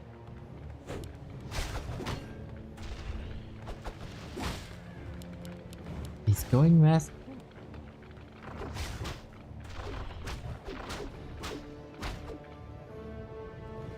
He's going 3 to 4 photos. Oh, did he cancel that one? Yeah. Alrighty. This is an interesting army to engage with. He wins. Holy shit, what a whack performance by PCG.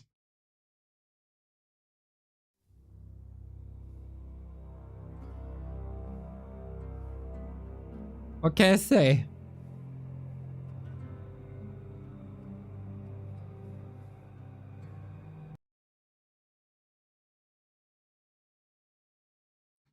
Play Wyvern, win games.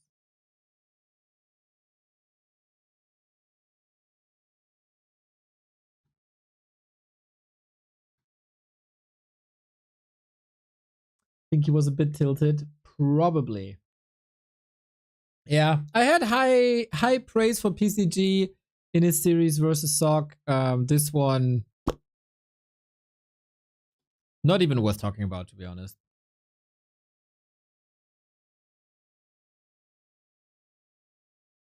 Not even worth talking about.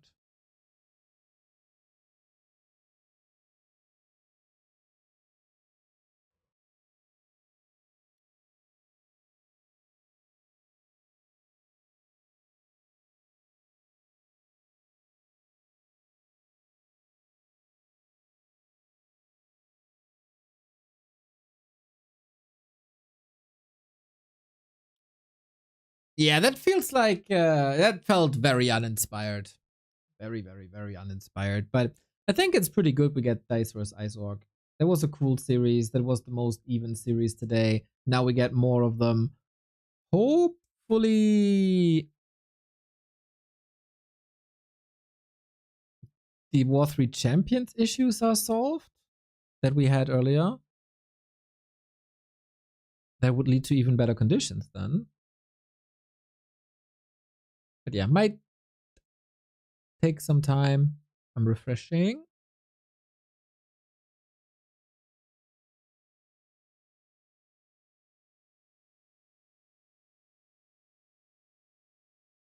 When's the Dach Inferno today? We start at 2015.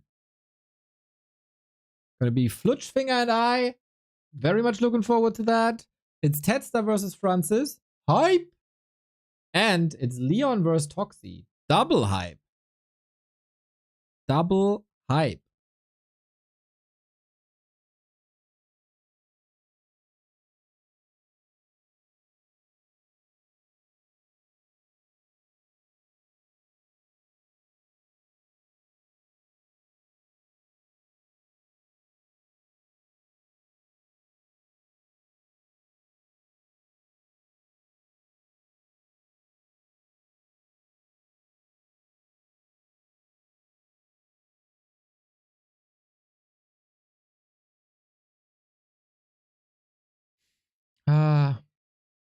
Looking at chat, I miss the times where people were talking about player performance.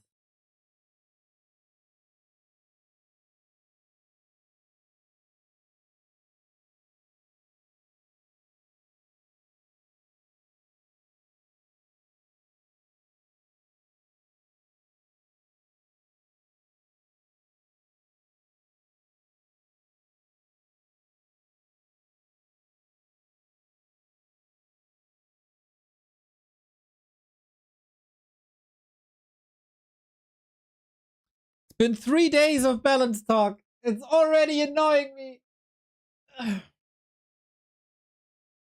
It's gonna be 4 weeks more. Uh,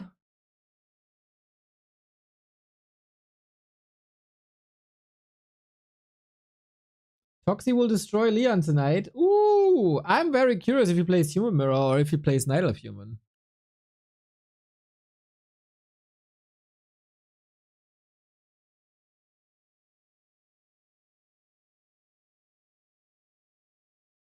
I don't know. Nobody knows.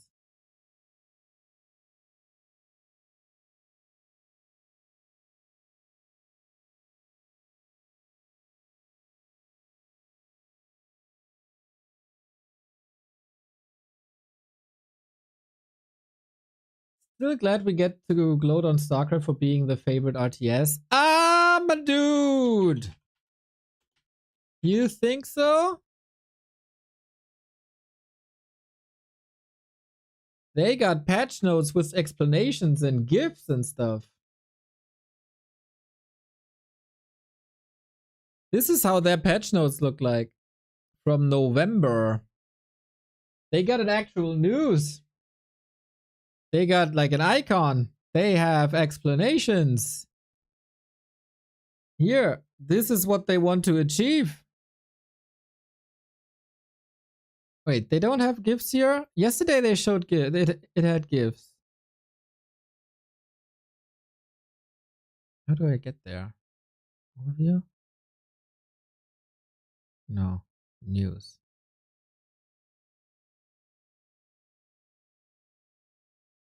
PTR. It doesn't load the GIFs.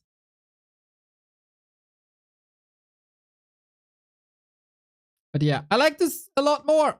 It has a purpose. It shows a direction.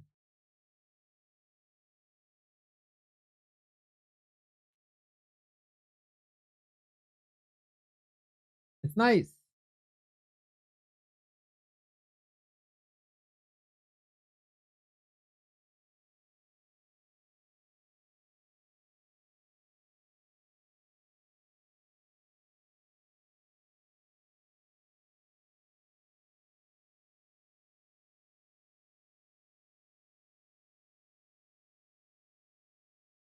Game has started already.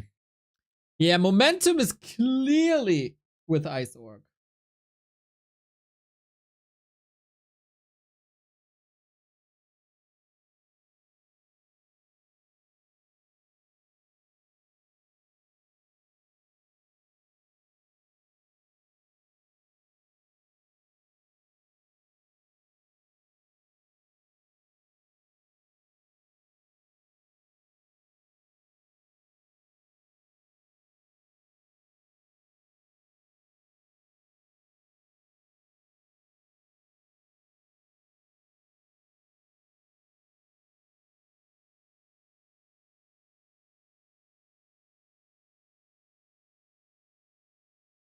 Notes are by current former pros and some streamers. Well, the balance patch is made by Grubby, Remo, and Dondo and Save Orcas, right? So they could just ask them to do the same.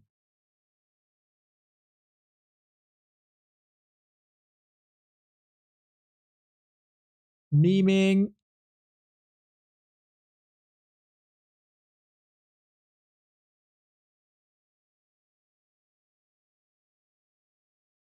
Game has started, waiting for it to be watchable in the client.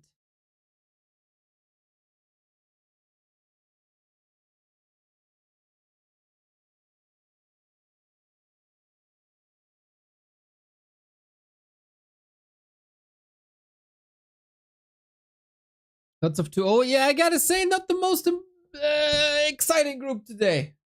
Not the most exciting group today, but it's all gonna change with the upcoming banger of two. I don't want to say individually evenly skilled players. It surely is Dise with an advantage usually, but he didn't do good against Sock, and Isock was really good in the last series.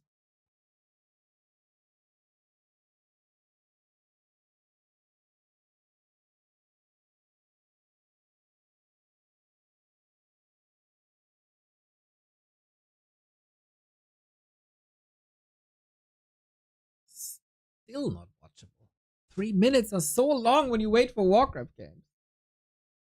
I think, like, I'm constantly trying to get into the game, right? I have to right click, join game.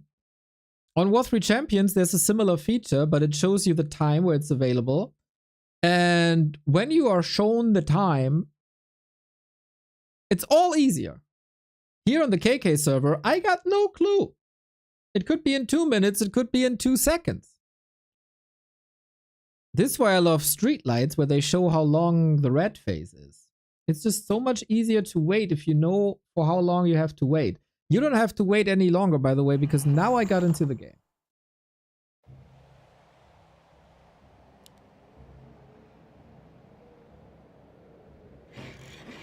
We got to find fellas Dise and Isorg for the lower brackets in the playoffs that will start the day after tomorrow.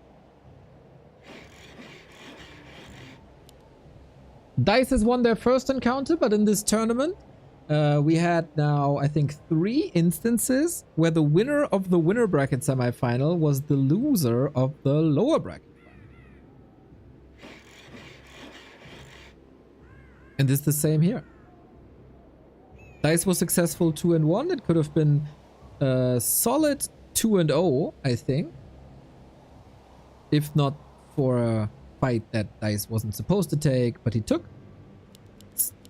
Dise was then pretty much destroyed by Sock. The first game especially was not very good. Isorg in the meantime had a super quick sprint versus PCG, eliminated the undead, and this is how they match in the lower bracket. First who wins 2 maps goes into the playoffs. That's some nice prize money. Esports earnings is rising, and of course the shot to go far in this tour.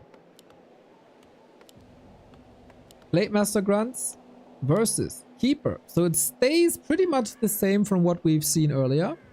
I truly hope that Isorg will not donate the Grunt away, because that happened 2 out of 2 times so far. Dise switching it up. This is not a Demon Hunter opening on this map. In the last forces are under attack. game of theirs, here on Springtime, we've seen Talon. But no, that is not the opener, or maybe not yet. There is a play to play Keeper into Talons.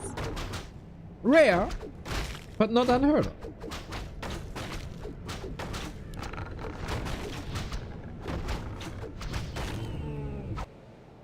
Creeping goes well so far. Grunt goes to the left-hand side. At the moment, we don't have a spell selected, so Dise is slowing down his creeping, A player's forces are under attack. as he has no treants, for the chance to maybe get a Grunt. Still no spell selected. He could have gotten that Grunt and last hit with Entangle, no?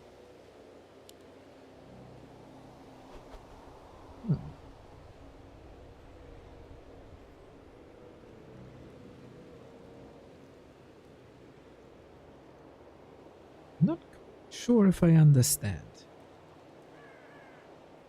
We have a Hunter's Hall on tier 1.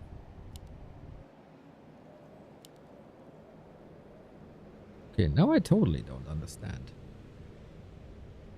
Huntress into tech.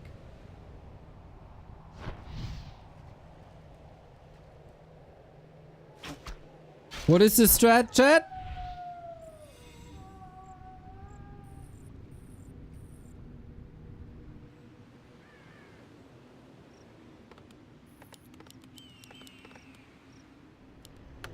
Does that make A sense? player's forces are under attack. Hunter's Dryad AP? Maybe? There's a Wisp here. Put AP here.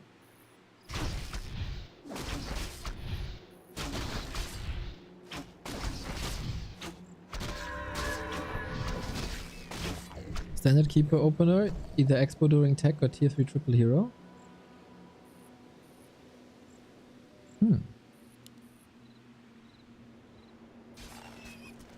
I haven't been exposed to too much Orc Night Elf recently, to be honest.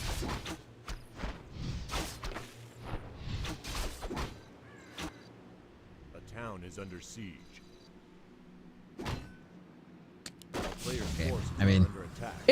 I think it's always worth the try, oftentimes worth the try, to build an AP to distract. Because if that works, you take the Orc off the map the entire time.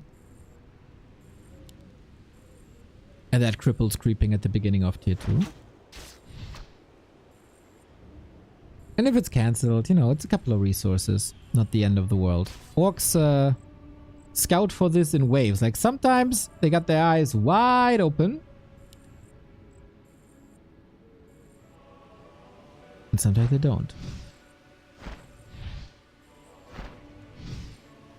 Plan is out. Expo will then surely go into double lores Player's again. forces are under attack.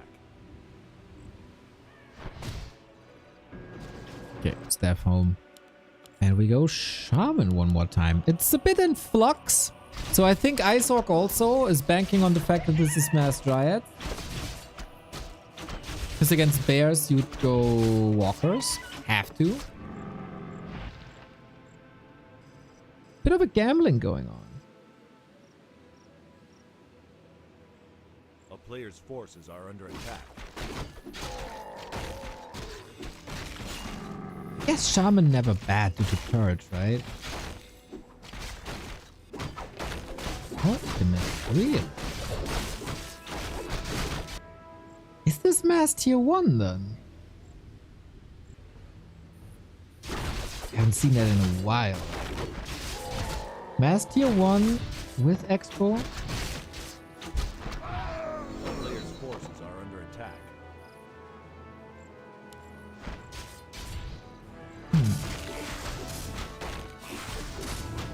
Not sure if I'm a fan.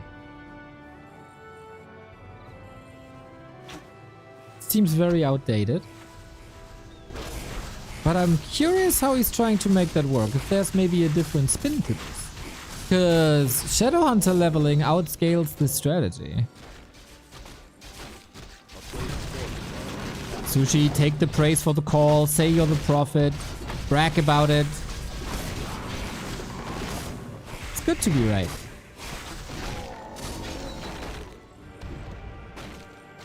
Yeah, I didn't expect this. It's very different from every strat we've seen on in the first series. And maybe that's what you gotta do.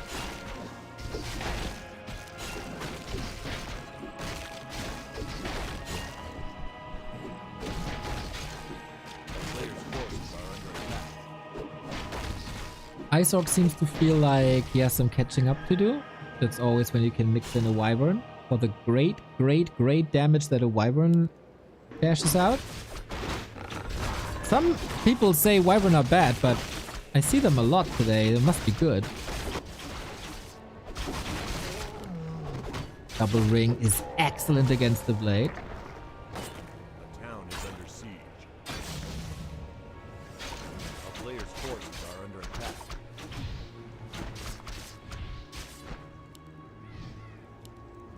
But yeah, Ice Orc on a timer. Either counter expand or level up so much that you can push.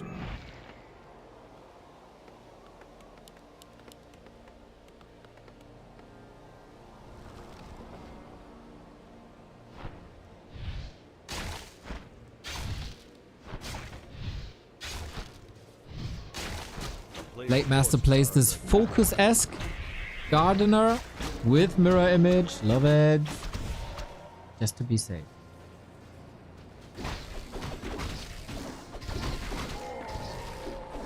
Yeah, I have reached a state of mind where I'm not sure anymore if people are memeing on me when they complain about Wyvern, or if they watch a different game than me.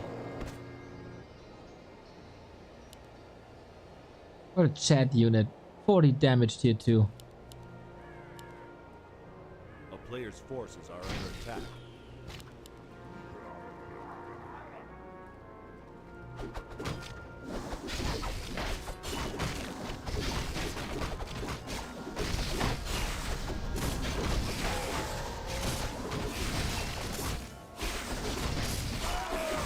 I have 0% loss rate with Wyvern. Same, buddy! Same!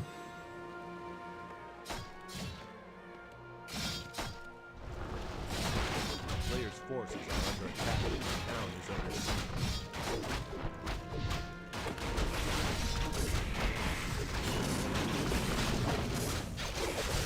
Well, well.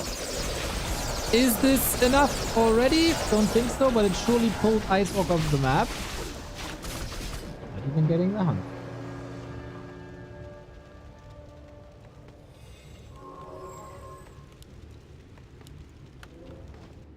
Counter expansion scouted, love it. Dise seemed to be pretty much on top of his game this series now. First Sock, that wasn't the case. Here, it works out. The reveals, the detonates, expo timings, army composition. I really like what I see.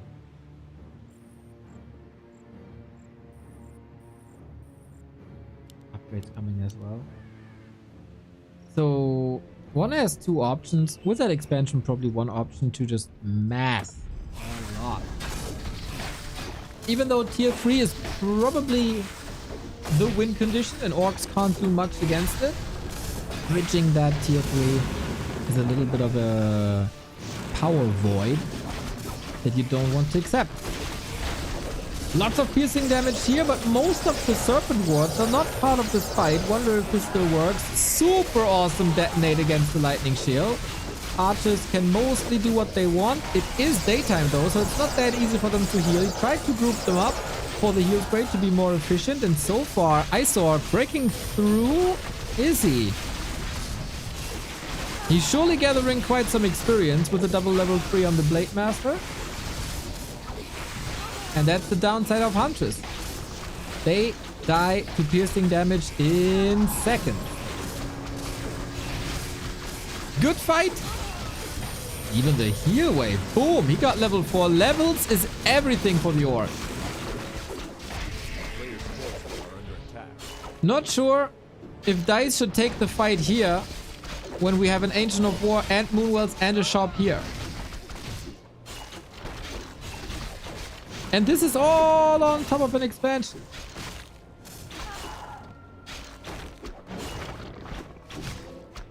Dise is in a lot of trouble.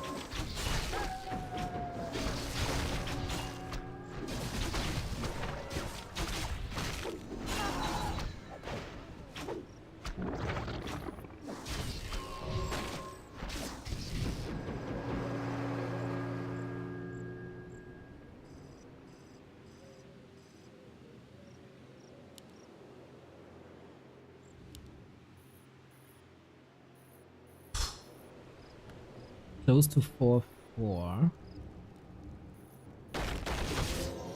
Blade Master is a bit under leveled, but he's well equipped. I guess that evens out. Dise needs a hell of a fight next.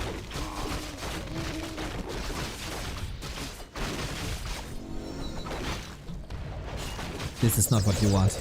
You don't want to fight here out in the open. You want the support. You want the home turf support.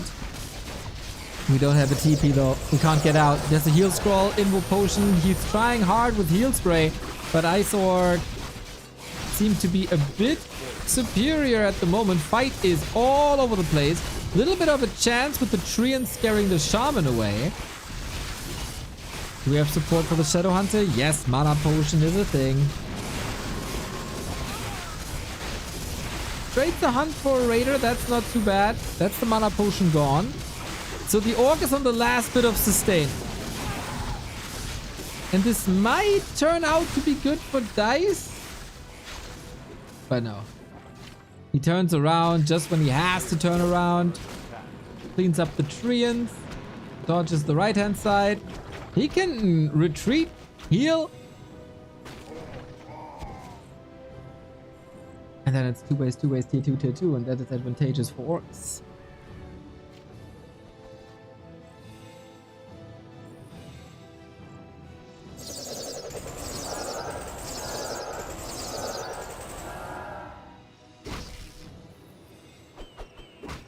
Would love to see more Chemical Rage.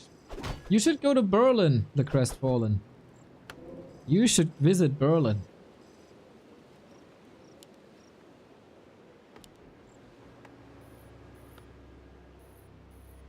A player's forces are under attack.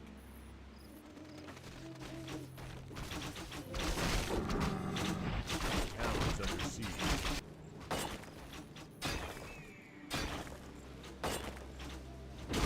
With this army composition, the Night Elf needs at least a 10 food advantage.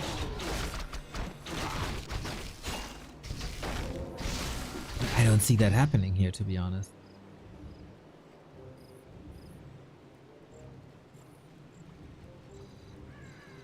I like that he's pretty much completely moving away from Huntress. Serpent wards are crazy strong.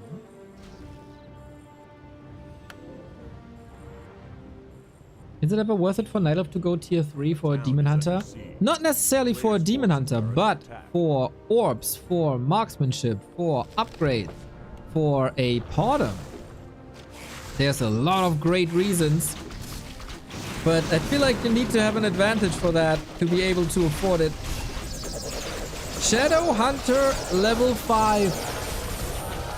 We got a Maul. Yeah, this is Dise all in, man. This is Dise so all in. Heal scroll, protection scroll already gone. Mauler is okay, but that's about it. Does the Shadow Hunter have more support than this? Again, the mana potion and the heal potion. Ice Orc plays this well. Can say what you want, but he found great timings. Lured Dise out of the protected home turf. And then games look like this. The Shamans still have mana and Dise tapped out. GG. The misery of Dise in the final stages of this group continue.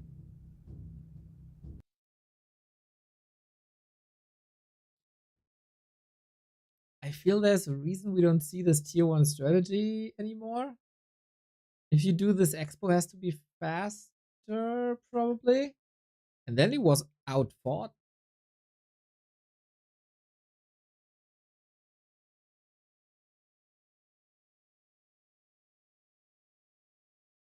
But we have to say, these games are unfortunately played on KK today because one of the casters can't join the games on War 3 Champions. And that is not advantageous for Dise at all.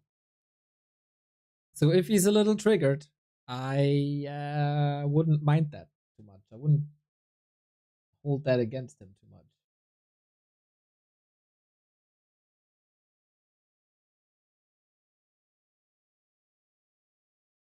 Which is a damn shame.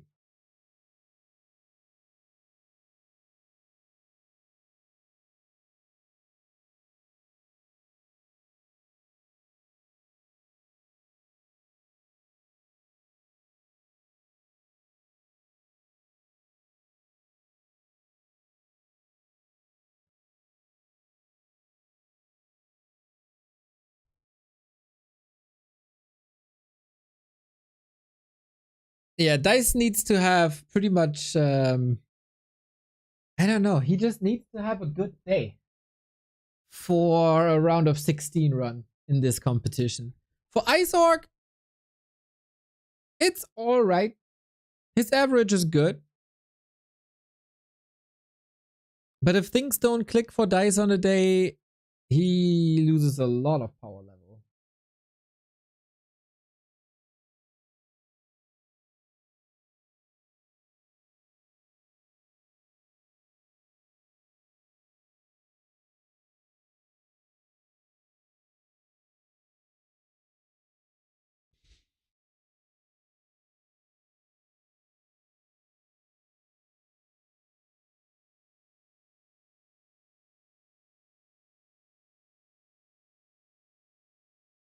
Yeah, wouldn't mind it. Wouldn't mind it.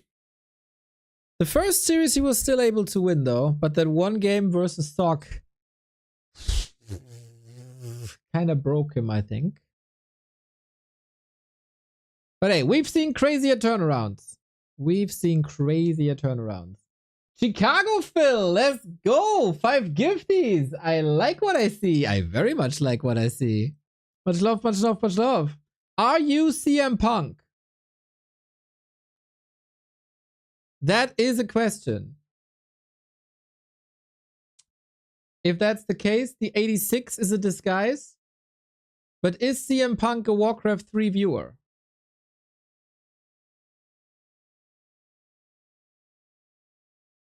I like to think so.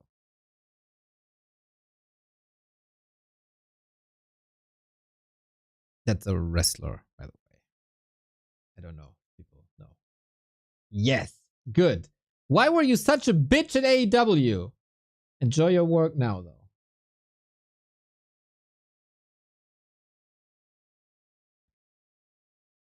Gifties. We love gifties.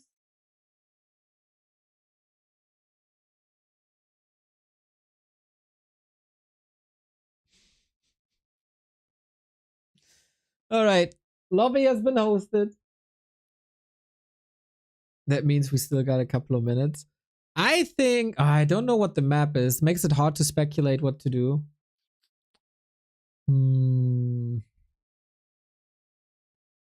I really like the talent strat by Dise. That was sweet.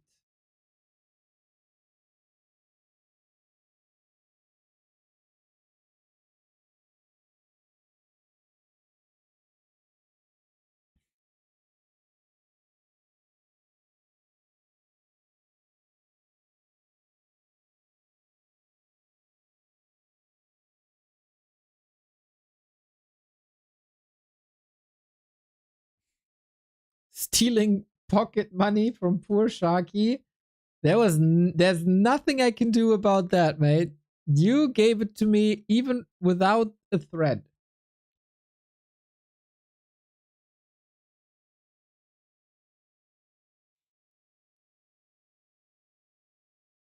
But yeah, if you're in the mood for gift subs, from tomorrow on, they're like 30% off.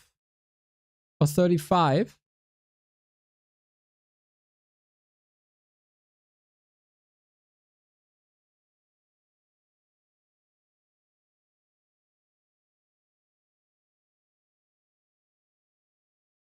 That's quite a bit.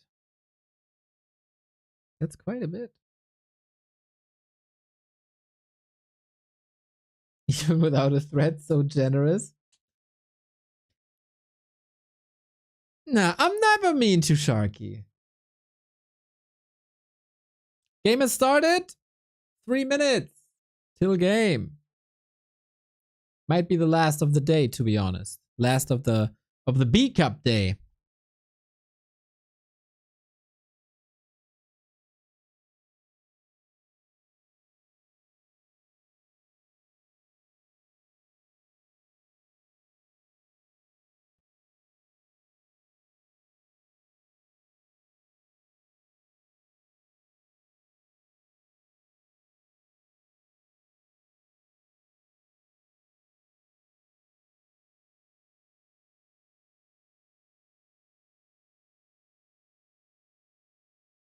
Obviously would love for Dise to turn it around. The beard is looking thick. I really hope there's no food left in or like a bird. This could be a nest soon.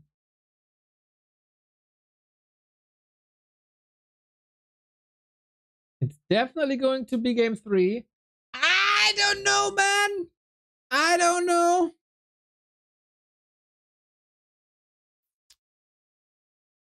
I'd love to, but at the moment I don't have hope.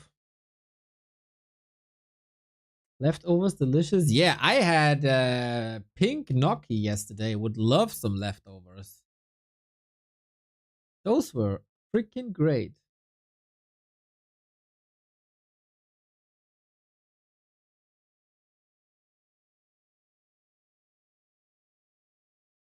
But I like them too much, so there's no leftovers. Wah, wah, wah.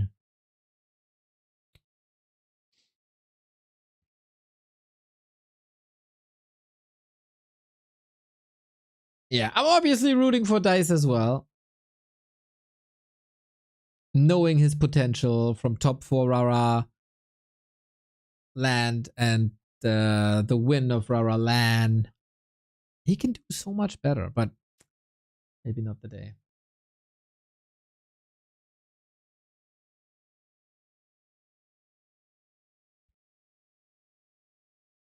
Dise has underperformed quite a bit in B Cups, right?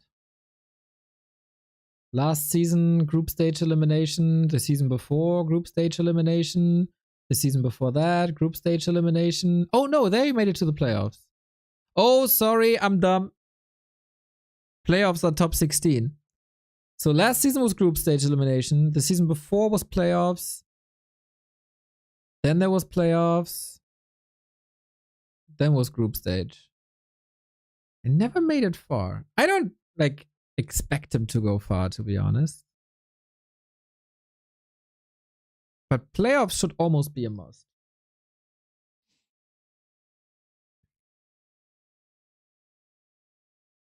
Should be. Against Ice Orc, should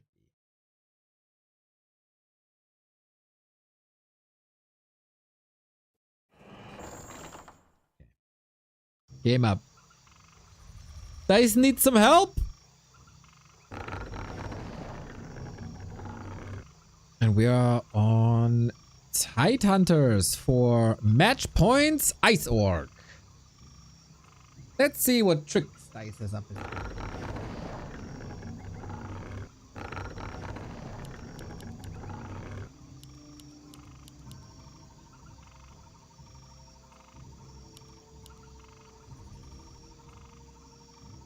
Does Dise have the fighting spirit for 2 more maps? Is he gonna give it all? The AP didn't really work out. There's another chance here. Go from this avenue. We've seen quite some tilted players today, to be honest.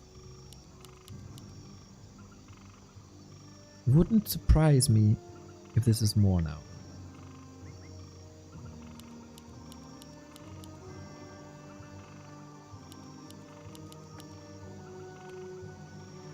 But chat is hopeful. Chat is rooting for Dise. And maybe chat is right for once. Chat is always right, everybody.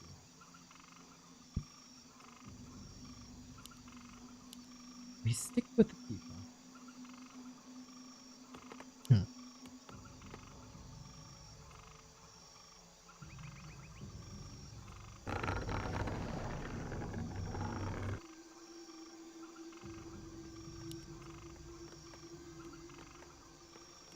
Players' forces are It was a great tug of war on map 3 between them. I'd love for them to do it. To be honest, that was the only good game today.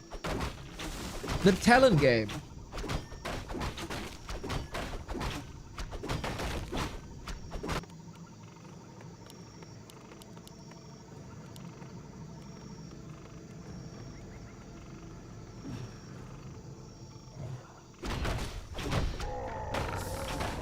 Ooh, wasn't it an eye, right? Damn, that was hella close. Okay. Blade Master might miss the turtle creep then. Yeah, Dise has some evasive creep routes. I like that. Smart. Dodges the Blade Master up until level 2. So not only Treants, but then Entangle.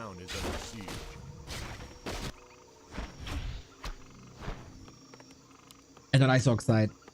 Once more, Blade Master Grunt. This is the same every game. Got punished 3 times, but who cares?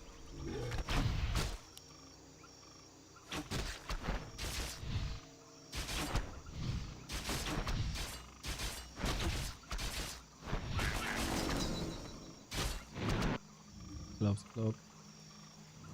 Okay, I guess cloak is fine, eh? Now, we have to look at the base. If A, there's a Hunter's Hall, or if B, he walls this off.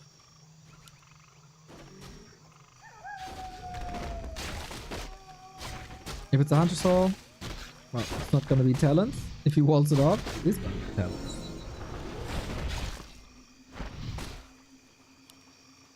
Wow, he's using the town portal. That's a lot of map control for Dise. Okay, the first time since their winner bracket match that Dise has a little bit of momentum.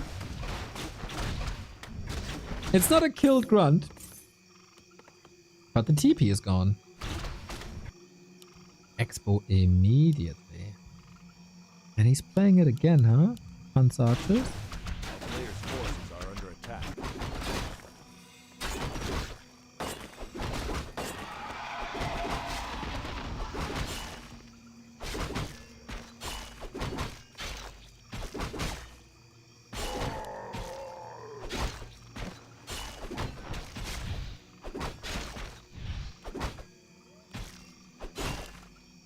Delaying level 3 is big. But Blade Master is alright, I'd say. It shouldn't be a big surprise. On the side of Ice Orc, this is Raiders, this is Shaman, this is Shadow Hunter. Nice. With the greedy creeping. He's cutting corners. But he's poisoned and attacked. This is not optimal. As the Keeper has to run away, causing some trouble. Oops. Yeah, let's give this up. But this was exactly level 3, and this is a creep route that I haven't seen before. This was willingly sacrificing Archer HP for that level 3. No deny, lazy Ice Orc.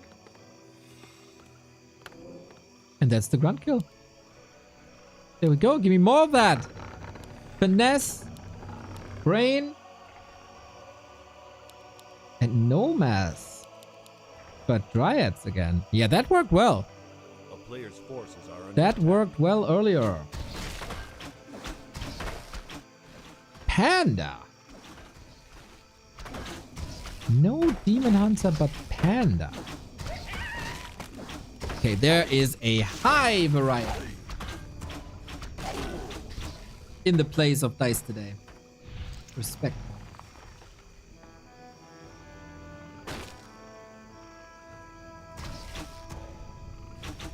A player's forces are under attack.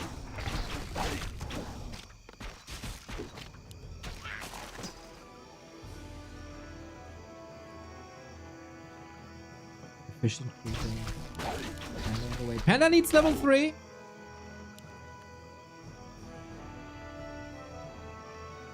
Before it's a threat, but same can be said for the Shadow Hunter, to be honest.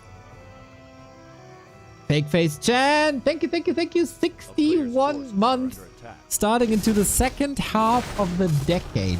That is crazy. Thank you.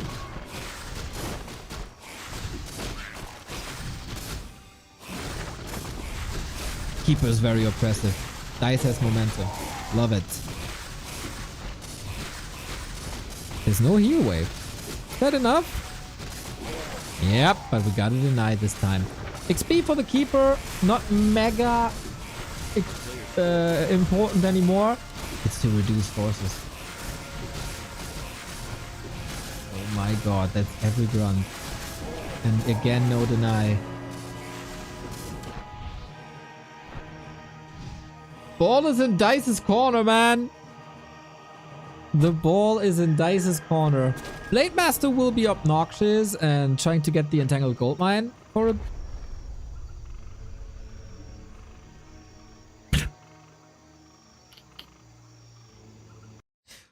Or he's not gonna be obnoxious and he gives up the game after losing 3 grunts.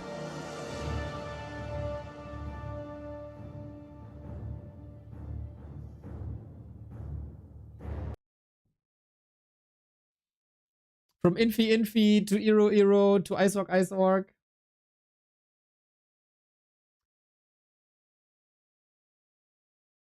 I guess Dise has momentum and Dise has the chance for the playoffs. That was an excellent game though.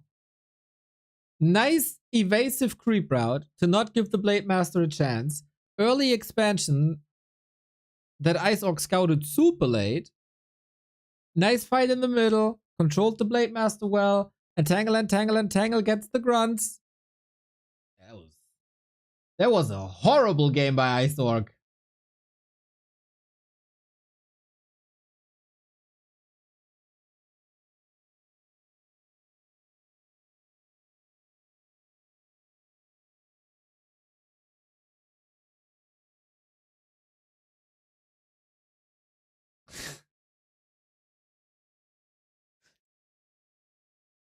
Today we're truly not blessed with great Warcraft. I sit here and I talk out about the players a lot, right? But we gotta be honest, every once in a while, tournament days suck.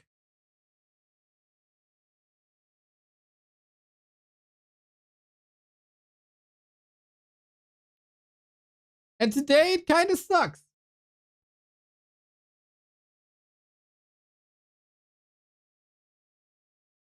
But hey, I guess we have a bit of fun anyway. Dise, nicely knowing that Ice Orc was under pressure, he needed to creep, he was behind anyway.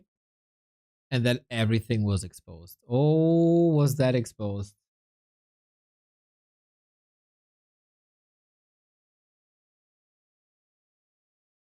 Neo, biggest Dise fanboy, the way he cheers when he entangles. Actually, more of a fan when he Beastmasters.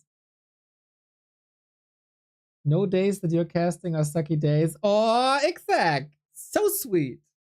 Let's go.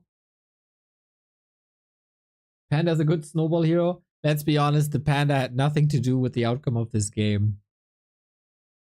Zilch. He could have picked Potom and easily won.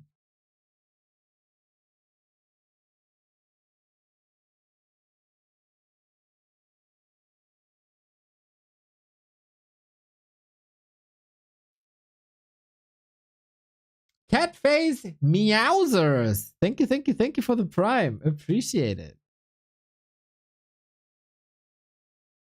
Did I change the score? Yes, I did.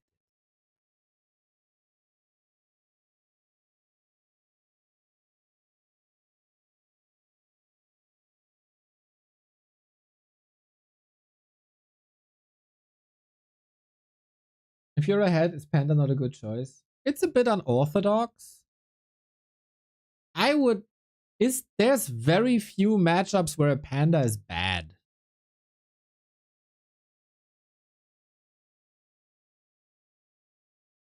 But I don't really see what the Panda did here, to be honest.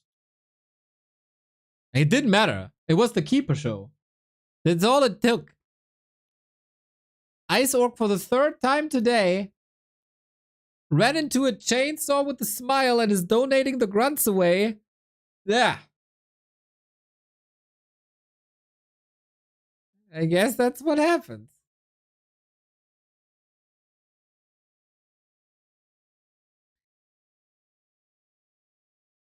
And that's like knowledge from 2020. That should be applied here. But what do I know? I'm just a 1300 MMR player. Ain't that right?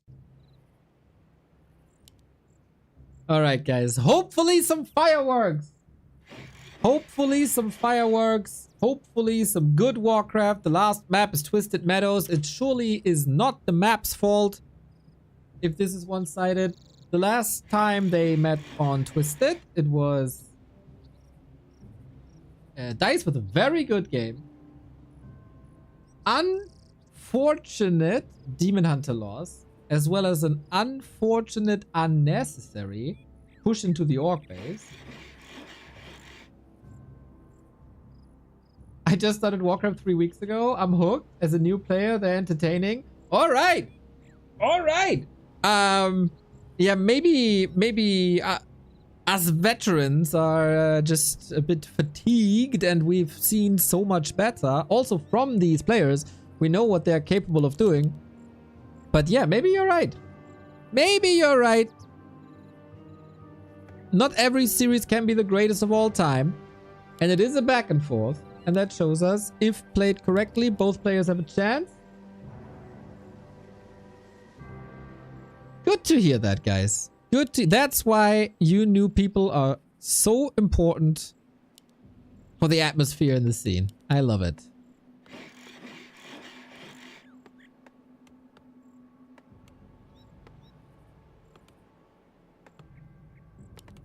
We still have a blade. We still have a keeper. No demon hunter. No crazy warden shenanigans, which, you know, every once in a blue moon, one night elf player is trying to play warden versus orc and is then surprised that it's not working that well. New player here as well, cheering and learning for the night elf. Or from the night elf. Nice. Yeah, Dise is really good, man. I feel like Dise is sometimes a little unmotivated / lazy, but the potential of this game. Player's forces are under attack.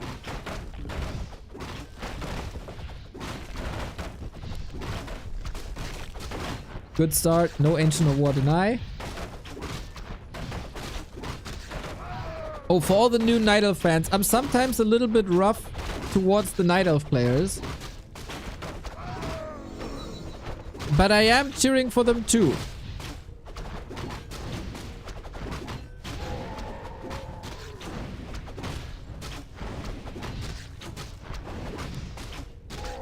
We got an Invo potion that could open up some plays. We get a Shadow Priest for some healing. I like that a lot. Okay, we moved the grunt to the side. A player's forces are under attack. Adjustments by Ice Orc, more careful than the early games before. Yeah, this is a matchup where usually not too much is happening in the beginning as both heroes kind of negate each other.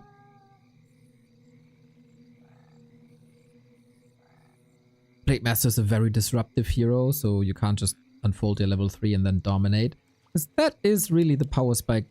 Level 3, especially when there's no dispel on the orc side. And up until then, you gotta be incredibly careful. On the Night Elf side, if you have good multitasking, you can do stuff like this.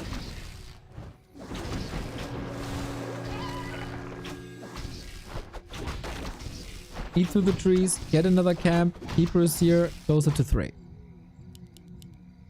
It's a pretty underleveled Blade Master who does have a staff. Special thing on this map, Shadow Priests are available early if you want to. Player's forces are under attack.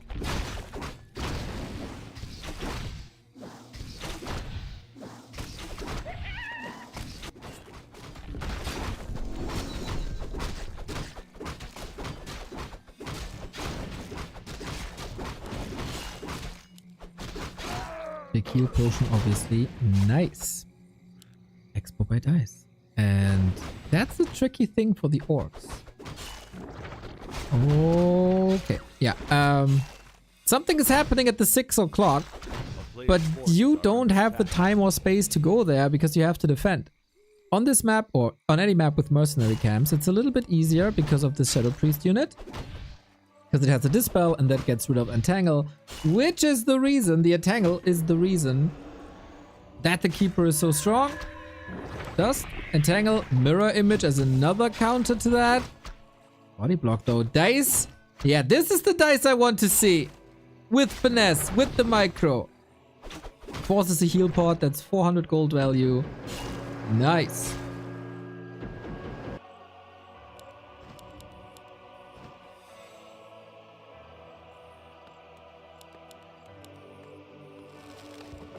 Ice Orc defense. Wait a minute. He cancels the Lodge for a Torrent Totem.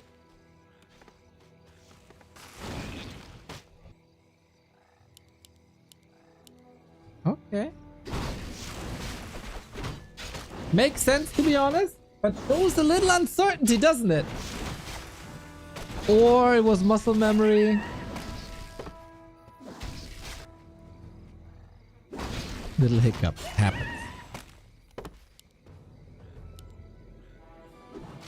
Keeper getting caught. He must have a staff, right? Yep. Hex cooldown is very little though, so staffing out is not that easy, but hiding in the shadows is. And that was a wasted... that was a wasted Hex. He wanted to heal, turns around, is a little bit cheeky, does it again. So, if Dise reveals himself, he'll be hexed and is probably dead. But this is a lot of time bought on the cost of a TP. But he will be rich soon, as the Demon Hunter with the rank +5 is creeping. Yeah, then it is a TP. That took 30 seconds of the clock.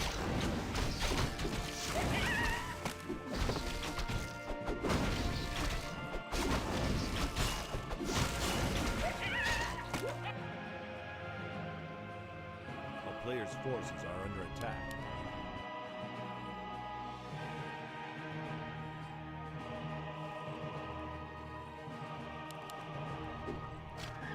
And I saw Dise has a scout out for a counter expansion.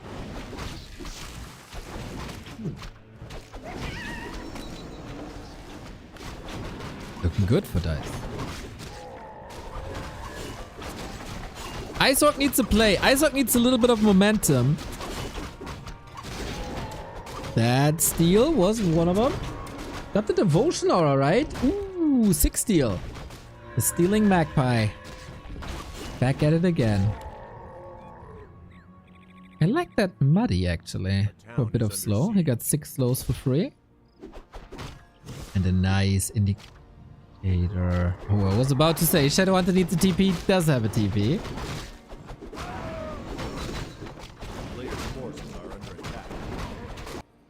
And Blade Master's now what he was kinda supposed to do, just too late. Also closing in on Isork. Heal scroll. Ooh, this must be a TP instantly. Yep. Little lucky that the grunt got ensnared far in the back.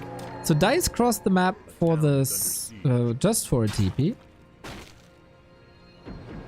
Could have been way more. Could have been the end. Player's forces are under attack.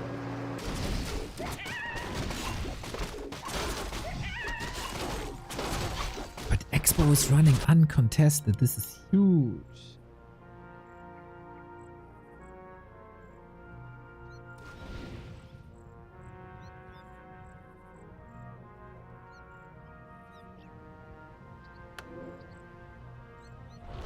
If Isork buys something, Dise knows he's here.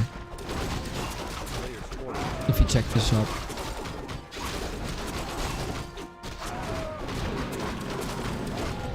Yeah, better not reveal. Better not reveal. Not yet at least. Oh, can you see the second one? Nope. Didn't try. Sobi Mask sells it immediately. For tier 3 and then bears.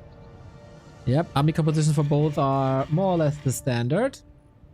Shadowhunter made some progress here as well. A player's forces are under attack. Rats. That's a big bounty. I'm both going red spot. No. Ah, Isork thinking about it. This has a TP, right? Must have. Yep.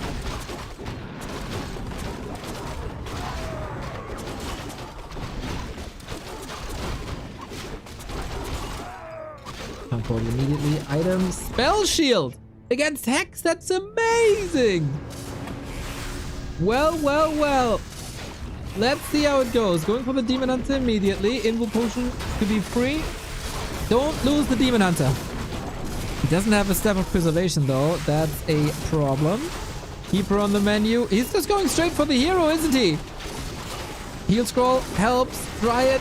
A little bit too late to get out of harm's way. Mana burn, important. Dise needs to keep the hero alive, but net after that, this could be a huge overcommitment for Isork if this doesn't work, but it does. Keep her down. Demon Hunter to rule them all. 60 food is only Dryad though. Raiders, usually not the greatest fighter, but paired with Berserkers, they can do lots of good things. Spell shield at the ready again. Keeper player's Is he forces back are from the tavern? No, overlay is a bit bugged, I feel. And that's a huge attack. While Ice Orc is expanding 60%. You gotta hold this. He doesn't have Nature's Blessing.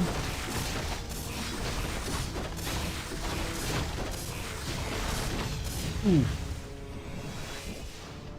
Sick timing by Ice Orc. 4-3 heroes hits them right when it hurts most.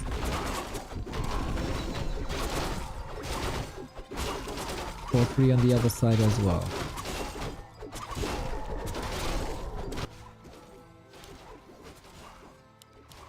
We're gonna have bears soon, but the answer is ready with walkers.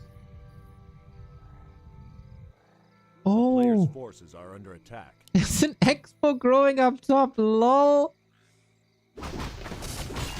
Ice Orc will never in a million years scout this. Never, ever, ever. It's the old Yaws rule. If you crept an expansion spot, you will never assume that your opponent has an expansion there.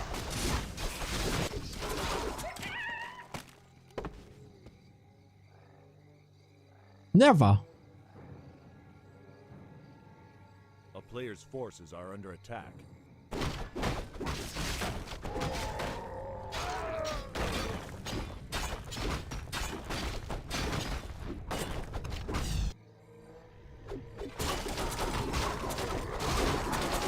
Yaws taught me many things about this game, including that fact.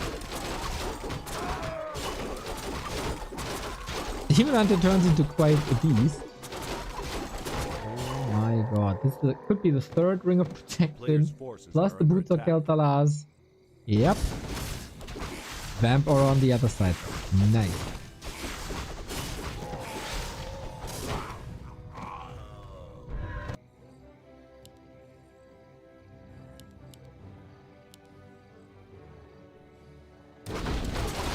Supply even, economy even, levels more or less even. Advantage dice though. Because level 5 Demon Hunter is sick. Might optimize the items a little bit. We got Spell Shield. I was about to say on both sides. But Dice sold him.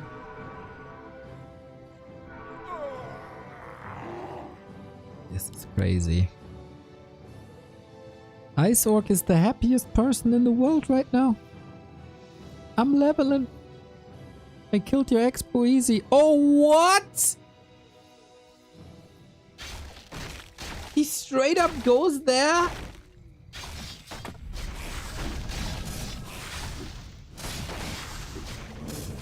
Did he scout this? Because otherwise there's no reason to go there.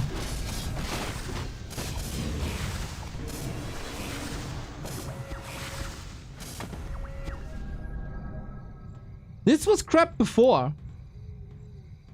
A player's forces are under attack.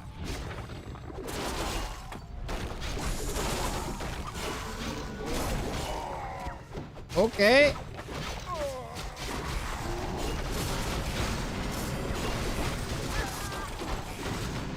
Okay.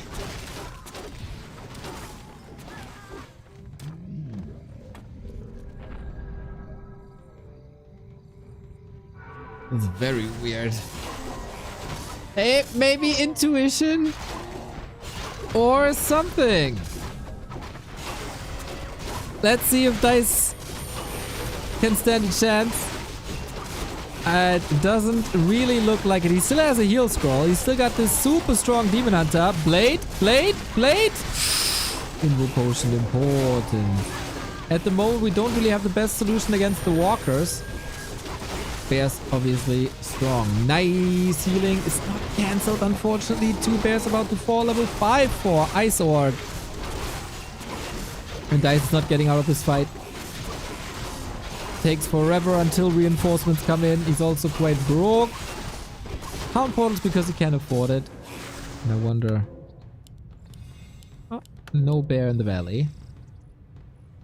A player's forces are under attack.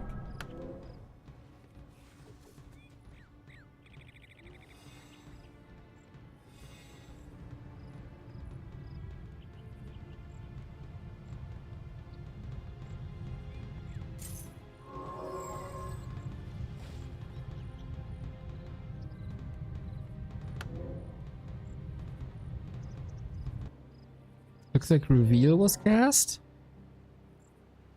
A player's forces are under attack. Yeah, I'm gonna check this out. Maybe he saw army movement. Dise is trying to outmaneuver him. Expo here, expo here.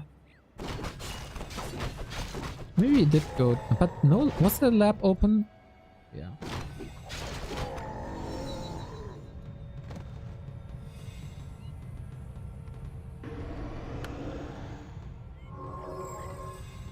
Maybe he just forgot because there was one trapper left and that means the circler is there. That could be.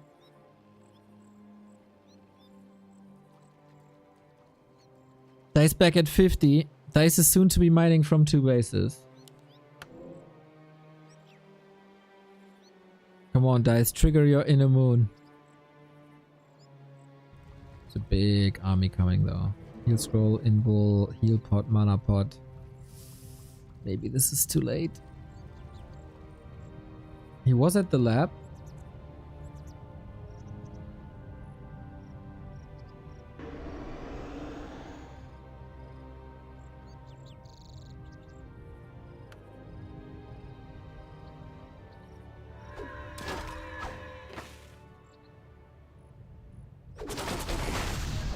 Alrighty, spell shield activated. Now home turf advantage.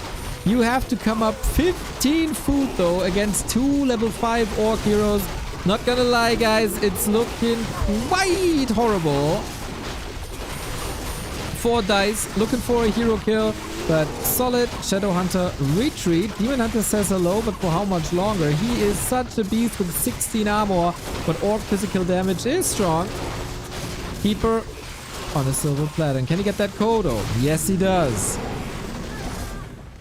But Dise, yeah, he got 2 bases up, 2 extra bases up. But he can't convert that into army. Only 2 production buildings. Can't really spend his gold. Maybe with items. But this might be the end of the line. Lots of potions. Anti-magic even. Not sure if that does anything here, to be honest. Demon Hunter staff gets the redo as well. Oh man, is that an overcommitment? Is it? Maybe it is. I don't know, man. This is 15 supply about to die. Against Orb of Venom in a Night Elf base, everything can happen.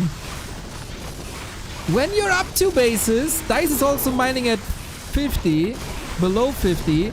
Demon Hunter close to 6.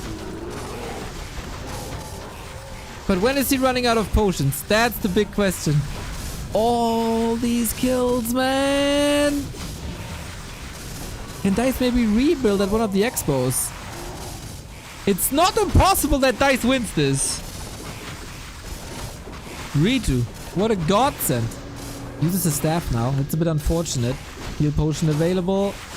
Town portal. He needs kills. He needs kills. Level 6 on the blade is quite crazy. All spells omega good. Oh, blade! Let's go! Level 6! Are you kidding me, bro? Oh my god. Mana potion. Let's go, Superman. We also have Shadow Hunter level 6, but all you gotta do is run and tangle as well. Dise is mental. And Ice Orc with the overcommitment of a century. Nice control though for a while. Ooh, that bear. Ah! Blade is back.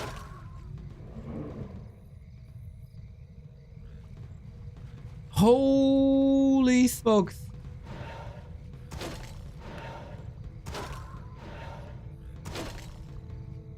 Very, very, very little mana for the orc.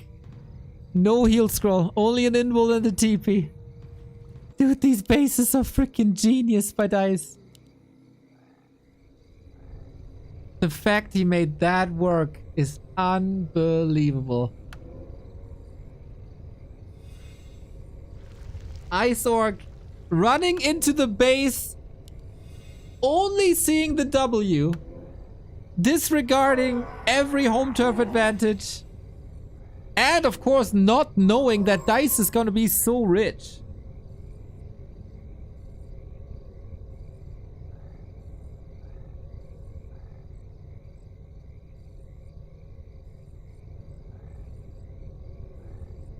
Dise had 30 gold income, Ice Orc 14. Massive advantage. Do we have Blade Storm? No, we don't. Okay, that could be a help. Let's see though. Ultimate cooldown for a while. How can you beat this Demon Hunter? He's so... No, did he sell the rings? No, he did not. Oh, he's so tanky. Oh my god. Riju though. Dispel. Blade. Needs the staff. Gets the staff. Oh, and now the blade might be trapped here. Is he? No, invocation for him too. I have the overlay. Sorry about that. Again, there's so many units about to die. This heal scroll is might be game winning.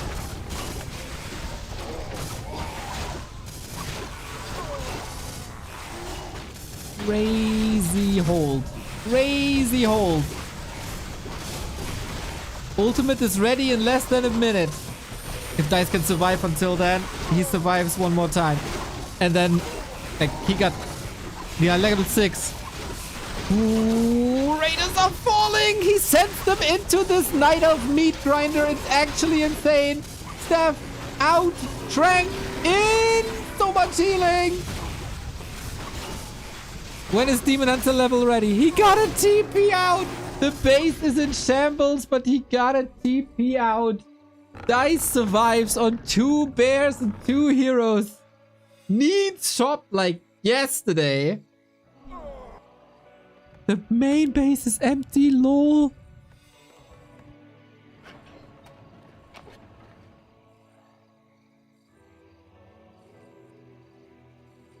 Run to the shop. Careful. Careful. Love that Scout Wisp. Telly step out. Careful play. Awesome. Players' forces are under attack. The home turf advantage gets weaker and weaker. Isorg, I don't think he has seen this or this. A town is under siege.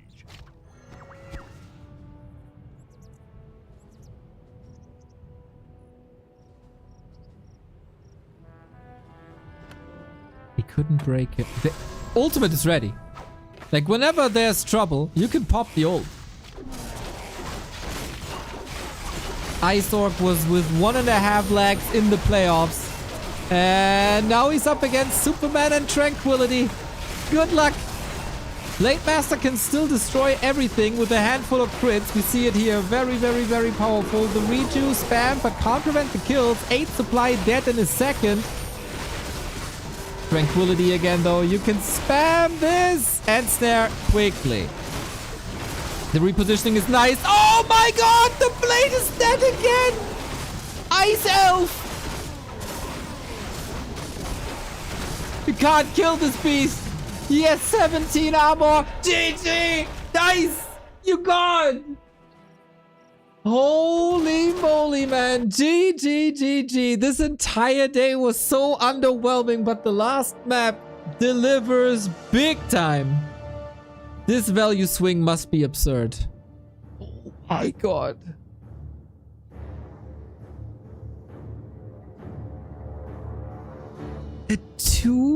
A 3,500 value swing is completely absurd. That was amazing. Or 5k if you look till the end, yep. Amazing Warcraft by Dise. Man, at some point in the last map, the fighting spirit kicked in. If I got this far, let's go playoffs. Man, was he fighting. First, the expansion upper right-hand side. That could have been game winning, but was punished. And then the expos right-hand side and left-hand side. And what a gigantonomic overcommitment and lack of scouting by Isorg that cost him the playoffs. Ridiculous. Ridiculous. Not a single scout. And Dise saw the win condition.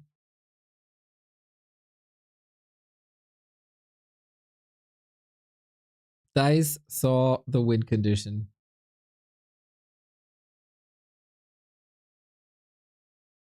Funny, funny, funny.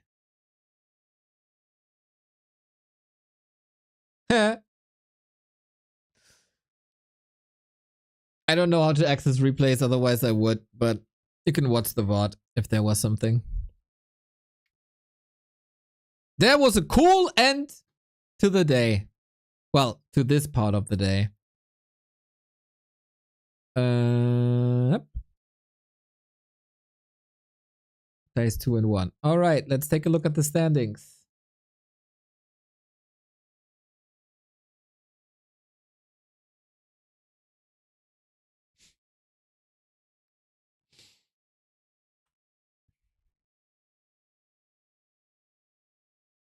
All right, what do we got? In the playoffs now, Happy Moon, Lola Itzini, So and Infi, Focus, the other guy, Labyrinth 120, Starbuck Foggy, Sock, and Dice, plus the 2 winners of tomorrow. That's quite a sexy round of 16, I gotta say. Happy, Lola, So in Focus, Labby, Starbuck, Sock, and probably Cow tomorrow. That was fun indeed. Man, can't wait for the playoff brackets. I don't know if it's predetermined, like if it's A versus B, C versus D or something. I don't think so. I think there's a drawing.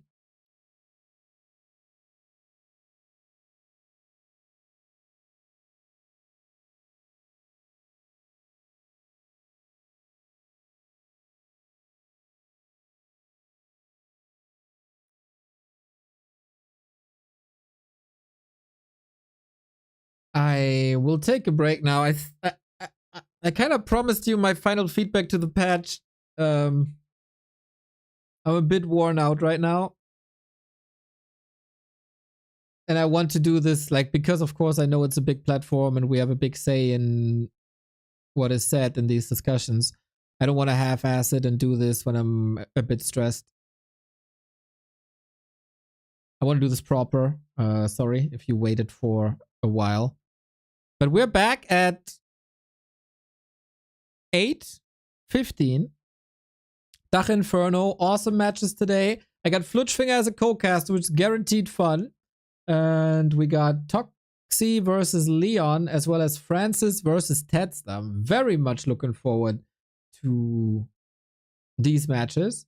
In German, but a lot of you tune in regardless, which is super damn cool. I need a break and relax a little bit, take a nap or something. Thank you for watching. Even though this wasn't the most awesome day, still 2,000 viewers, man. That is so nice. I'm so hyped about these numbers. It's really cool. So see you in 2.5 hours when this day continues. I will rate you to someone who's cool. Ah. Well, I lied.